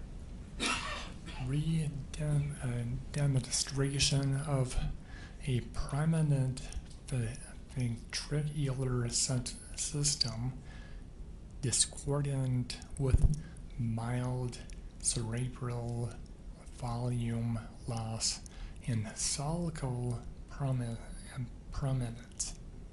Now, you have the degrees and I don't. So, does that mean that the prominent ventricular system, the issue with that ventricular system that you described earlier, is discordant or not related to or different from the mild cerebral volume loss with sulcal prominence? Is that what that means? So, I don't suppose to get into the brain of the neuroradiologist, but that is a valid conclusion. So that's my layman's approach of reading a medical record, and I recognize you have that, and I respect your position. But the medical records that you reviewed, discordant is usually used before describing this ventricular issue that you described earlier. Isn't that correct?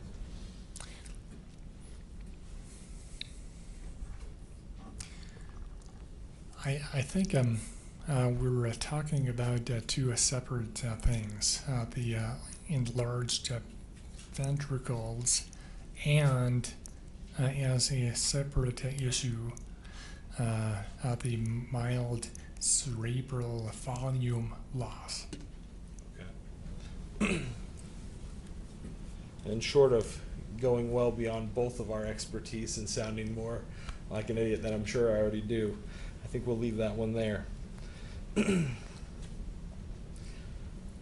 But these aging conditions that you describe, is it also within the possibility of medical certainty that you've offered your opinions that Terry Sanderson's condition could be in fact related to post-concussive symptoms? That is not what the medical literature shows, but so I would say much more likely than not. But it is possible, correct? As far as anything is possible, yes. Okay. Thank you. Let me just check with co-counsel, and I think that's everything I have for you.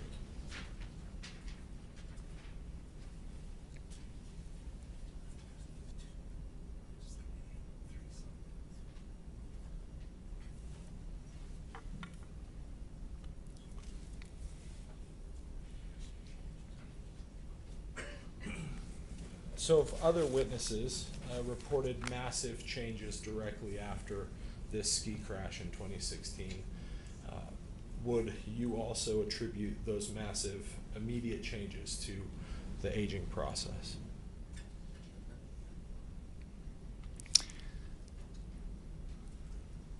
Restate the question. Sure. If other witnesses, ex-girlfriends and daughters, report massive changes in the plaintiff after the ski crash of 2016, would you also attribute their discussion of those massive changes to regular aging? This is a complex question.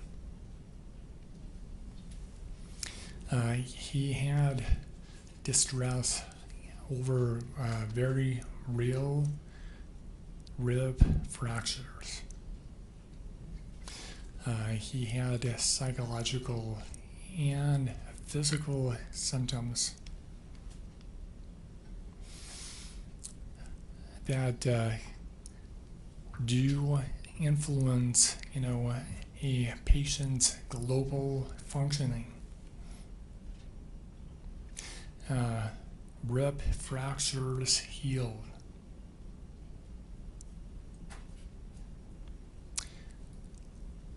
Bumps and bruises heal. What we're left with long term. So I don't disagree with the fact that people around the plaintiffs said that there were big changes in his physical and psychological function immediately after the injury. But there was brain-related issues should have resolved within weeks to a few months. And what we're left with is a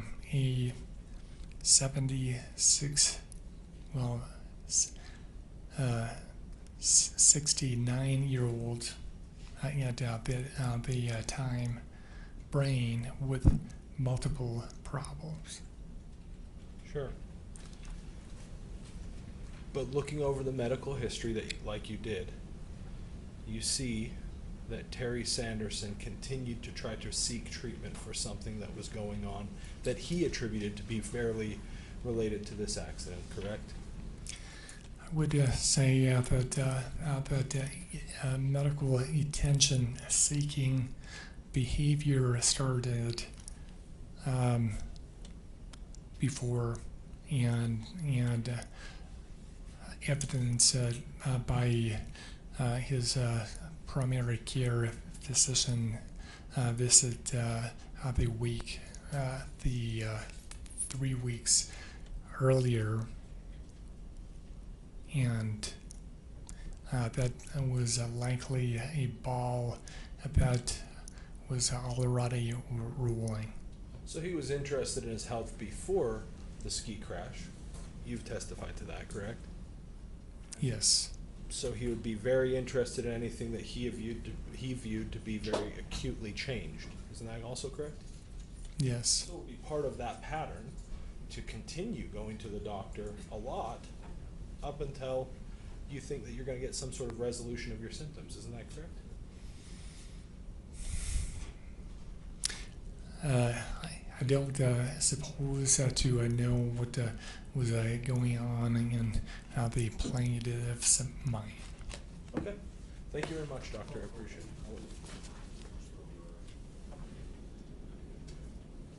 Out from the back here. Last question. What do you perceive to be Terry's life expectancy going forward? I have no information to base a opinion on that. Thank you, Doctor.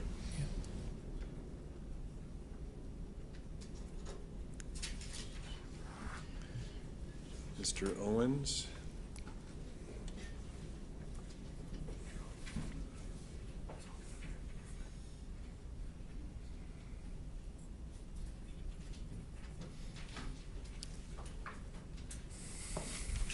I'm going to read you what you told me your opinions are on redirect or on direct, and then I want you to tell me if anything has changed as a result of cross-examination.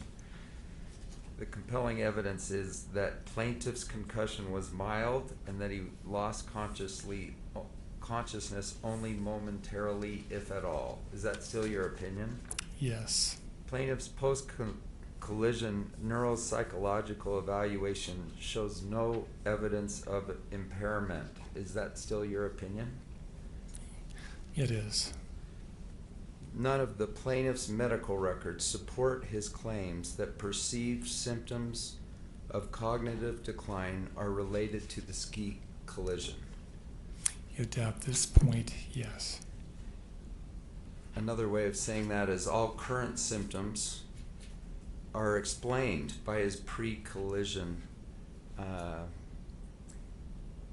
aging and degenerative diseases. Overruled.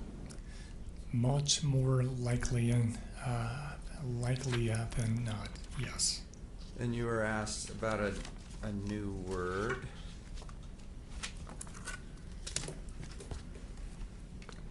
Confabulation, like lying.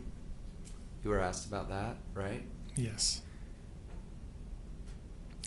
Did you review the deposition of Jenny Sanderson, the daughter? Yes. Did you observe she said that her dad would, in fact, be dishonest in order to get money? Yes. Objection. Beyond the That's scope. not an evidence. No, that's not an evidence. It is. Jenny Sanders is not an evidence. Yeah. Overruled. And that he seeks attention, and that the notoriety of this case makes him feel powerful. Did you read that? I did. And on our little break, you said it's outrageous. You said something was outrageous, that they would assert something. What? Do you remember what it was? His current conditions are related to the ski collision.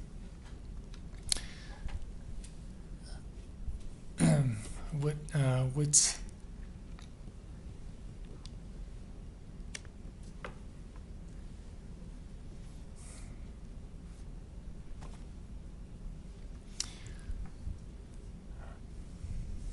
Am I throwing you? now? I'm picking my words very wisely. Thank you.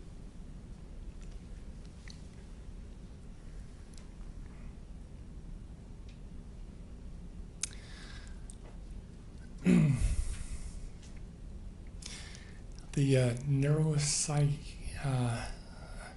evidence and the psychiatric evidence have long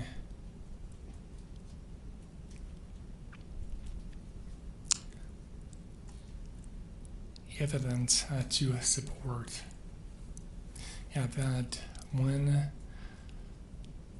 a concussion like this alleged concussion lasts over months, there is a high concordance rate with the patient being involved in litigation and also media attention. Both Beyond the scope of his proffered testimony. Overruled. Was asked how he explained the post-accident. both of which are hyper real in this case. Hyper real means what?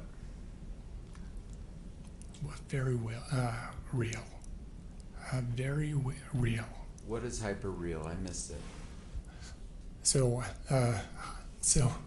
it's just a colloquial Term. for extremely,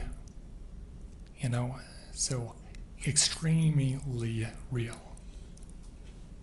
What is, again, extremely real? The factors of this litigation and the factors of the media attention around his concussion case. So what of those things is hyper real? What are they doing to him about his current symptomology? Well, so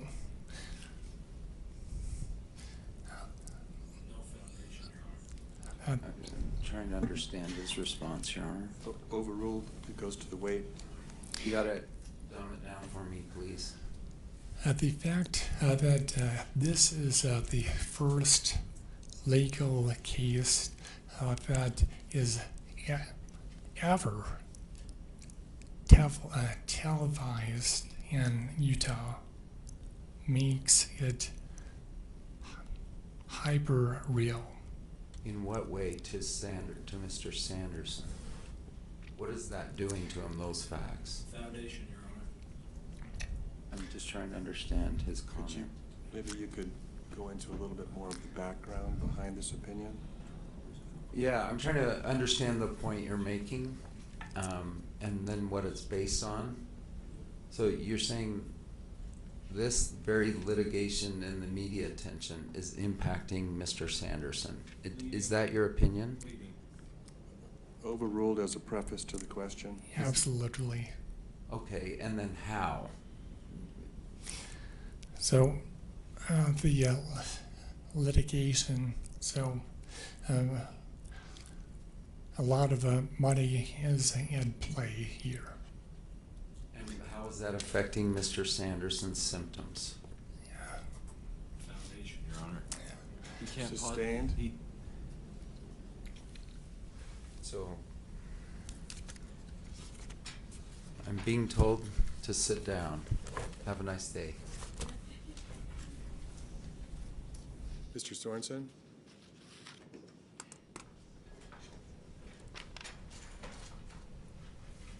Just one question for you, Doctor. Is hyperreal a medical term? No. Okay, so that's has no basis in any sort of medical literature. I would say extremely real, extremely relevant. Okay, but again, you never conducted your own psychological evaluation of the plaintiff, correct? No. Okay. So that would be pure speculation about his motives or anything like that?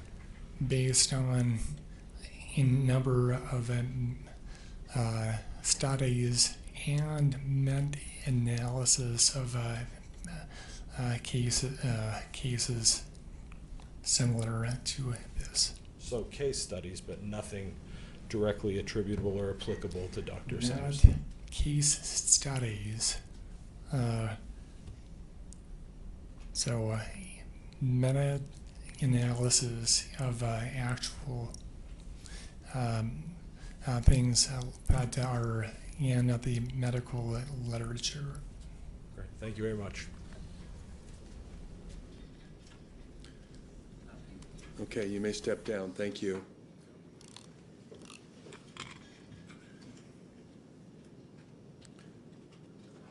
You ready for your next witness, or should we take our last break? Your Honor, definitely let's take our last break. Okay, we'll take a short recess.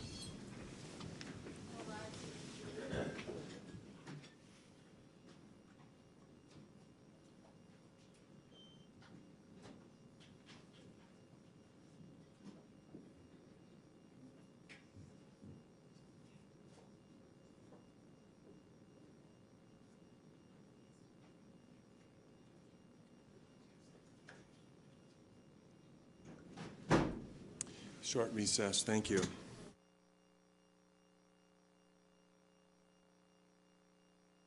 I can see that. Together, we've come up with a plan for Carrie Oaks. Good, I guess I'm gonna be Carrie Oaks. okay. We just have to figure out who on our side is going to read the questions. Because there's only one additional question that was added by Wayne Owens, we're just gonna have the same lawyer read all of the questions, and I'll respond as Carrie Oaks. So Noreen could do it. Well, that's what I had asked.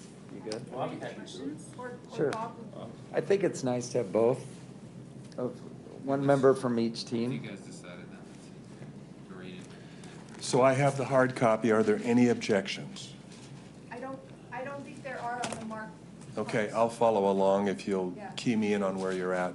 Yeah, there's some, like, objection calls for speculation, but I think we're good with everything. Okay, thank you. We're taking a short break before you begin. Your Honor, Yes. one other thing on Dr. Richard Bain on rebuttal. We don't know this yet, but we would like to propose that to hit Dr. Bain, and if it's okay with the court, that we have him testify at 9 or even 8:30, 8:45 Thursday morning for a very short rebuttal. Can we deal with this at 5? Let's do it at 5. Thank you. Well, it's hard for us to propose it if it's not approved. And You mean he's waiting for the word from you? well, That's part of it, Your Honor. He's yeah, trying to this week is schedule it. his wedding. He had an emergency medical procedure. Is his wedding? His His daughter's wedding. wedding. Oh, okay. His daughter's wedding. He had an emergency medical procedure. We notified the opposing counsel about 3 or 4 months ago that he couldn't do his, attend trial, and so. Well, I'm not sure when your rebuttal case is, but if that's when your rebuttal case is, that's fine. We can come a little early on Thursday. If that's not when you're, Deal with this at 5? Yeah, we can do I'm it. not in the zone. Getting back to Carrie Oakes, the witness, how are you going to allocate the time between the parties? based on the time of the questions that they asked. Well, the So thing is, apparently there's one question for the defense and the rest of it's for the plaintiff. So whatever, however that works out to be. Ours was about 15 minutes long. They proposed, I think, like a half an hour, 45 minutes of additional questions. So we didn't call her, we didn't want. You had designated her as a witness, and we only wanted 15 minutes. If you want to just let us do our 15 minutes, then that can be yours. Why don't we do this, counsel? Noreen has a comment in response to that. Yeah, so this is not going to take us 45 minutes to read the portions we've designated?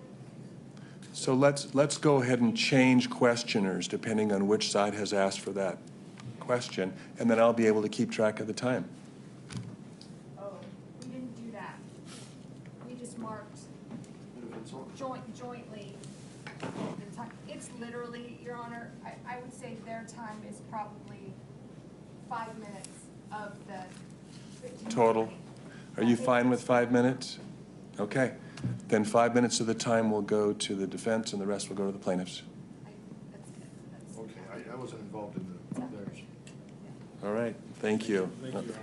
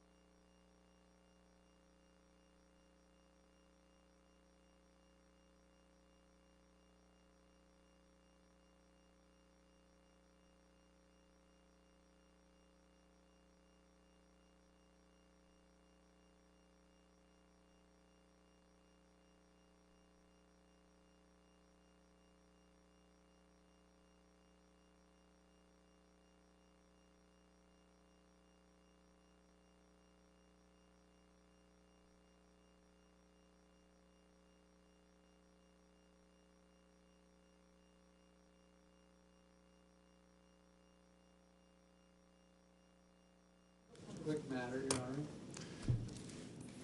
Let's wait for the other side.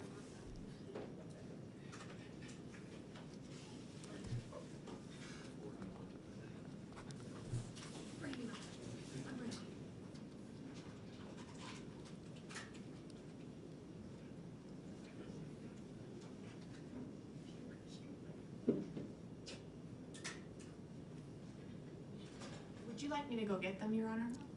Yes. Or is, okay. I'll Yes, do it. please. Thank you.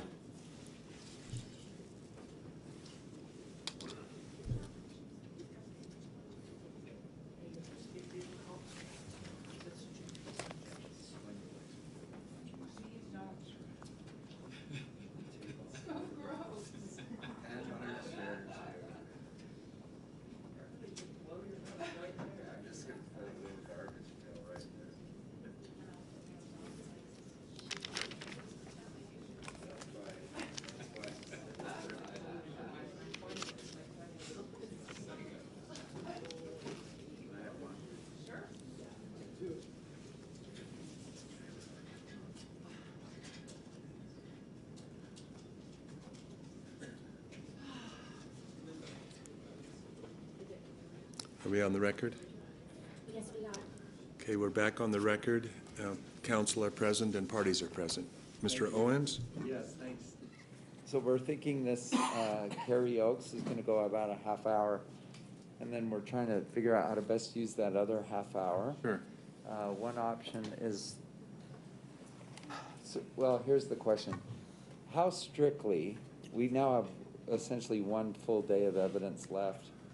How strictly are you keeping us to like 4 hours each left?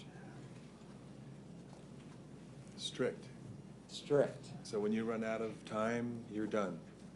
Okay, so, And I'm trying to be mindful of the jury. so depending how much time is left, then we'll call Terry Sanders back to the stage, back to the pulpit. We talking tomorrow? No, if we have time Oh, before tonight. 5. Okay. Okay. Okay. Thanks. All right. Ready for the jury? I assume that you'll explain to the jury what we're doing. I will. Okay, thank you. Do you want to go ahead and take your seat? Yes, Okay. sure. Do you swear me in? That you'll read? No, I think not. The lawyers will point out any errors in your reading. It's better than swearing at you. What page are we starting on? So, We are starting. the funny thing. Okay. And we're gonna try and, say, if you jump to the next page, we'll let you know. Okay. Because it does jump. Right. Thank you.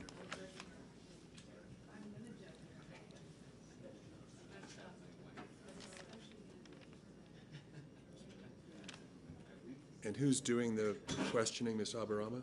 Okay.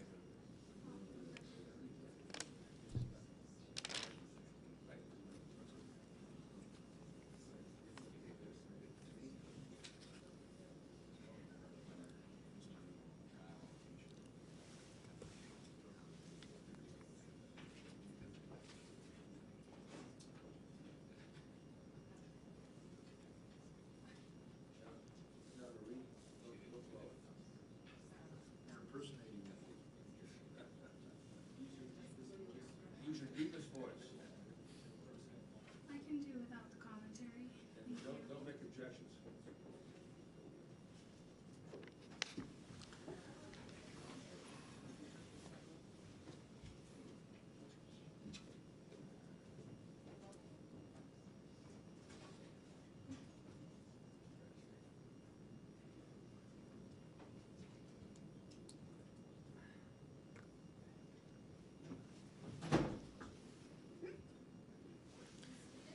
Thank you. You may be wondering why Ms. Van Orman is seated as a witness. We are now going to read a deposition, old school style.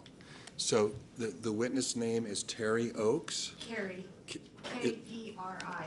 Thank you for that correction. It's listed two ways in here. Carrie Oaks, and the person that will be reading Carrie Oaks' part is Ms. Kristen Van Orman, and the questioner will be Ms. Abarama. You may proceed, starting on page 6. Judge, would you like me to state the page number and the line number? I think if you, right now, just, whenever you skip areas, tell me where you're going. Okay. And probably just the otherwise you- page, don't need to do the lines. Will Yeah. do. All right, starting on page 6. Good morning, Miss Oakes. Could you spell your name for the record? Yes, it's Keri, and Oaks is Oaks.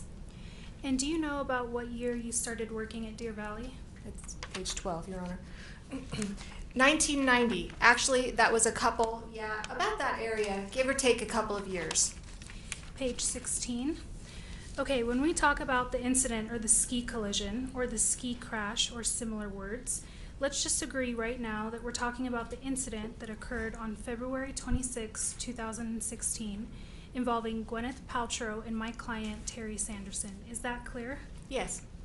Okay, now I would like to go through some of the parties to this case. Do you know my client, Terry Sanderson? Not beyond seeing him on the hill that day. Okay, have you had any other contact with him prior to that or subsequent? Where I spoke with him, or no? Okay, what about Gwyneth Paltrow? How long have you, or before this incident, do you know Gwyneth Paltrow? That may have been the first time that I skied with her family. I don't recall exactly how many days I skied with them. Page 18. Okay, 1 or 2 ski trips you've skied with Gwyneth Paltrow, correct? Correct. Sorry, if you could speak up. Correct. Okay, what about Brad Falchuk? Do you know who he is? Yes. Did you ski with him on the ski trip that involved this ski crash? In what capacity? I mean, did you meet him? Yes, we met him. Okay, and I understand you were teaching primarily one of the children with some of the children. Is that correct? Not his children. Okay, whose children were you teaching? Gwyneth's. And who are they? Apple is specifically who I was with.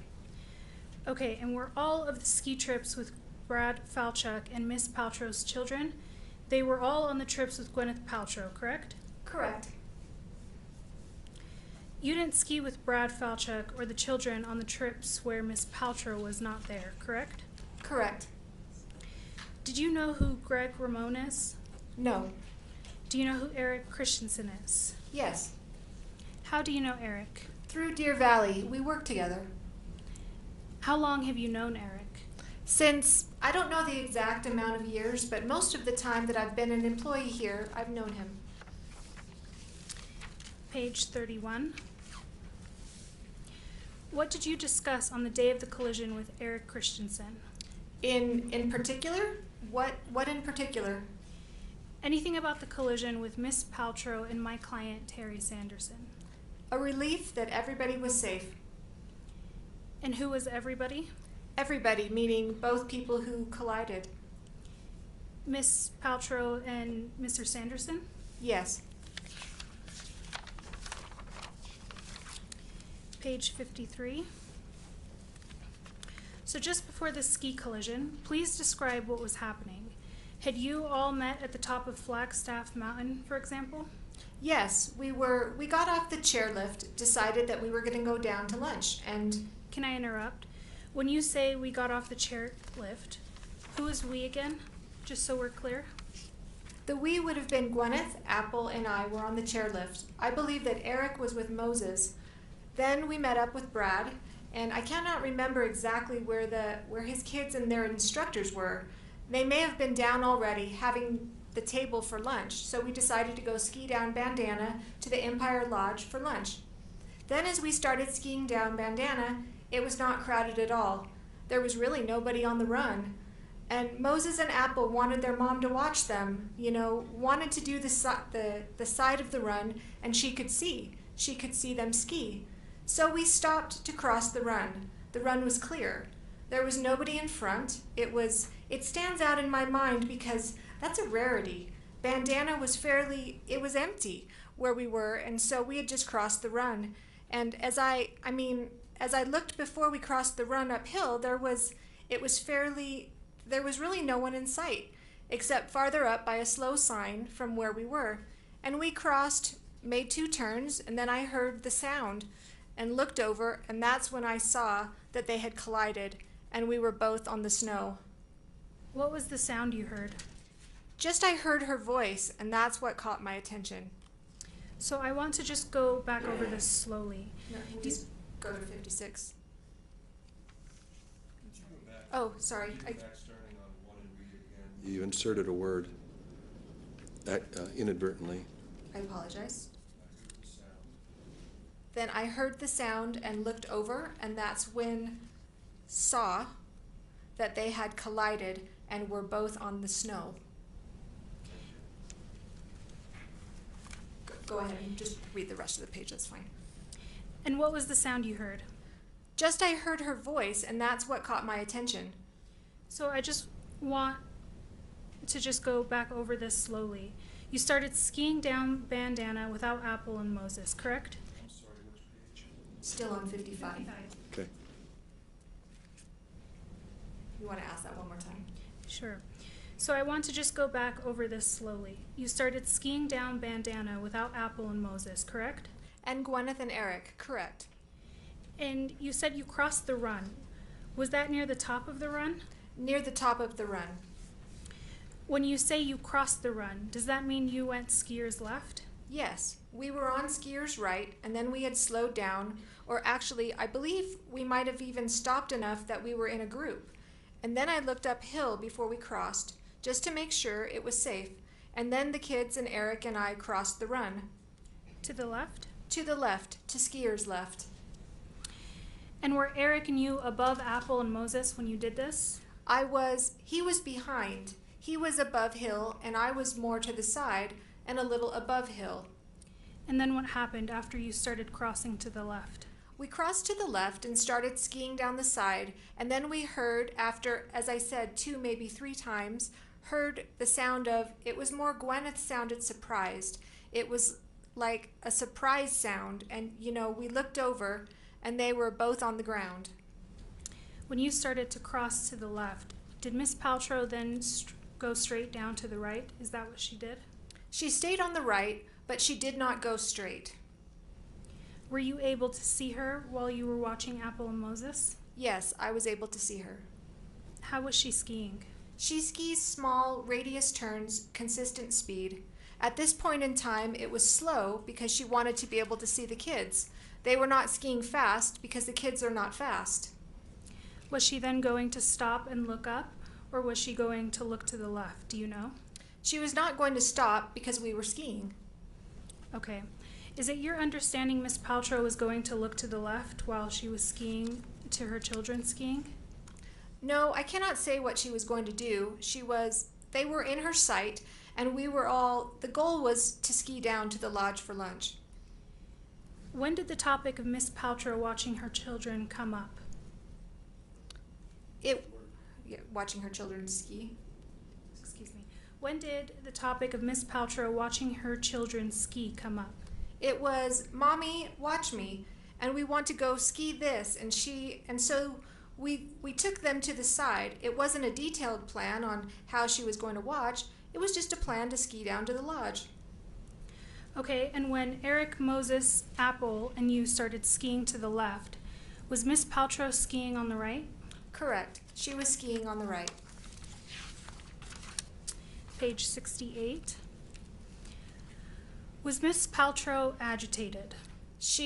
When she was first getting up, because she was very surprised and shocked, because that was her comment, was that he hit her. What was her comment? Her comment was that she was hit and was frustrated, but then as she got up and she checked on him. He checked on her. Everybody was quite calm. Nobody was agitated or yelling. When did she ski off, Miss Paltrow? I don't recall exactly. I believe she was there for most of the time, and yeah, she was there for most of the time. I think that when it was verbalized that everybody was okay, Mr. Sanderson verbalized to us that he was okay, he was fine, and that was his response to her checking. We checked. Ski Patrol checked. And so then at that point in time, that's when we said, okay, let's start. We can start dispersing because everyone expressed and we were acting as if they were just fine.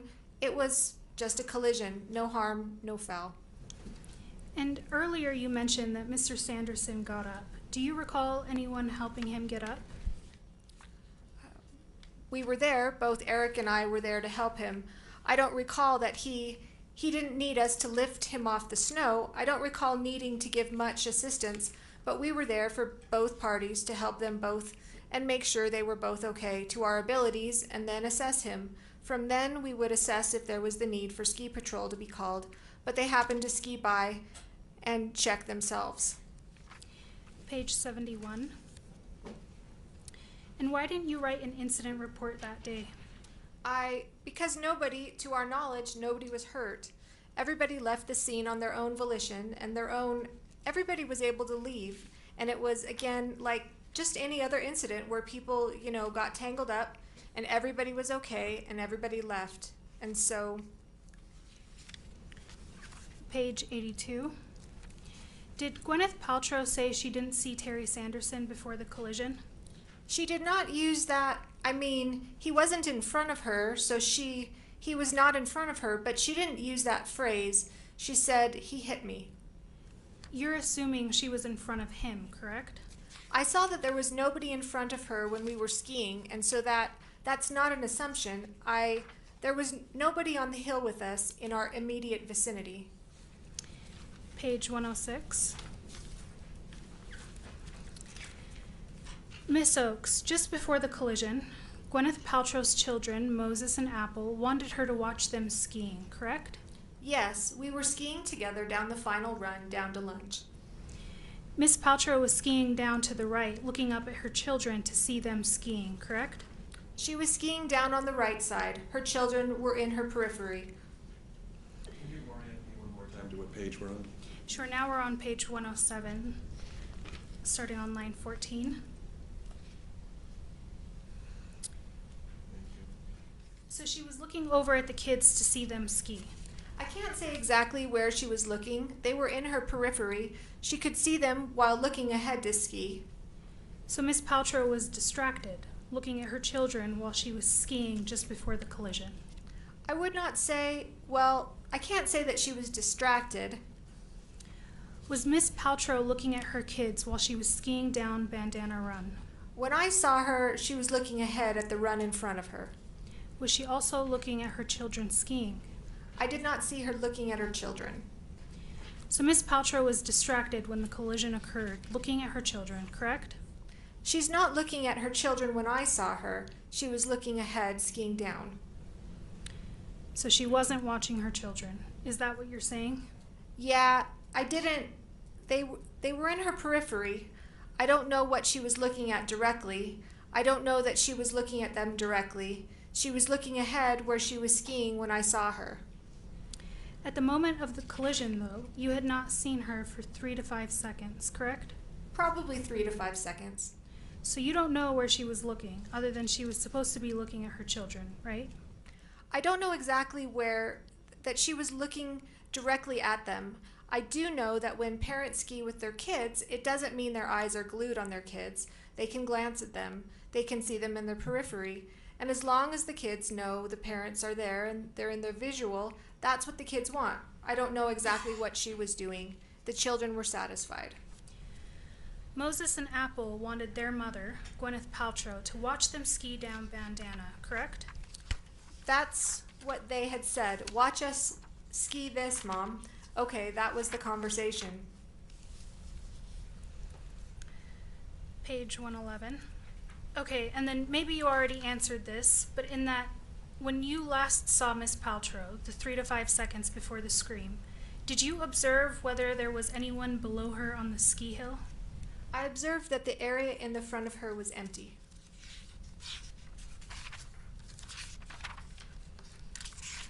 I think that's it. 111. And that's it? Okay. Thank you.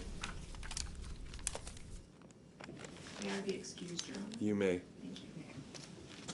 That's subject to recall, right? Right.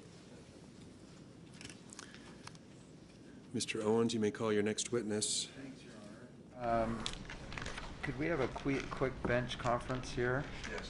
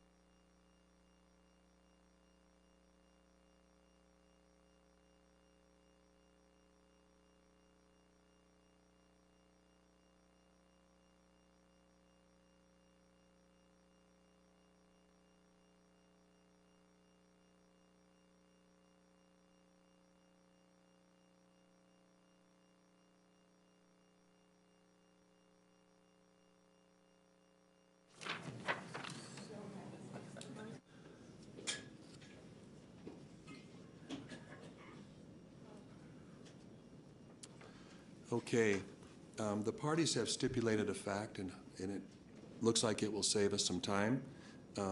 Mr. Brad Falchuk, who may or may not testify later, depending on how much time there is left in the case, the parties have stipulated that he would testify were he to be called as a witness, that he did not see the accident.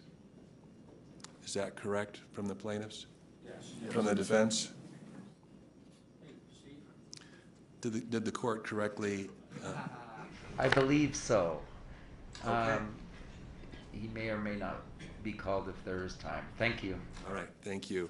And so we'll now move to the defendants have a deposition to read? Yes, we're going to try to get to the two kids' depositions. First, Are we reading the entire deposition or marked No, parts? the March version, Moses. So we're gonna have we're calling Peter as a fake Moses to the stand. Okay. So Steve, Peter will read do I Moses. have a marked copy? I don't think I have a marked copy.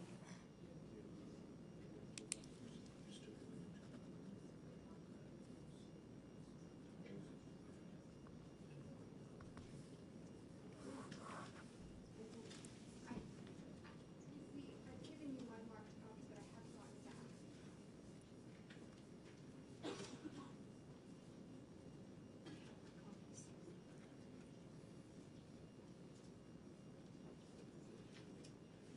And I'd like the lawyers to each read their side of the questioning so that we can capture the minutes used by each side. I just need to get my copies back that I gave to them.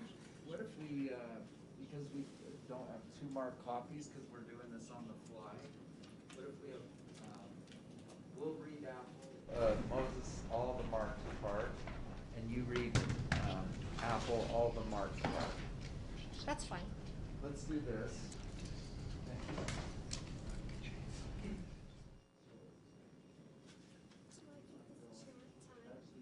Yes. Oh, that's right. That's right, they're not. Actually, we're gonna share a copy. You know what? You better keep it. Yeah, just in case. Okay, this is kind of weird, but I'm the questioner and you're Moses. Correct. Do you recall how old you are at the time? You need to start, tell us what pages though, please. Thank you, page 7.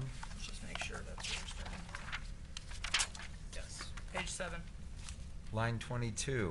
Do you recall how old were at the time? 9. Okay, I'm turning the page. You need to clarify that for me.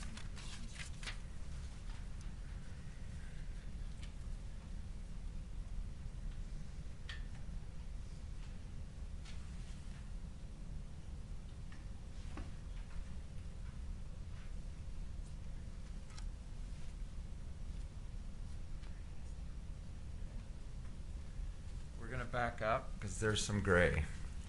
Could you just spell your name for the record? Protected identity. Okay, so we all stipulate this is Moses Martin. Yes. I'm on page 7. As you know, we're talking about this ski collision that occurred about 4.5 years ago. Are you familiar with that? Yes. And I'm going to pick up where I was. Do you recall how old you were at the time? 9. Okay, and you recall this ski trip in February of 2016, correct? Yes. About 4.5 years ago, correct? Yes. Okay, you recall skiing that morning that your mother was involved in this ski collision, correct? Yes. I'm now turning the page to page 9 at the bottom. Okay. When this ski collision occurred, do you recall where you were at the moment the ski collision occurred? I do not recall where I was at the moment it occurred. Did you see the ski collision? I did not see the actual collision. Okay, so let's just start maybe at the beginning of the run. You got off a chairlift, correct? Yes. And the run is called Bandana. Are you familiar with the Bandana run? Yes. Okay, at the time of the collision, did you, or just before the collision occurred, you were skiing from the top? Is that correct? Yes. And who were you skiing with? From what I recall, my instructor, Eric. Page 11. Page 11, line 22. And you were skiing with Eric as your ski instructor just before the collision, correct? Yes. And do you recall who else was skiing with you at that time? No. Was your sister AM, meaning Apple, nearby? Yes. Do you know where she was in relation to you on the hill? No. Could she have been below you? Yes. You don't recall seeing your sister? Not exactly, no. Tell us what happened on the bandana run just before the collision. What do you recall? I recall skiing with my instructor and briefly seeing the collision. And then he skied over and I followed him. And I saw my mother and a person behind her that he had crashed. Who had crashed? Okay, did you hear a noise before the collision? No. And the person behind her, was that a man? Yes. Moving to the top of page 13, was this person uphill from your mother? Yes. How close were they, your mother and this other man? As I recall, decently close. Let's just say, this close, see my hands, they're about a foot, about 14 inches apart, or were they further apart?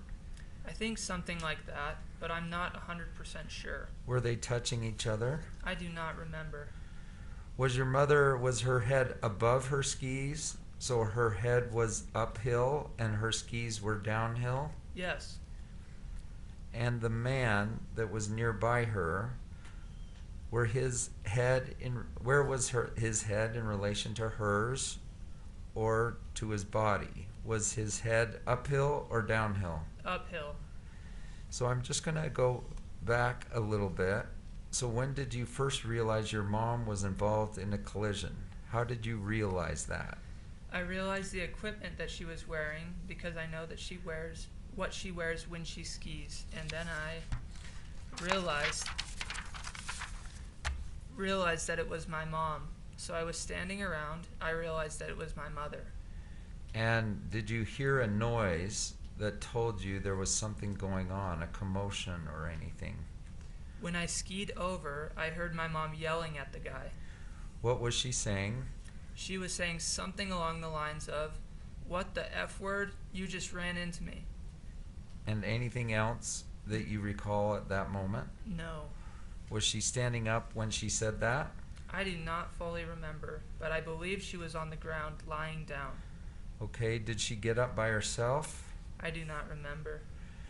I'm just going to go back in slow motion to, let's say, 3 seconds before this collision occurred. You were skiing with Eric. If you're facing downward, skier's left is on the left side and skier's right is on the right side. Do you know which side you were on the hill just before this collision occurred? I was on the left side. Do you know how far on the left you were? No. Do you think that... But farish. Okay.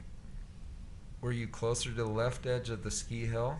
I believe so, yes. And do you recall anyone else on the hill at that moment? I do not remember. Were there other skiers on the hill? Yes. About how many? I'm not sure.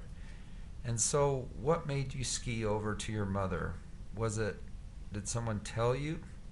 I was following my instructor, but I did not know what was going on. So you followed your instructor over to where your mother and this other man were lying down, correct? Yes. That scene, your mother and this man laying down, what else do you recall? I recall skiing over, seeing a few people around them. I remember my instructor seeing what was happening. And then I remember my mom on the ground downhill of the man that was uphill from her. And I recall that they were both on the ground at the time that I skied over. About how far away do you think they were? I do not recall. About a foot, maybe. I'm asking how far apart your mother and the man were when you skied over there.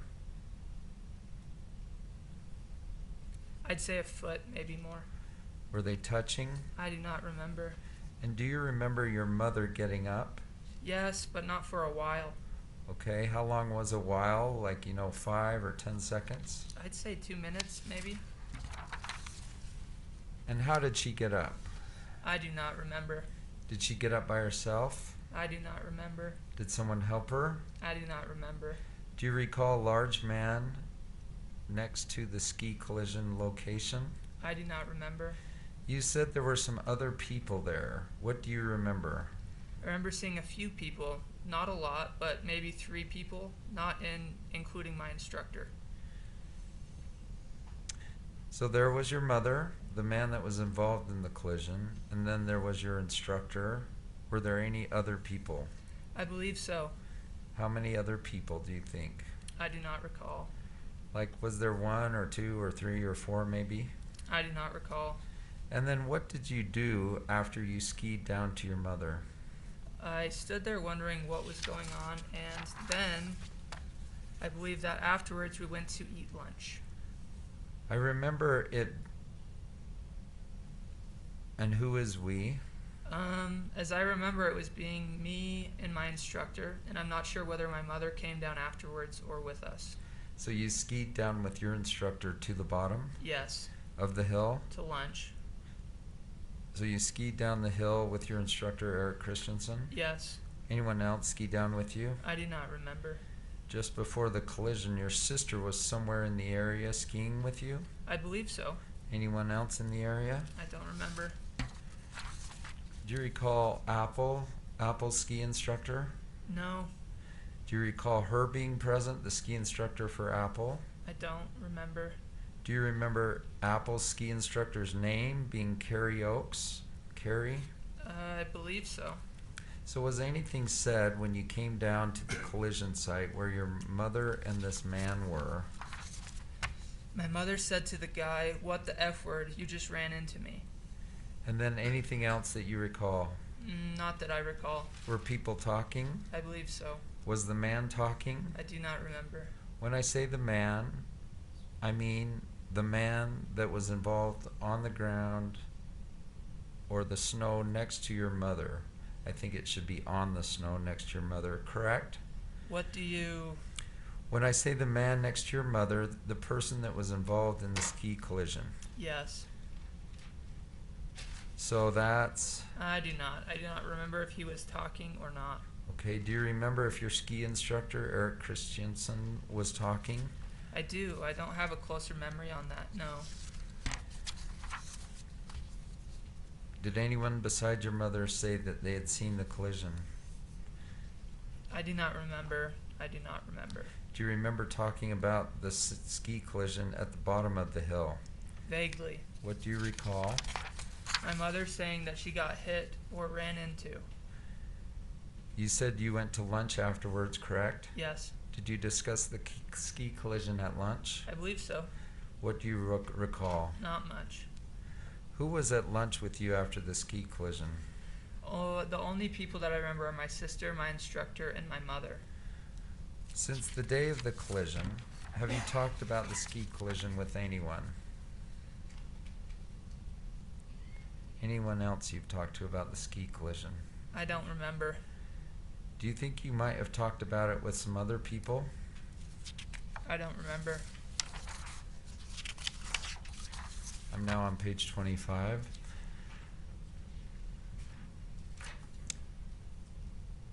When you skied down to the collision site before you left, did you notice any ski patrol or medical people come by? I do not recall. Do you recall any other people in green uniforms at the collision site besides your ski instructor? I do not remember.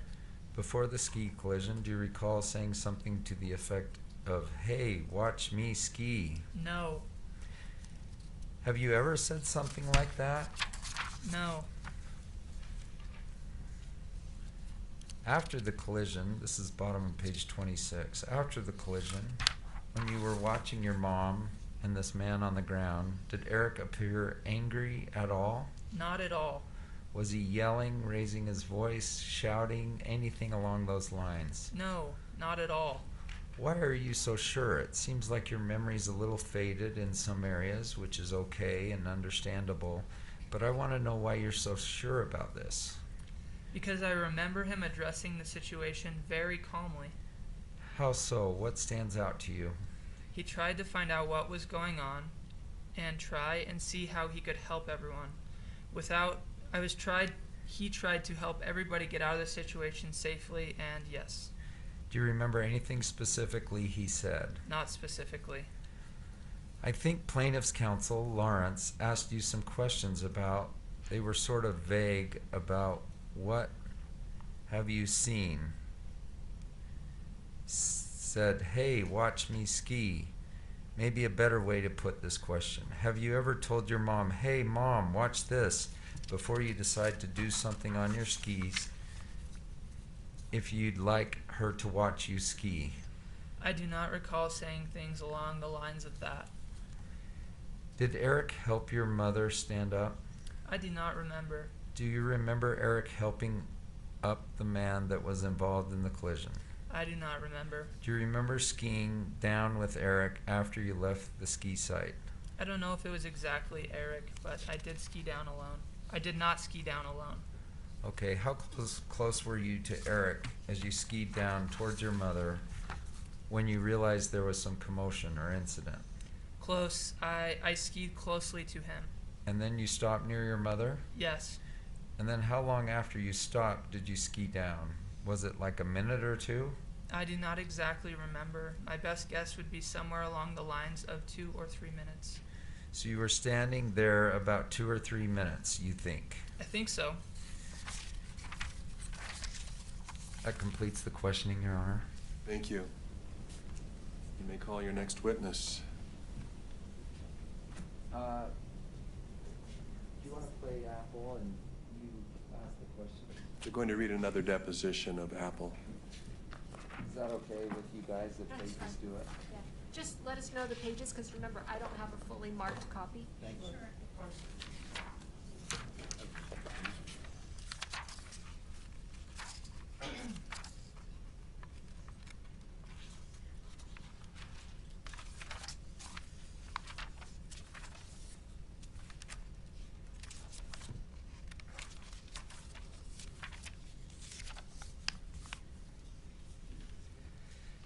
Can you just spell your name for the record, please? Oh, sorry. Page 11, line 13. Protected identity. And your last name? Protected identity. Okay, you understand that this is a lawsuit involving a ski collision at Deer Valley on February 26th, 2016. Are you aware? Yes. Microphone more toward the center of the two of you. Thank you. Sure. Okay, page 12, line 3. Okay, and do you recall this event back in February 26th, 2016? Yes. Okay, how old were you back in 2016? Were you 11. No, 12. about 11 or 12? Yeah, yes. Okay, what was your skiing ability at the time? Intermediate, beginner, Okay. somewhere in between.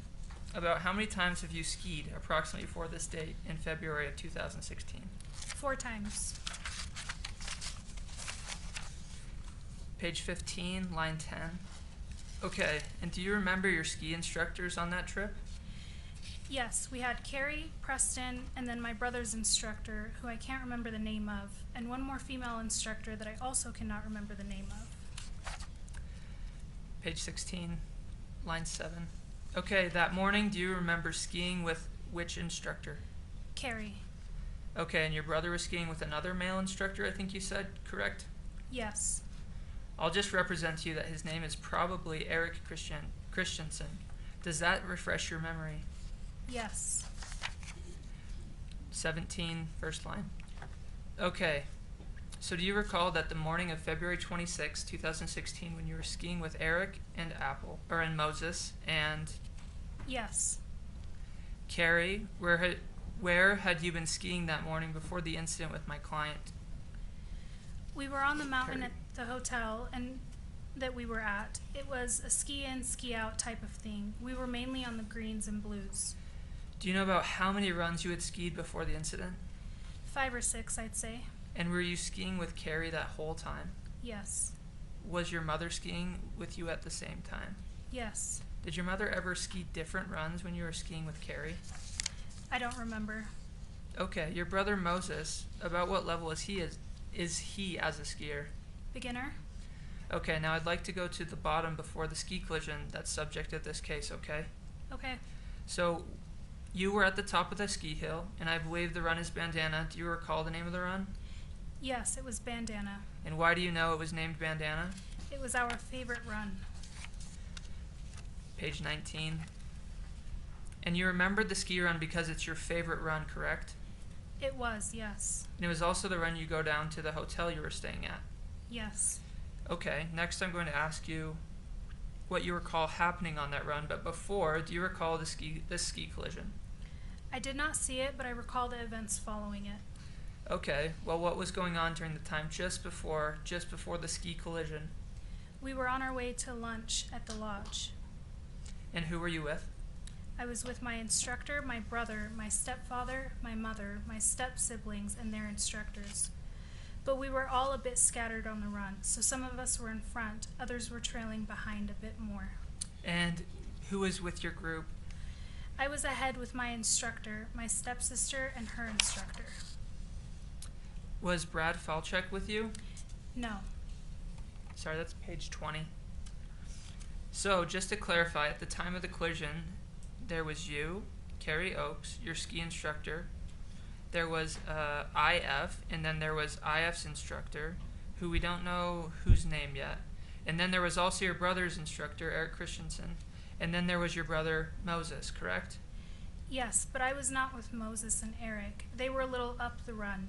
I was closer to the lodge at the time. 21. About how far away were you from your brother Moses, as you recall, just before the collision? I would say I don't really know how to say it. I was further down the run. They were in the middle of the run. I was towards the end with my stepsister. I was not with Moses or my mother. And did you know when the collision occurred? Not the exact time, no. Did you hear something before the collision? I don't remember. Did you hear a scream? I did hear some commotion, but I was further down, so I decided to continue to go down to the lodge. Okay, so when you heard the commotion, is that what you think is the collision? Yes. And when you heard that commotion, did you look anywhere? I don't remember. Did you see your mother after you heard the commotion? Again, I don't remember. So I'd like to know just the couple seconds before the collision, and then the couple of seconds after the collision.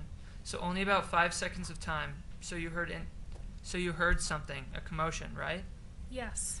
And then did you see anything? I don't recall if I had seen anything or not. I think that I did, but I don't remember. Okay.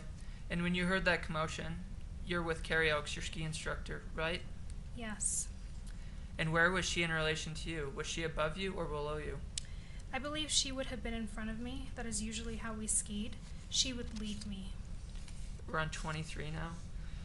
Okay, so the 5 seconds around the commotion that you believe was the collision, you were with Carrie Oakes and IF, and then the 3 seconds afterwards, what did you do at that point? We continued to ski down to lunch. And did you know at that time that there was a ski collision? No. When did you first learn that there was a ski collision? When my mom had arrived at lunch after we had gotten there, about 5 minutes after. And how did you learn about the ski collision? My mom told me. She told us what happened. What did she say? She said she came in and I noticed that she looked a bit shocked, and I asked what had happened, and she said, "This a-hole ran into me. He ran right into my back."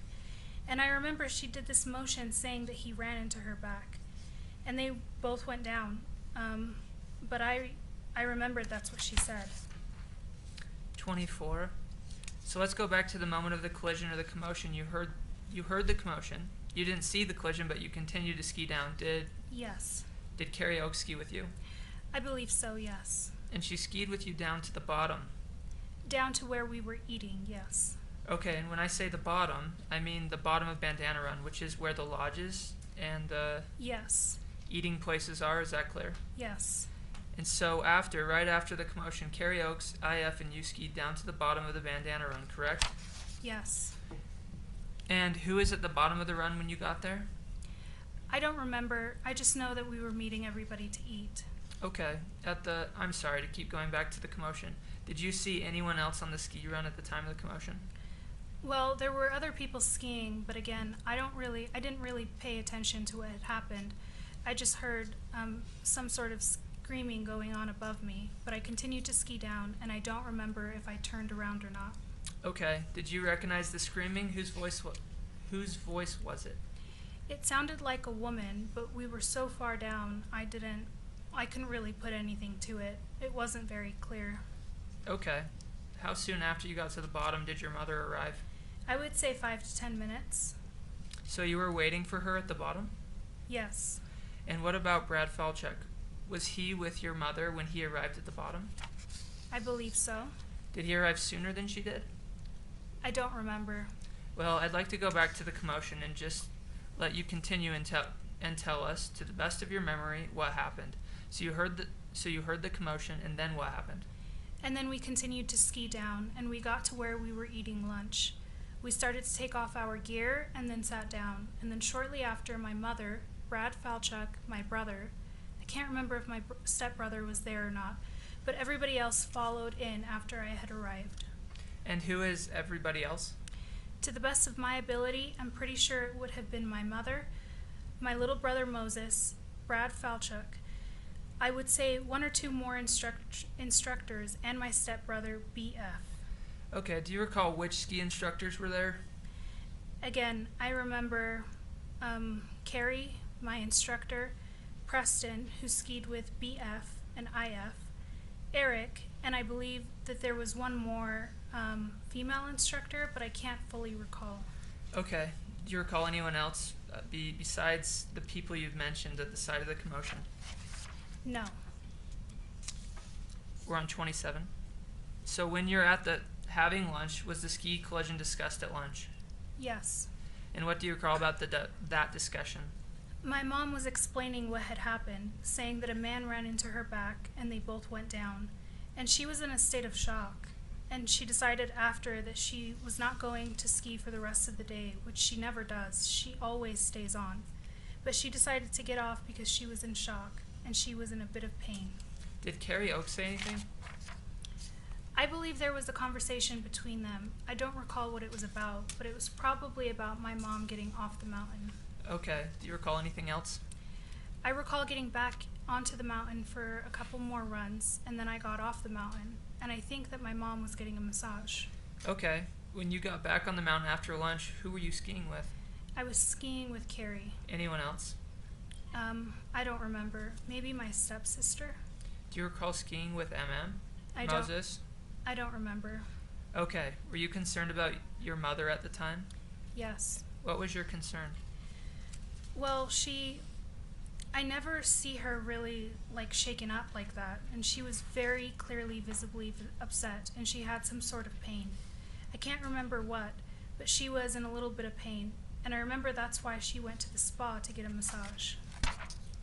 Did you discuss the ski collision with anyone after you left lunch?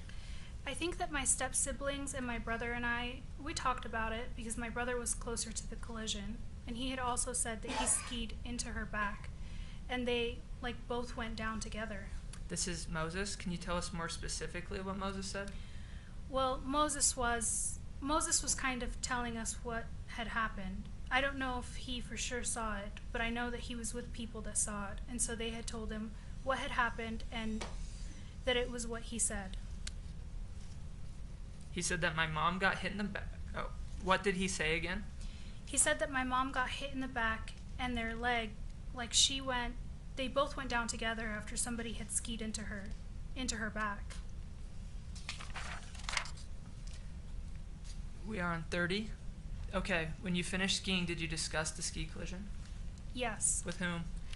I believe we talked about it at dinner and after. I was checking in with my mom to make sure that she was okay. And what did you discuss? I asked her how she was doing, how she was feeling. She said she was in pain. Again, I don't remember where exactly, but she did say that she was in pain. She had gotten a massage, I believe. So this was around dinner time, and we had just kind of gone over what had happened. Did she say anything about my client, Terry Sanderson? She had earlier in the day, not immediately after, but after 5 minutes after we all met at lunch, she said that he had skied into her back, and she called him an a-hole who had skied into her back. Anything else you can recall? I remember she was very frantic about it, so she probably said something along the lines of that, but that would be all that I remember to the best of my ability. 31. Okay, when you discussed it with your mother and you said she was frantic, what do you mean by that? She was in a state of shock. She was very upset, and she was in pain. Since that collision, have you seen your mother in that state of shock like that since that? No, not like that. So you discussed the ski collision that night at dinner, and do you recall you were staying at a hotel suite or something? Yes, we were in a hotel. The next day, do you recall what you did? I believe we skied in the morning. I can't remember if we had left that day or not. The next day, I don't really remember much. 33. And do you recall how many ski instructors were with you at the time of the collision when you started skiing again? I believe either 3 or 4. And one was Carrie? Yes. And one was Eric Christensen? Yes. Was another one Preston? Yes. Was there anyone else that you recall? I believe that there was one more person, but I can't be too sure about that. Okay. Did anyone tell you they had seen the collision? I don't think so, no. Other than your mother? No. 35. Okay, earlier I think that you said Moses and said other people had definitely seen the collision. Do you recall saying something like that? I don't think that I said that. What do you recall Moses saying? I remember him sort of telling what happened. I don't know if he saw it or not, like saw the actual collision, but I know that he saw my mom on the floor. I believe I said that he saw my... Let's see. Oh, that's you. I believe I said that he saw my mom on the floor, but I don't think that he saw the actual collision. Okay, so after the commotion or collision, you skied down to the bottom of Bandana Run, correct? Yes, but again, I personally didn't see the collision. Okay, but you heard this commotion. Yes. Did someone say to you ski down to the bottom of the hill after the commotion? No, we did not think anything of it. We continued to ski down. I don't even know if we stopped. The we includes Carrie Oaks? Yes. Did anyone ask you to wait by the side of the hill after the commotion? No, I don't remember that I don't know. That you recall? Do you recall seeing anyone going to help your mother after the commotion? I, again, did not see the aftermath. I had continued to ski down, but I believe that people did help her. And what makes you believe that? Because I assume that she would have needed help up, and she was close to her boyfriend Brad, who is now her husband, at the time, and both my brother's ski instructors and I believe BF's ski instructor. So I'm assuming that they would have helped her. But Carrie Oaks stayed with you down to the bottom of stayed with you down the bottom of the hill? Yes. What about Eric Christensen? Do you recall what he was doing after the... I believe that he was with my brother, who was near my mom. So he was near the collision. Okay, and do you recall which side of the hill you were on? Let's talk about skiers left and right. That means that if you're skiing downhill, the left would be the skier facing downhill to their left, and the same on the right. Do you know which side of the hill you were on ski? I don't remember. Okay, do you think you might have been in the middle of the hill, or the side, or near the edge of the run, Bandana? I don't remember. 39.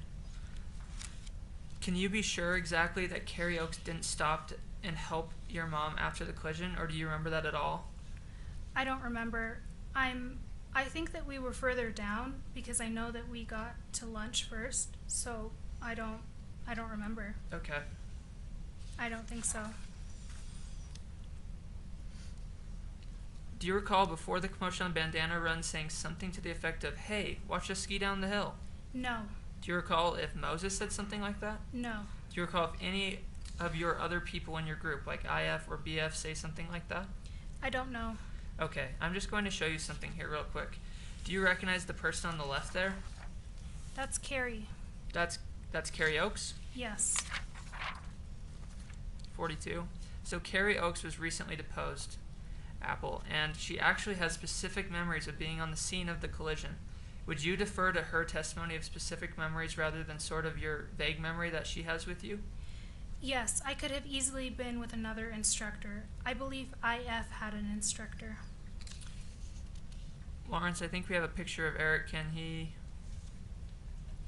which has a picture of him on the cover of it. He looks a little older than he did. Oh, isn't he the one? Oh my God, I remember him so well. He was the best. Oh my God, he was the best. He would give us candies and he would tell us. Yes, that's Eric. Would you say he was under 50 years old? I don't remember. I never really skied with him, so I never really saw his face. That's the end of it, Judge. Thank you. Yeah. So, Your Honor, both Moses and Apple were ready, willing, and able to testify in person on Monday morning, but Objection. Why don't we address that after I excuse the jury? Okay. I'm going to excuse you now until tomorrow morning at 9 o'clock. I will recess. Please do not discuss this case with anyone, including other jurors. Please do not attempt to learn anything about the case outside of the courtroom, including from other jurors. Please avoid radio, TV, internet, and newspaper reports on this case. Please keep an open mind throughout the presentation of the evidence. And finally, please do not form or express an opinion on the case until such time as it is finally submitted to you for deliberations. Have a good evening.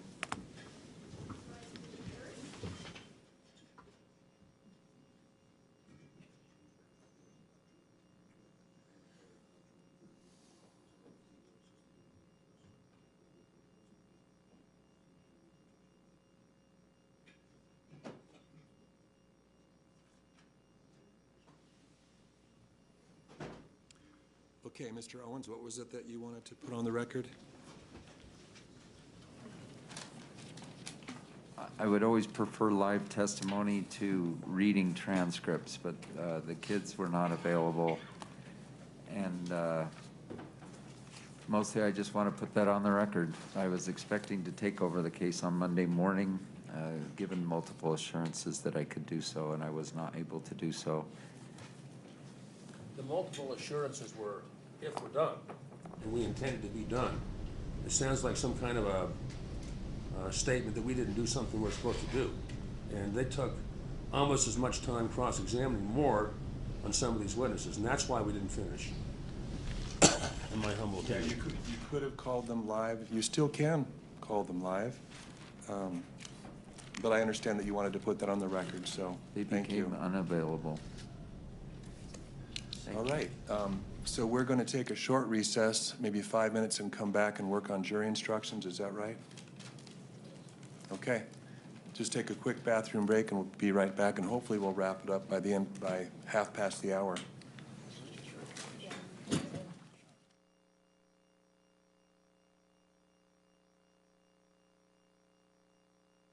What time would you like everybody here?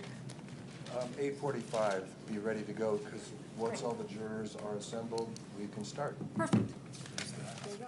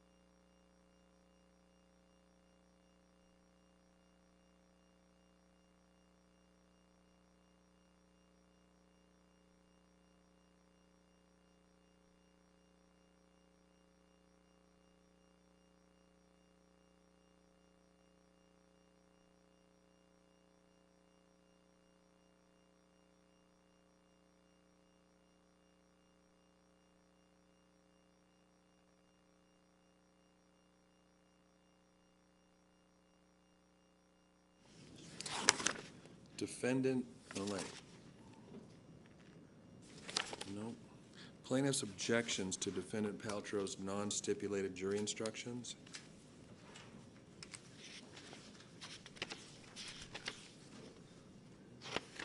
The nature of the case we already resolved on page 4.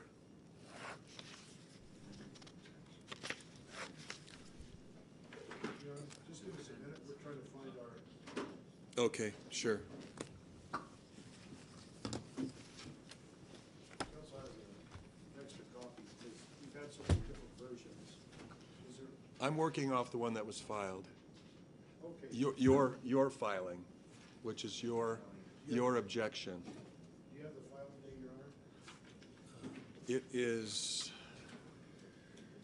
I can give you the docket number. Yeah, that would be good. The docket number is even better. Plaintiff's objections is docket number 973.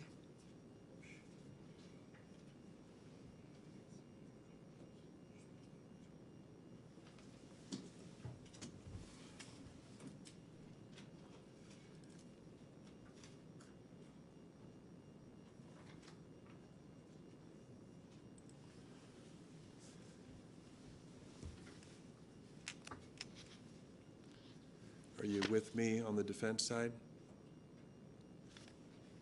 Yeah, are we looking at our document or their document? Looking at their document because it contains their written objection. Got it.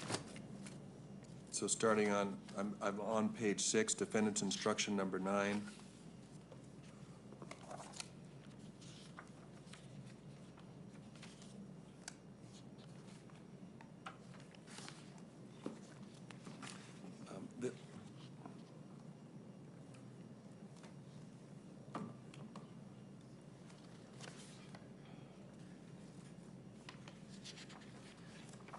Mr. Bueller, are you with me?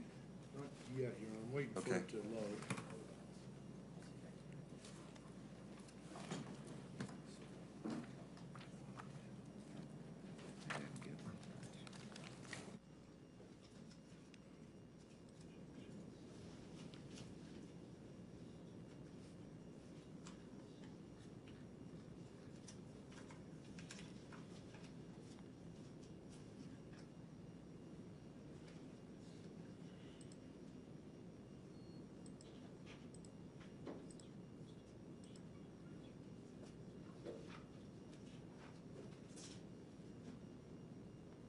$973, Your Honor?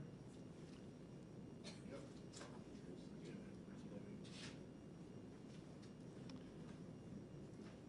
Are you with it? Or are you there? I'm there. Let's see. Okay. What page? It's 7. Page number 6, fault defined.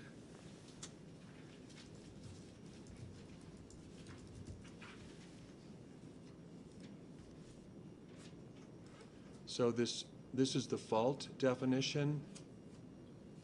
Is there any reason why we don't just use the fault jury instruction from the model Utah jury instructions? I see that, I guess both of you started with that, but why not stick with it? Mr. Egan? Believe it or not, we're still trying to pull this document up. Okay, all right. Sorry,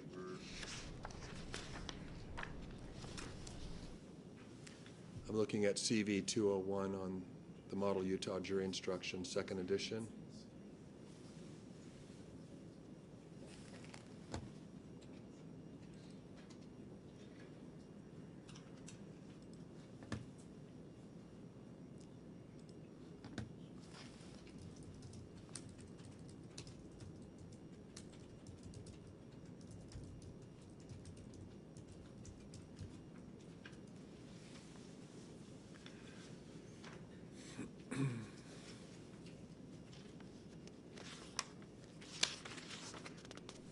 Your Honor, we have it, and your question was, why not use the model instruction? Right. Why not stick with CV 201?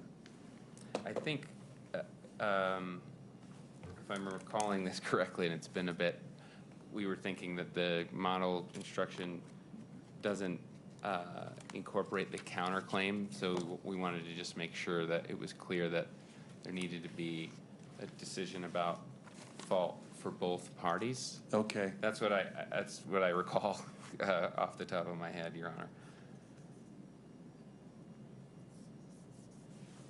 So if I'm remembering correctly, it was kind of that second sentence where we say you must also decide whether Gwyneth Paltrow is harmed, and if so, whether anyone is at fault for that harm. Okay.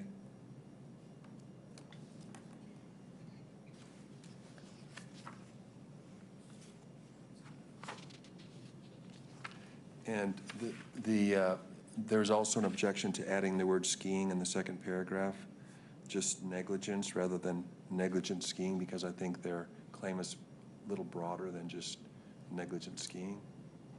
I see, because of the post-collision claim. Right. I mean, I suppose loosely it's skiing because it's part of the skier code of conduct. Right, yeah. What to do after an accident, but. Right, yeah, to me, I guess that's, I don't know that makes a huge difference to the jury. If they see skiing, I think they'll understand that it's the whole part of negligence. Can you still argue your case if it just reads what the jury instruction does? And the wrongful act or failure to act alleged in this case is negligence.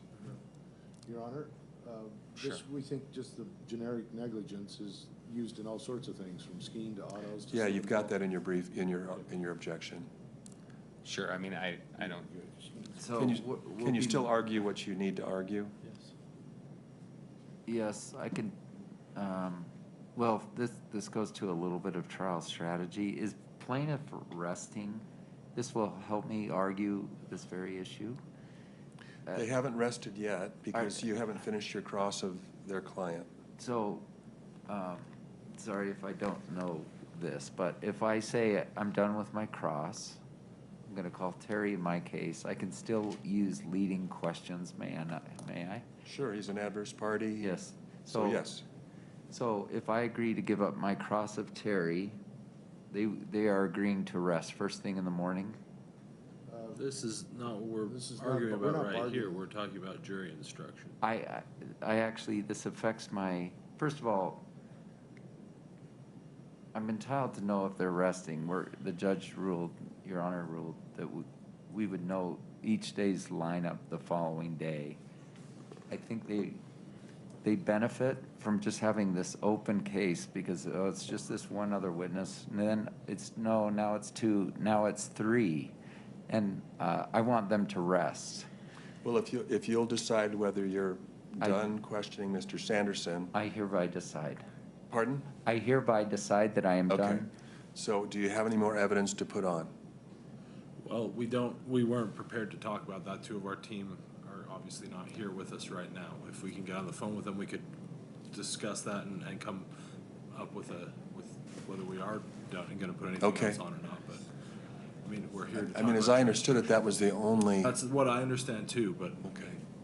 We've got 2. Can one of you step out and verify that while we continue? Yeah. Okay, thank you. So would you like to come back to this one then after you get that answer? Yes, I intend to file a motion for a directed verdict on the issue of post-collision negligence. On what? I didn't hear that, Steve. On post-collision negligence. Are you going to file something on it? Well, or are you just going to make it? Depends how much work we have tonight. Okay, all right. Well, as to this, so then, well, it would be my inclination just to use the word negligence anyway, and if it ends up that it's only the before and to the collision that's at issue, then you can certainly argue that to the jury. Okay, if our motion's granted, I would want that tweaked because I don't want them to be confused that there's a post-collision issue. It's only the skiing. Sure, if there's a directed verdict on the post-collision issue, I think there should be some clarification to the jury. Yeah, we agree if our directed verdict went Sure. too. Okay, so in the meantime then, that's the instruction as it will stand, and if the landscape changes, you can certainly ask for an additional instruction or a modification. Okay. Turning then to defendant's instruction 12 on allocation of fault. Is this also, Mr. Egan, in order to, well, you've already come to an agreement, it says here, so that one's okayed, right? Yeah, it looks like that's Number correct. 12. Number 13, inherent risk of skiing. I think you've already, well, you would like an inherent risk of skiing instruction, and the plaintiffs don't want an inherent risk of skiing instruction. Is that right, Mr. Bueller? Correct. For the reasons stated. Could you just tell me again why it is that you believe you should have one? And have you evaluated the, wasn't there a case that had 3 factors in it somewhere on whether was it Dutton, that whether a statute creates, whether a statute should be used? In other words, it talks about the protected class that's designed to protect. Yeah, I do recall looking at that, Your Honor. I also am struggling to remember the particular name. That might have been, I think it was in the motions in limine, if I'm not mistaken. That may be correct. And Donovan, I believe, is, it didn't go into a significant analysis of that because it decided not to, the court decided it didn't need to rule on that point, if I'm remembering correctly. And so it just cited, I think, these other cases that you mentioned. And I can look and see if I can find. And I have Donovan. Can I read one sentence from it, Your Honor? Sure. To be clear, we do not establish a categorical rule that an inadvertent fall by itself can never establish negligence. And we overturn RICI, R-I-C-C-I, to the extent that it established such a rule. I don't know if that's helpful, but the way my mind works is that means falls can occur despite appropriate care, and that's obvious. Okay, I know where that's coming from. I actually marked that here, so. Anything else you want to add to your counter to the objection? Yes, it is the law. I mean, it doesn't say, when it says you are assuming the risk of collision with other skiers, that is a legislative finding. That's not unique to ski resorts. I think it's just a statement of law. And skiing has inherent risks. Okay. Anything else on that one? I'm gonna take that under advisement. I'm gonna look for one other thing. Okay. Should we give them an update? Yeah, an update, Your Honor, and I understand that as I stepped out to make the phone call, then defense said they would not be calling Terry Sanderson again. Correct. Is that correct? We don't have any objection to resting right now. Okay. So the plaintiff at this point is resting, and we can certainly do it officially in front of the jury so that they can see that you're resting. But sure. But does that resolve your issues, Mr. Owens, going forward? Yes, it does. Okay.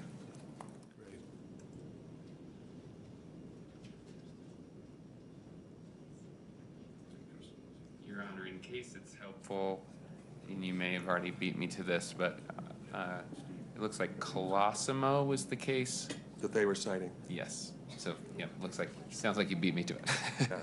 And I read what they were citing as well, and I'll continue to consider that. Okay, thank you. Sure. I do got one thought here. Even though my name's on this Donovan case, it was Judge Pettit that made that ruling. Oh, yeah. I think I had I didn't even notice that your name was on I think it. I had the case in case it came back. All right, I found the inherent risks of skiing statute 78B 402(1). It does say inherent risks of skiing, meaning the dangers or conditions that are an integral part of the sport of recreational, competitive, or professional skiing include, and then it lists a number of things, and one of them under subsection F, collisions with other or skiers. That is a legislative Can you give us a citing? finding. 78B4402 sub F. Now, I didn't read it word for word, Your Honor, but changing weather conditions are not part of our case. Variations in terrain are not part of our case. So I went straight to F. And then how would you respond to that same statute that says that definition of inherent risk of skiing is as used in this part? Yes. How do you look at that? It seems as though they're defining the term for this statute.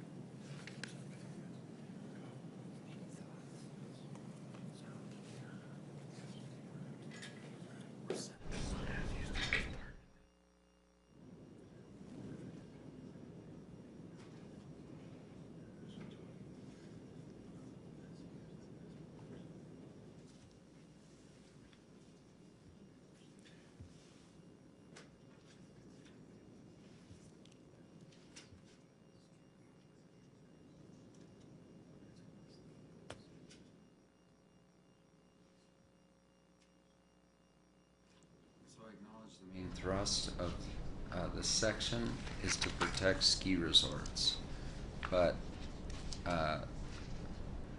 it doesn't say anywhere like this does not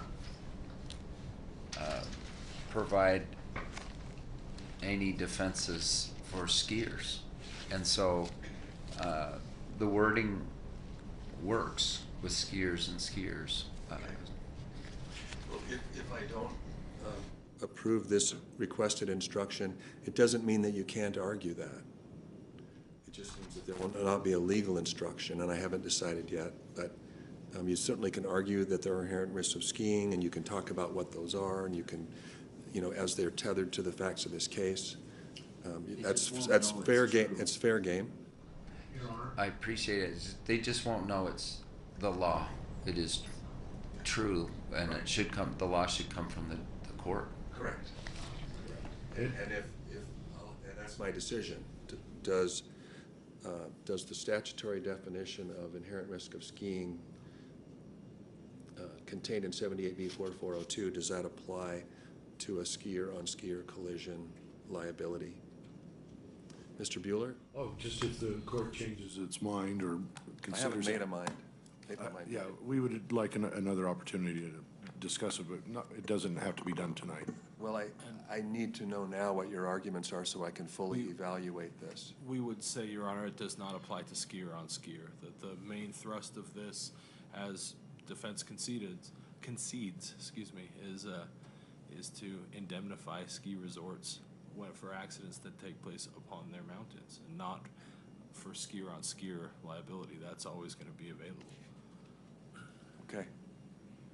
Thank you. So I'll take that one under advisement, number 13. Next, number 14. This is the one I was talking about earlier. Why not use the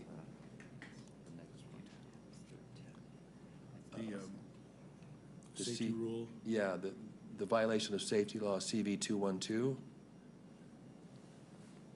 Do you have that handy?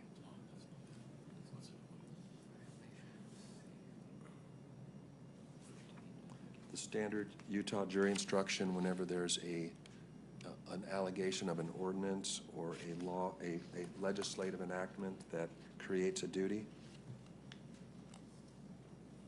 or is a safety law. We're fine with that, Your Honor. Okay.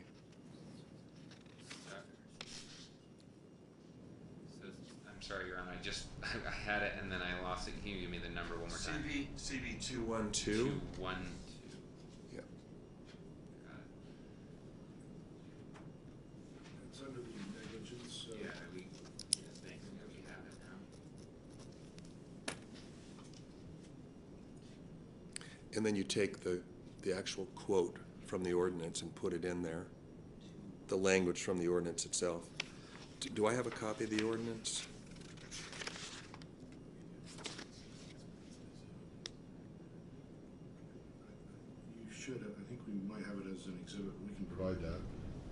Did you email that to my clerk?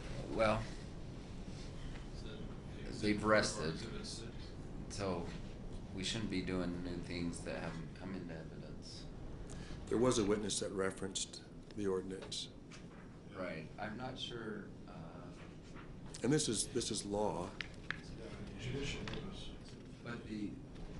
But the document is a safety law.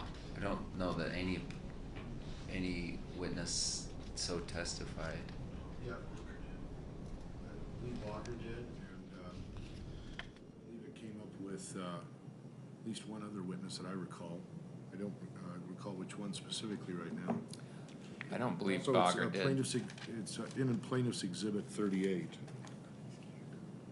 What's Plaintiff's Exhibit 38? Yeah, it's the reckless skiing ordinance of Summit County. Okay, so Plaintiff's Exhibit 38. That was not admitted, correct? Was that one admitted? The one they objected to, but we would, we don't, we would want it admitted. Clerk's records indicate it was admitted. Okay. I can look back at my notes. 33 and 39 was excluded, but 38 was admitted. So it wouldn't be appropriate, I don't think, to give the whole ordinance hand it to the jury, or maybe it is, but this is the place where that law should lie. And there was a witness that referenced the ordinance. So referencing is not the same as, like, this is a safety law. Well, I'll have to see the ordinance, but if it, is this basically it? Skiers have a duty to avoid reckless or negligent skiing? Okay. The witness, Paul Bogger mentions it.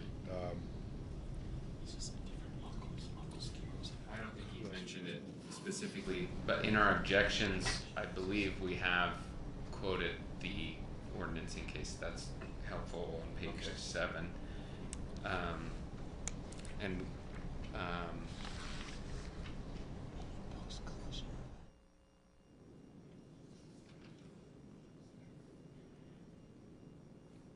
Okay, I think I understand arguments on that. I'll take it under. Can I mention one other thing? There's been no, and this will be the subject of a directed verdict now that we know they're closed. There's been no comment that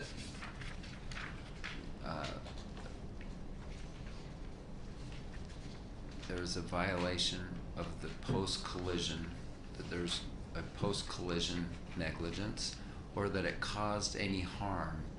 And let me emphasize that for a minute. To prove breach of a negligence duty, they have to also show that it caused harm.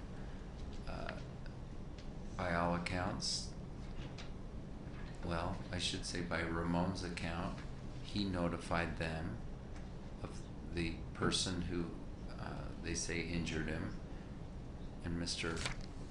Sanderson that evening texted, "I'm famous." He said that because he knew who he had collided with. So I believe that whole post-collision negligence claim, there's insufficient evidence both on breach of that duty and on causation of damages. Why don't we address it when you make your motion? Okay. Defendant's instruction 24 on spoliation.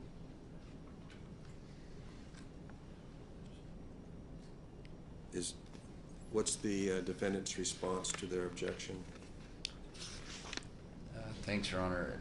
And as I understand your order, and this is important for the plaintiffs on closing, the court has precluded either party from commenting on it, on how this arose.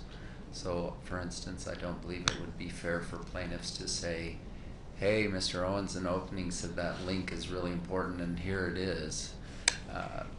I want the jury to be advised that it came through my office. The member of the public identified it, was able to open it, and the court declined that, which is fine, but I don't want to be beat over the head with it. Now to the spoliation issue. The GoPro is separate from the link. GoPro came from a telephone call Mr. Sanderson made to his wife, his daughter, Shay, who testified. She got off the phone with him, believing there was a GoPro video, and she typed it to her dad. I can't believe this is all on GoPro.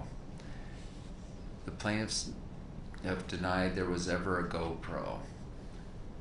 I think everyone agrees that if there were a GoPro video of the incident, that would be the very best evidence.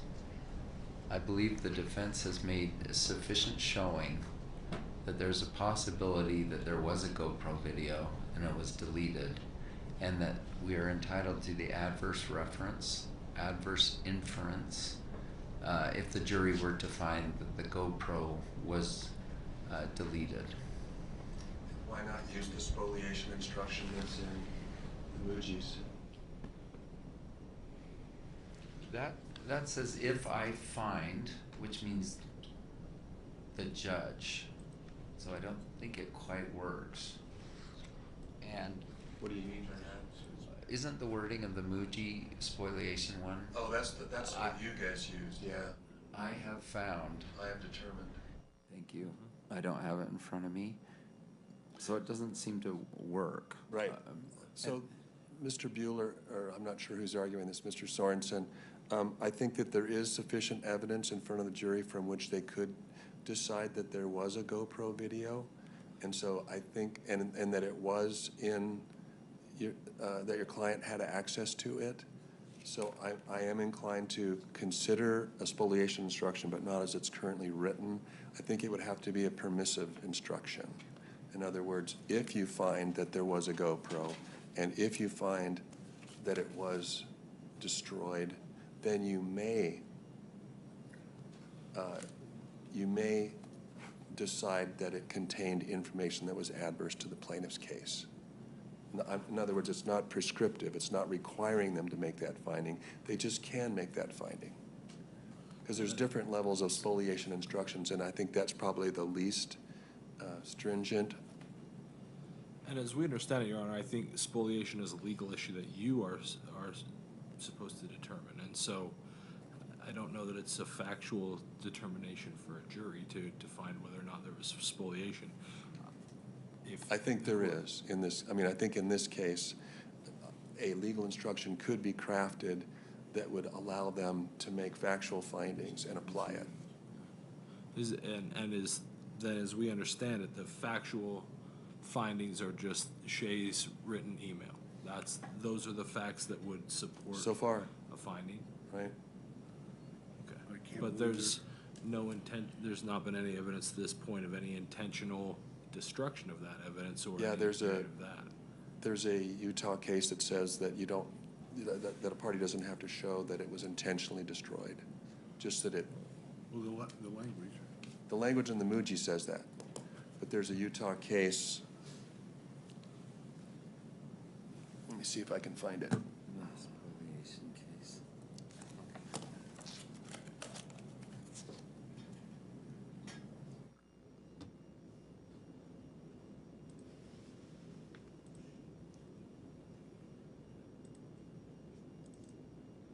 So I guess turning to the defendants, I'm looking for a I mean, I can't approve the instruction as it's written. So it's Okay. it's And what- denied as it's written.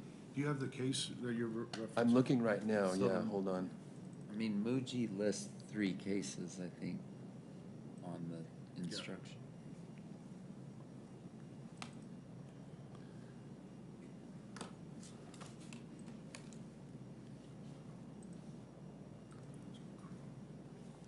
I'm not on my normal computer, and this doesn't have all the software that mine does.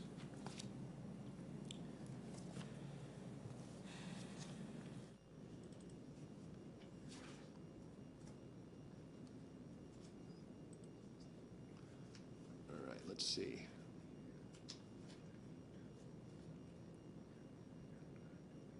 Oh, I don't have it here. Your Honor, I just think it's highly prejudicial to, without, a shred. I mean, I guess the daughters, I can't believe there's a GoPro.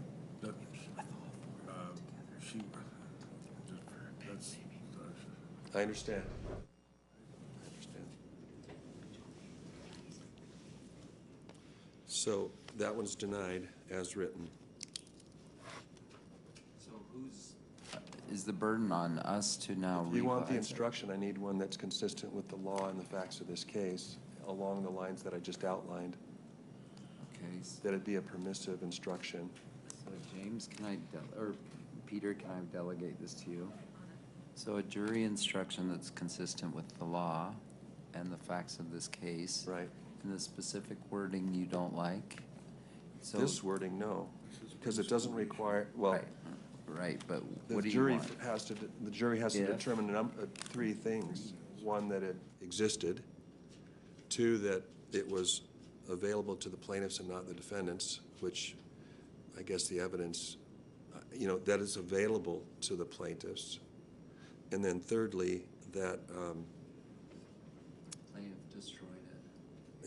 that the plaintiff destroyed it.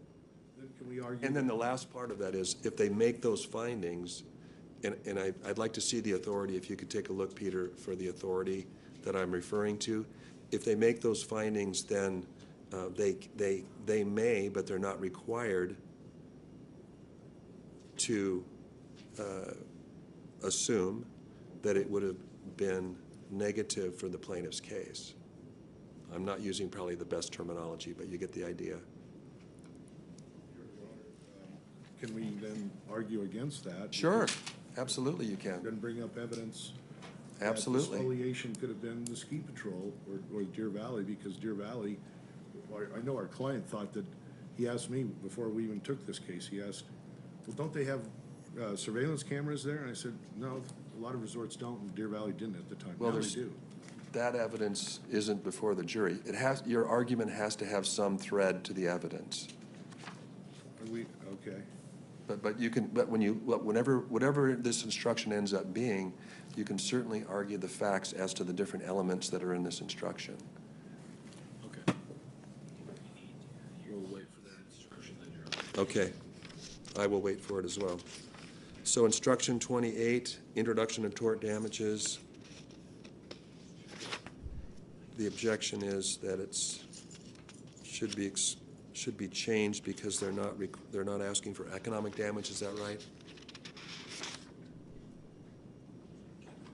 Yes, and I think we gave a counter instruction down below, Your Honor, on that, on page 16. That. Are you okay with the counter instruction? Okay, page 16, may I read it for 1 Sure. second? Yeah, sure.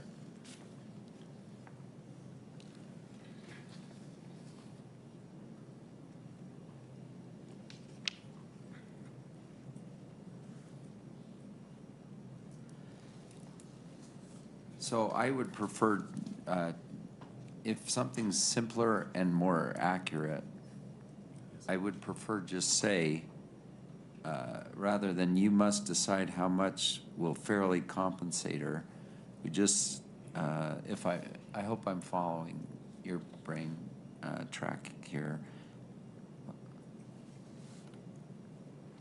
That Ms. Paltrow's has agreed that it's just $1.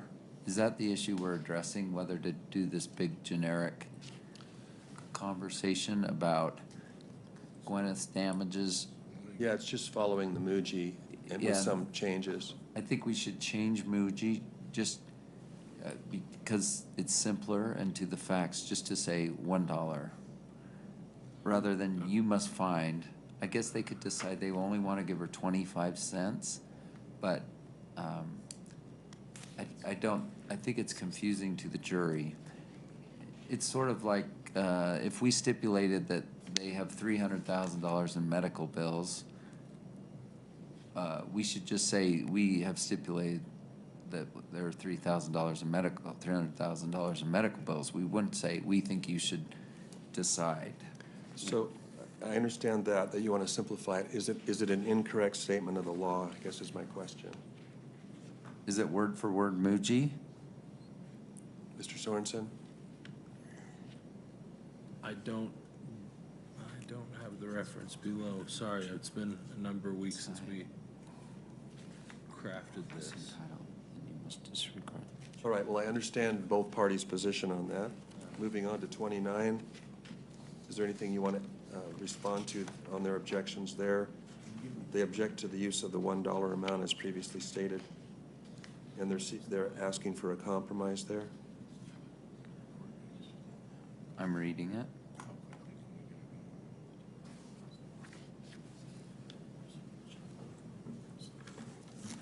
Okay, I'm looking at the top of 17, and that's their No, that's yours. The bottom of 17 is what they're proposing. Thank you for orienting me. Excuse me, can I just borrow the Wi-Fi? We're trying to get another.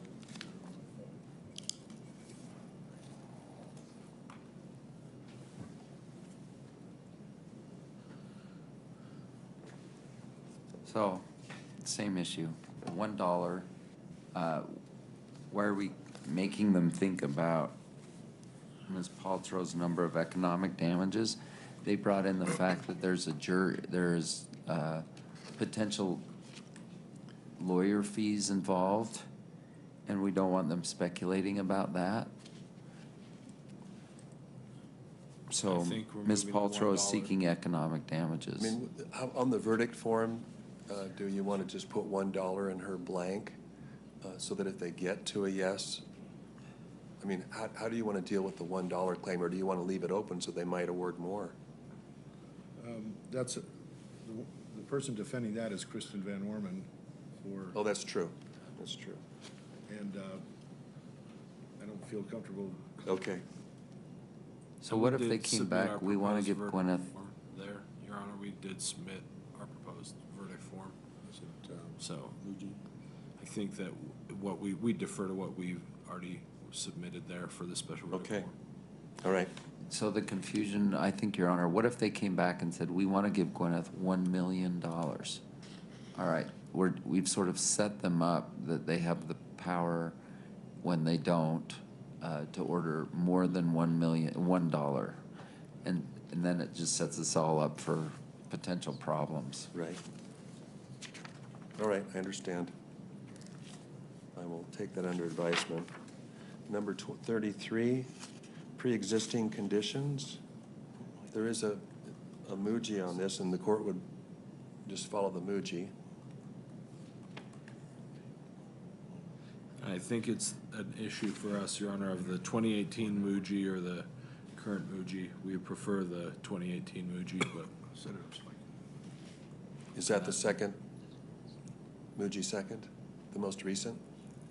I think ours follows more along with lines of the 18, so not the current, but the previous Muji. Okay, so it looks like the only thing that they object to, Mr. Owens, is the if any. That's bolded and highlighted on page 18. Is that right?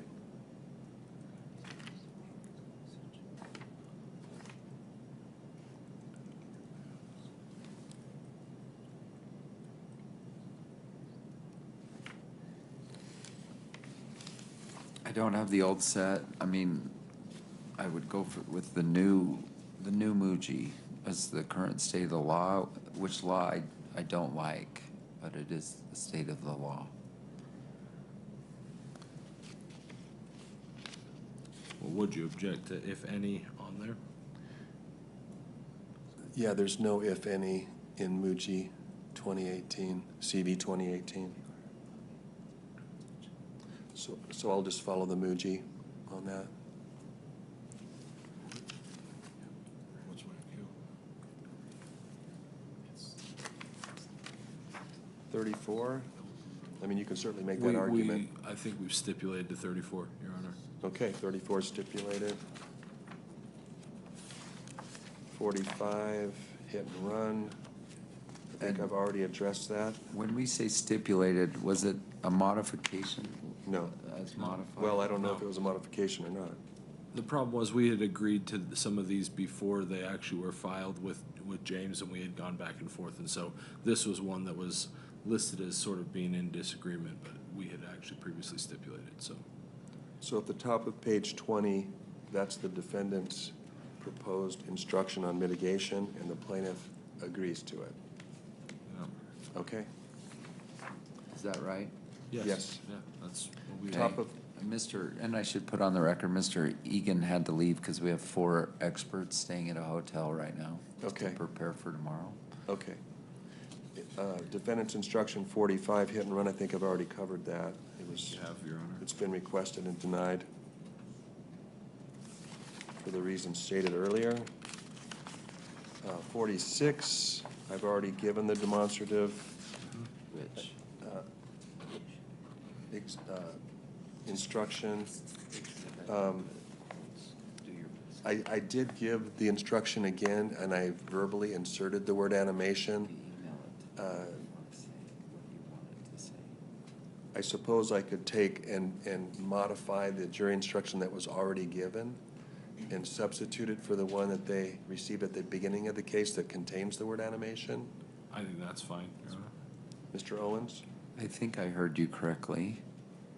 Basically take the jury instruction that I gave the jury orally and take the one that was read in the opening on demonstrative exhibits and change and add animations to it so that we can substitute it in their package. And animations? Yeah. Yes, we have other demonstratives that are not animations. but Right. I think you covered and that. it won't exclude those. It'll still contain the language in the MUJI of charts and summaries. Chart summaries, including animations.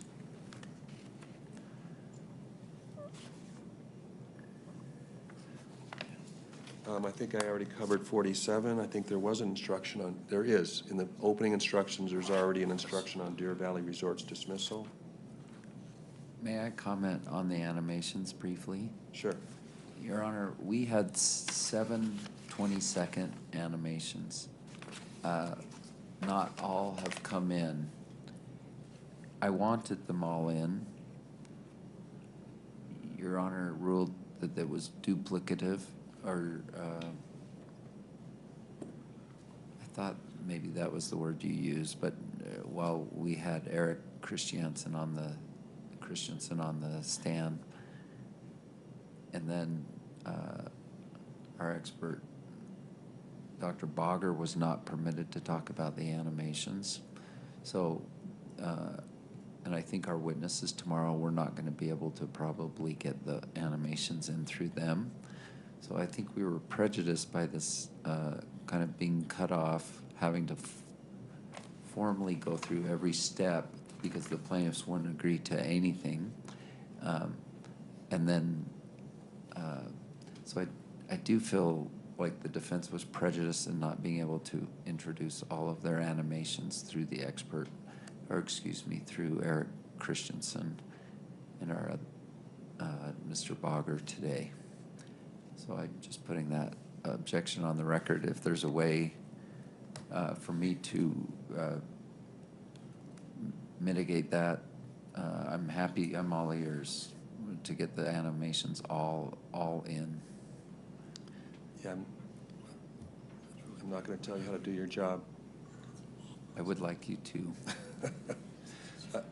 They were duplicative. They were becoming, I mean, the 3 were fine, but additional ones were duplicative as to that witness's testimony. And at the pretrial order on all of these animations, I thought laid out what needed to happen in order to get them in. Okay, I'm just putting that on the record. Okay. I think they each added a little bit different viewpoint. They were done by different views, but we can proceed. Okay. Instruction 48, this is tied in with your directed verdict motion, so I'm going to leave that in abeyance right now on the post-accident negligence claim. Thank you, Your Honor. So I think that covers all of those. I think it does, okay. Oh, Let's, yeah. Can we inform the court and the parties that we intend to call Dr. Bain via Zoom for his trial testimony? We'd like to get that pre-approved before we go through the great expense and preparation of having him at 9 a.m. on Thursday, the 30th. As rebuttal. As rebuttal, 1 hour. Do you have a sense when you're going to rest your case? No, but let's look to the time frame.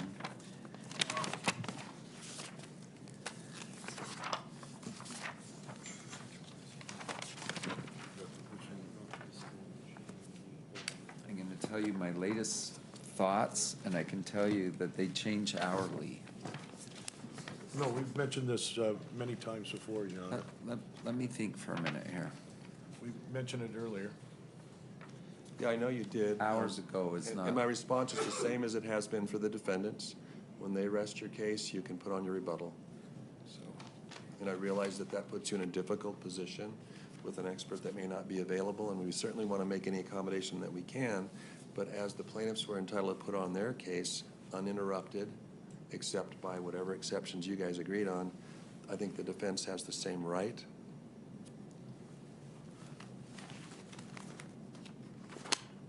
All right, so as I understand. That's fair, Your Honor. Thank you.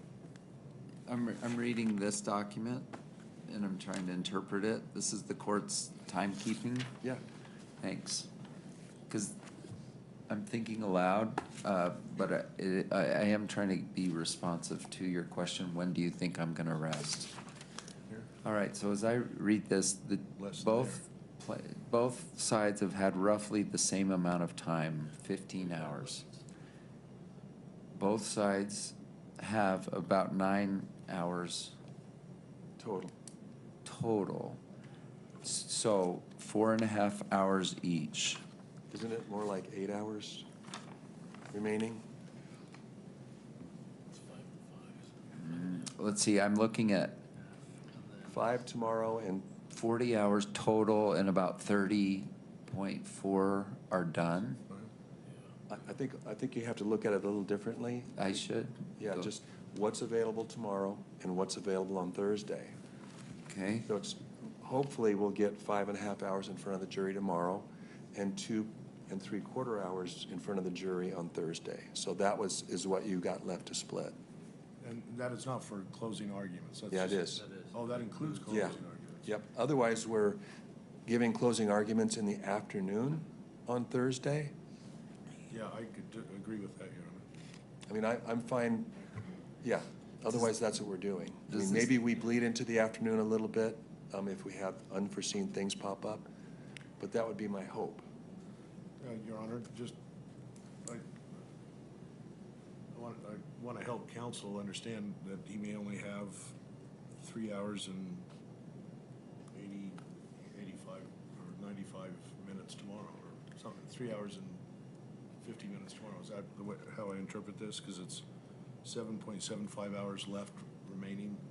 Well, I don't know. That's just an estimate. But yes. So his experts, his case has less than 4 hours. 5.3, 6, 7.5 hours, 7.5 hours, plus 45, that's 8 hours and 15 minutes if everything goes great. That's left to be in front of the jury. I wonder if the distinction, so this last 45 minutes, we agreed not to count toward anyone. Does that, is that? Was that counted against recognize anyone? the 8 versus? You had that 26 minutes because you didn't say it. Van Norman said that.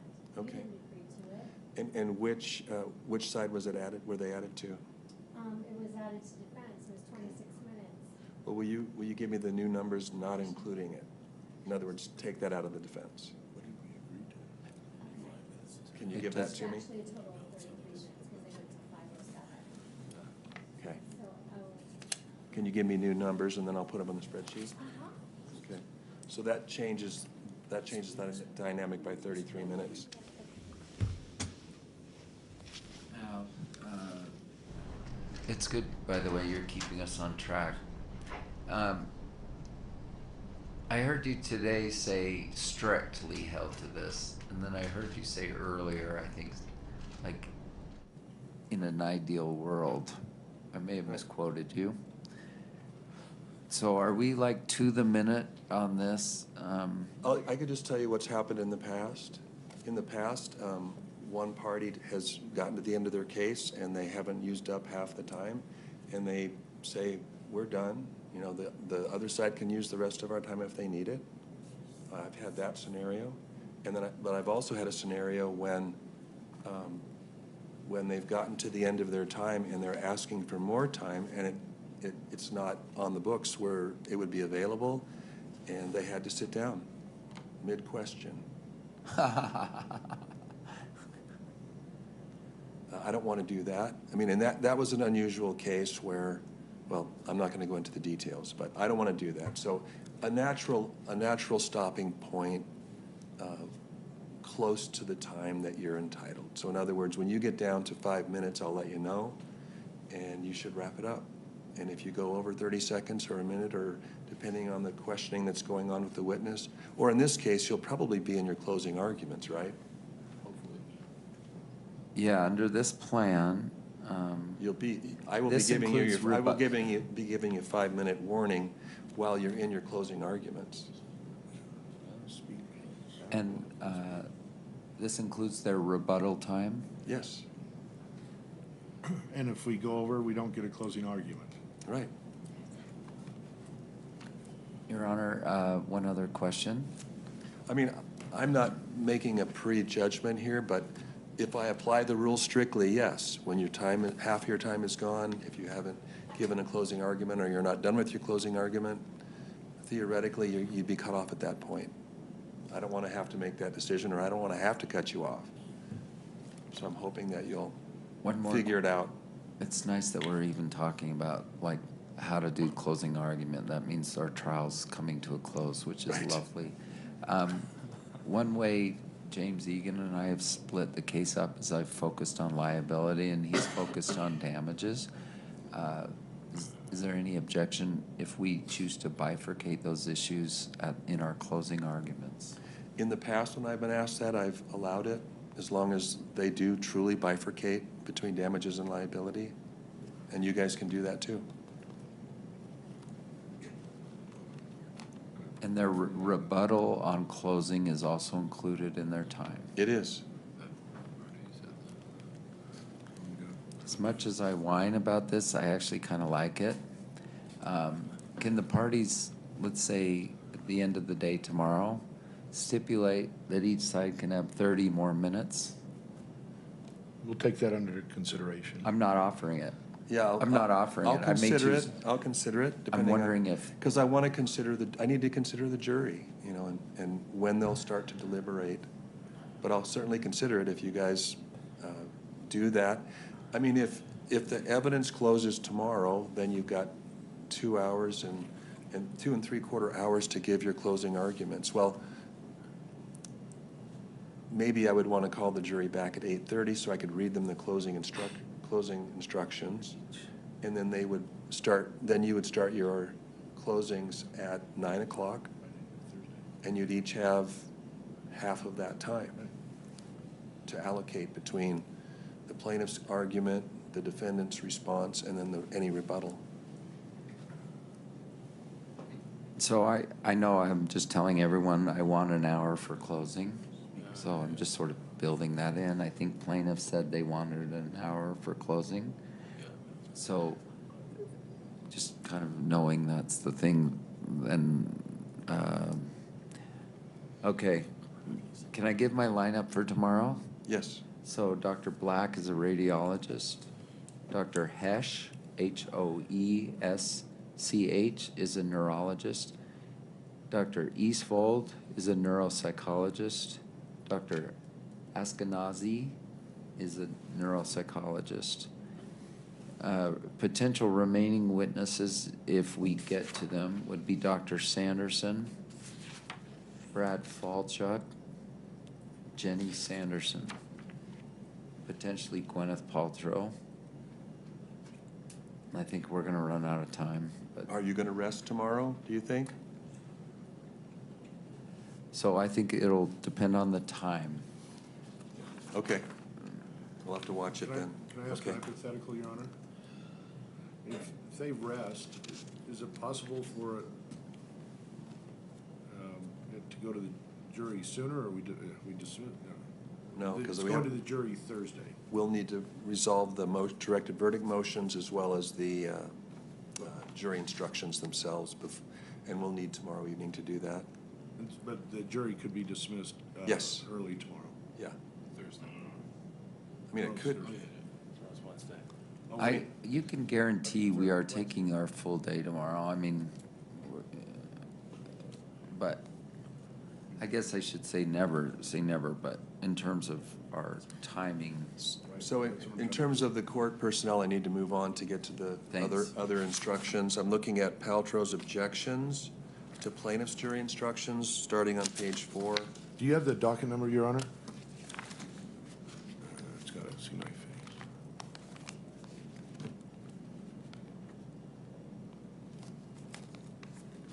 Counsel, do you know your docket? 969. And I think the special verdict form is going to be pretty straightforward. I think the plaintiff's special verdict form most closely follows the Muji special verdict form, and I think it's perfect for this case. So I will. I don't think we need to talk about it today, but that's essentially what will be put together. I don't think they don't differ that much. So. May I look at it, when the courts printed it out, may I look at it one last time? Like, Of course. This is what we're giving, and then. Yeah. Okay, thank you. Yeah, you'll have a copy.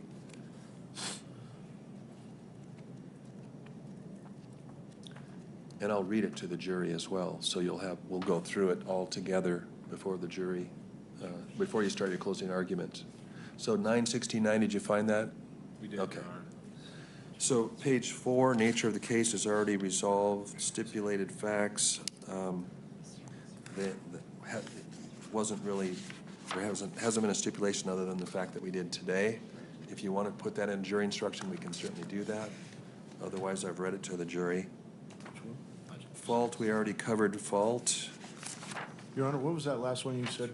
The stipulated, stipulations between counsel, there's only been one stipulated fact, and that was the one done today. So if you want to submit a jury instruction on that one, that witness did not see the accident, I will certainly read that. Page 5, fault defined, we already addressed the fault instruction. Stay in control.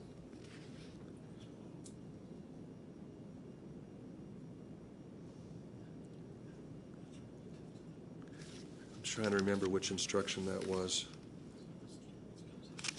That was the reckless instruction, Your Honor.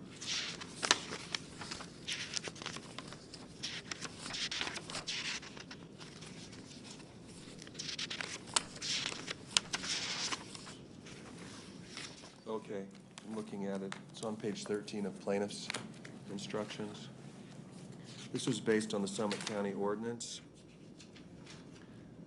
I'm assuming that if the ordinance is adopted into that other instruction, that covers this one? This is their objection, but I would Okay. assume that, Your Honor. Okay. Your Honor, I don't. Remember, so Christensen was asked about this, Bogger was asked about this, but no one laid the foundation that this is, quote, the law, end quote. Isn't that what the court does, though?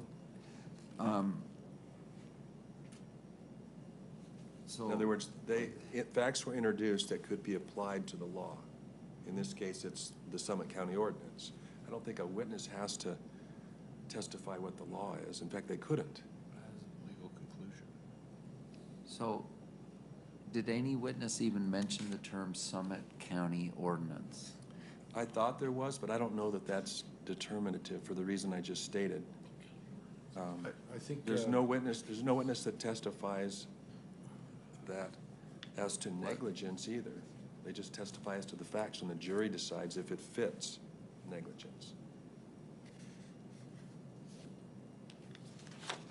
All right, well, my thought process is if it's not admitted, this is a civil claim, so it's not like a criminal matter where like the definition of homicide is the law.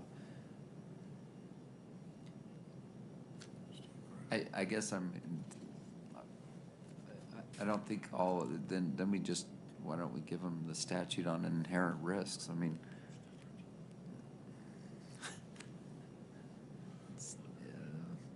seems like someone sort of has to build in that this is In- the law. of Inherent someone. risk is a immunity statute, not a safety statute.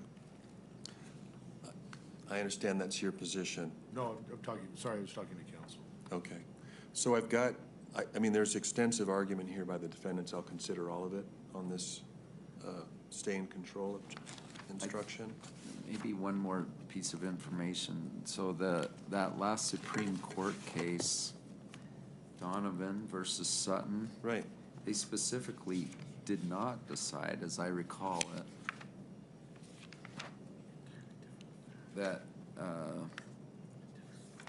Look to the summary at the end. It's where Justice Peterson repeats what the holding is.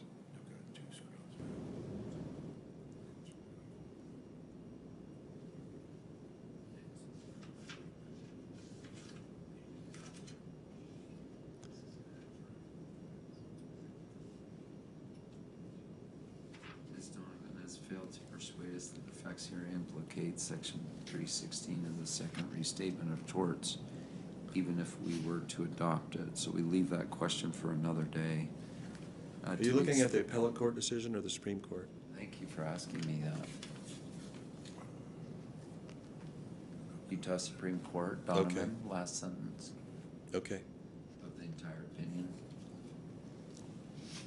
To the extent that that helps us, like, not admit into evidence the statutes, I would defer to it.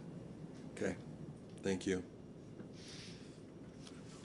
Then there's an instruction, downhill skiers have the right of way. Anything that you want to add to the objection? I mean, in response to the objection, Mr. Peterson? I have the objection here. Your Honor, I think maybe two other witnesses referred to it, including, in addition to Bogger, Graff, and Christensen. Are you on? It meaning? Are you on instruction on page 14? Downhill skiers have right of way. So the plaintiff is asking for an instruction on page 14 of their proposed instructions. Downhill skiers have right of way. The defendant on page 7 of their objections have listed their objection. So do you have any reply to their objection?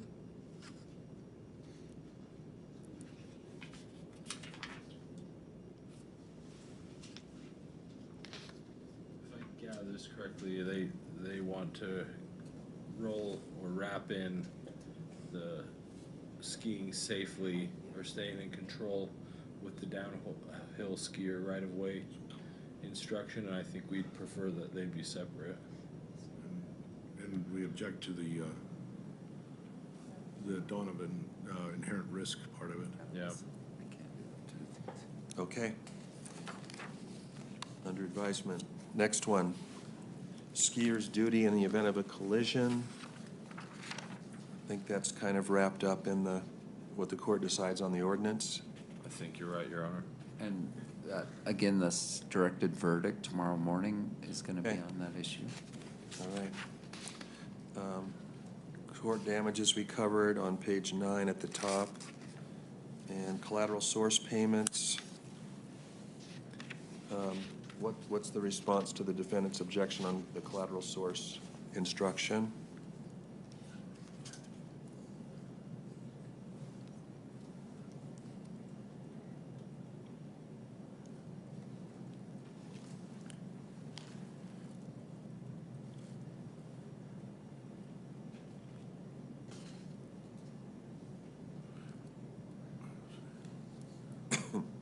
And I realize.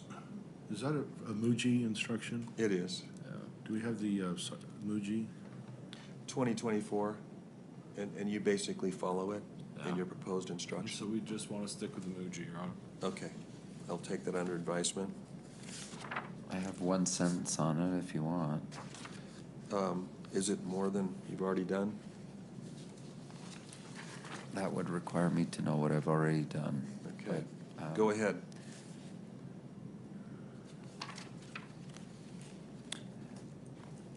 I suspect in closing, they're gonna say, hey, he incurred a lot of economic damages.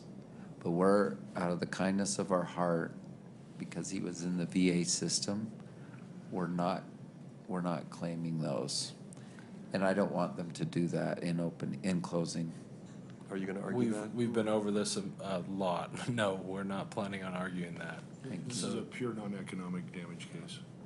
They've made I mean, you essentially made a judicial admission that you're not seeking We have, Your Honor. economic damages, we've so they stipulated could to not it. make that argument. Thank you. Gone over it many times. Are you still requesting the collateral source instruction even though they're not claiming economic damage? So we are objecting to collateral source payment objection. Is this correct? They want it and we don't. Yeah, why would we have it? The whole thing is discussing economic damages that aren't being claimed.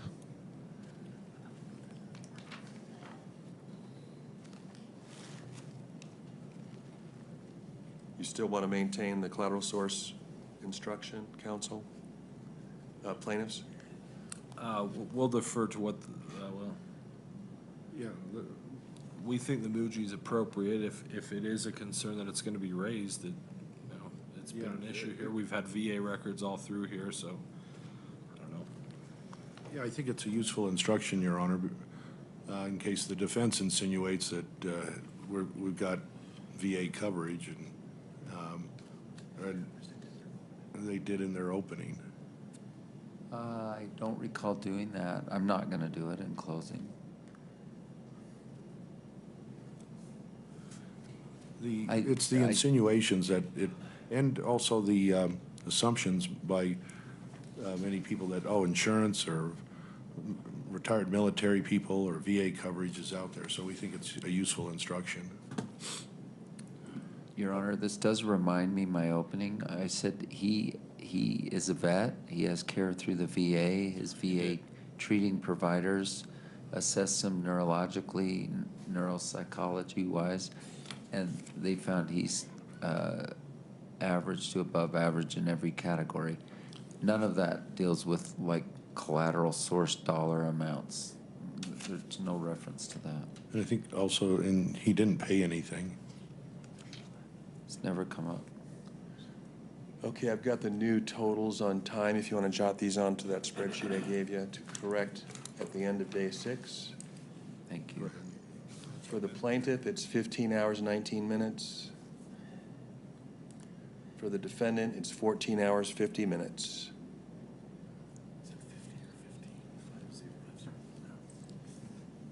The defense went down? Yeah, it took Yes. Oh, that's right. took away the time from the reading. Okay. Moving on, demonstrative exhibits, I think we already covered that. I think you're right.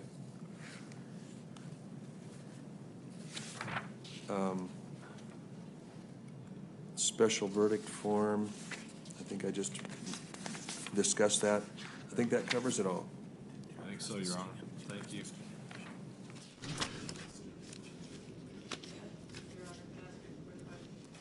On this jury instruction number 24, is the best way for... Spoliation. Yes. Do you prefer that be filed by pleading or emailed to all the parties?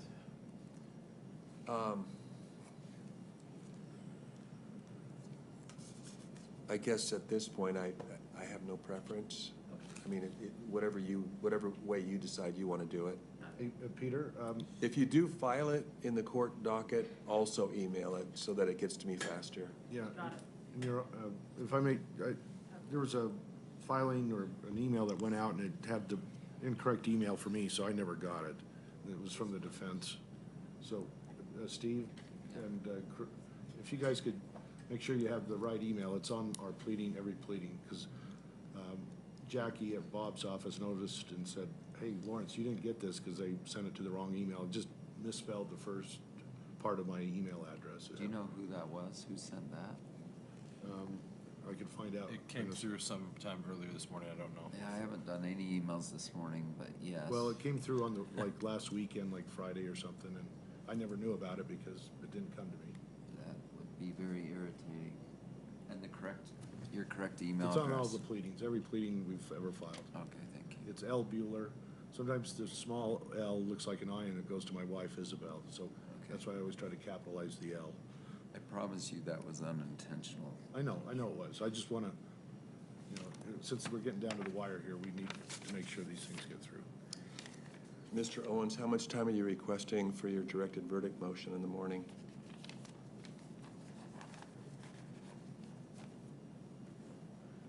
Does that count against his time, Your Honor? We'll come early. Okay. So it won't. I just wondered if it It's did. not time in front of the jury, so I haven't been counting time not in front of the jury. Okay.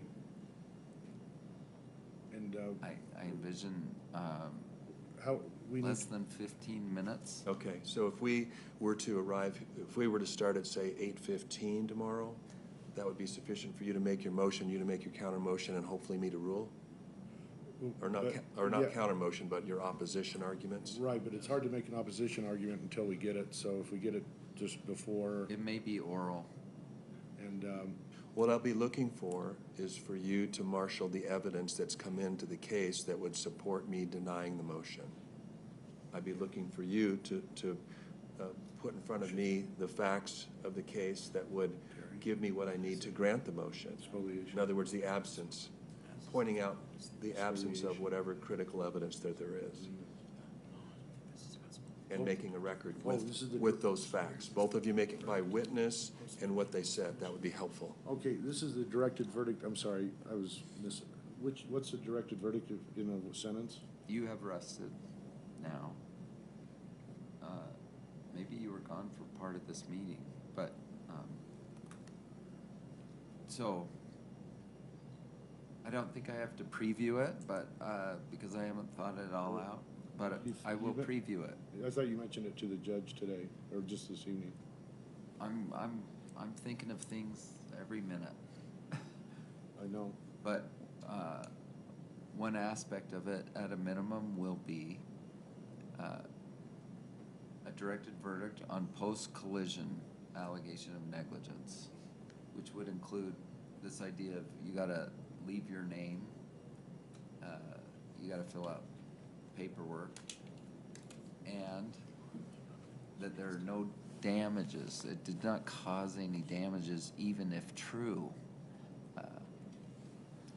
That's what I'm thinking at the latest moment. Okay. All right. So, but be prepared for anything on the directed verdict motion. It can be made orally, and he can make whatever motion he wants to make. So be prepared to marshal the evidence to support all of the elements of your client's claim. Okay. Anything else for today? Okay, so we'll reconvene tomorrow morning at 8:15 for the motions. Your Honor, we're just trying to figure out how to do this Zoom.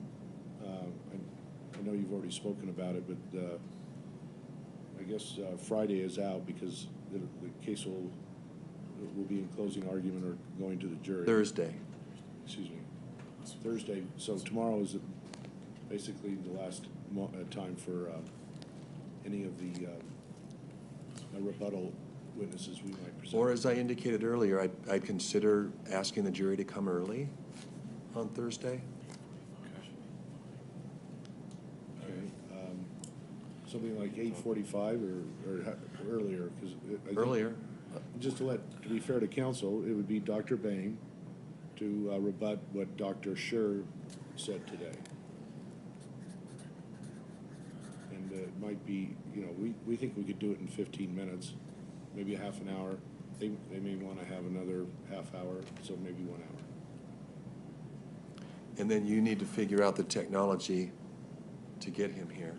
Yeah, I think we can do that. Your Honor. We can plug into your media kit. Okay. So I'm all for, I don't think we ought to torture ourselves unnecessarily. If the jury's gonna get the the case by noon. I don't think it's that important that they get it by 11. Yeah, if each of you hold yourselves to 1 hour, make that commitment. Does your hour include any rebuttal? Yeah, we would like a rebuttal, Your Honor. But does that hour include your rebuttal time? Well, if we have enough time, we might want a longer one, you know. I'm not as succinct as Bob Sykes. I guess what I hear Mr. Owen saying is why not just start at 9, let him do the Zoom call at 9. Yeah, I'm not agreeing to anything, but I don't like this idea of let's get everyone here earlier than 9 if they're gonna have plenty of time to deliberate. That is what I'm saying.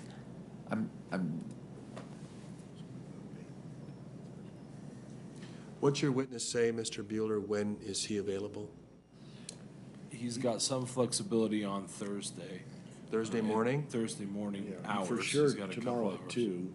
That's what we had, but we talked to him about an hour ago, and we think we've got. About tomorrow at 4:30. At 6:30 his time.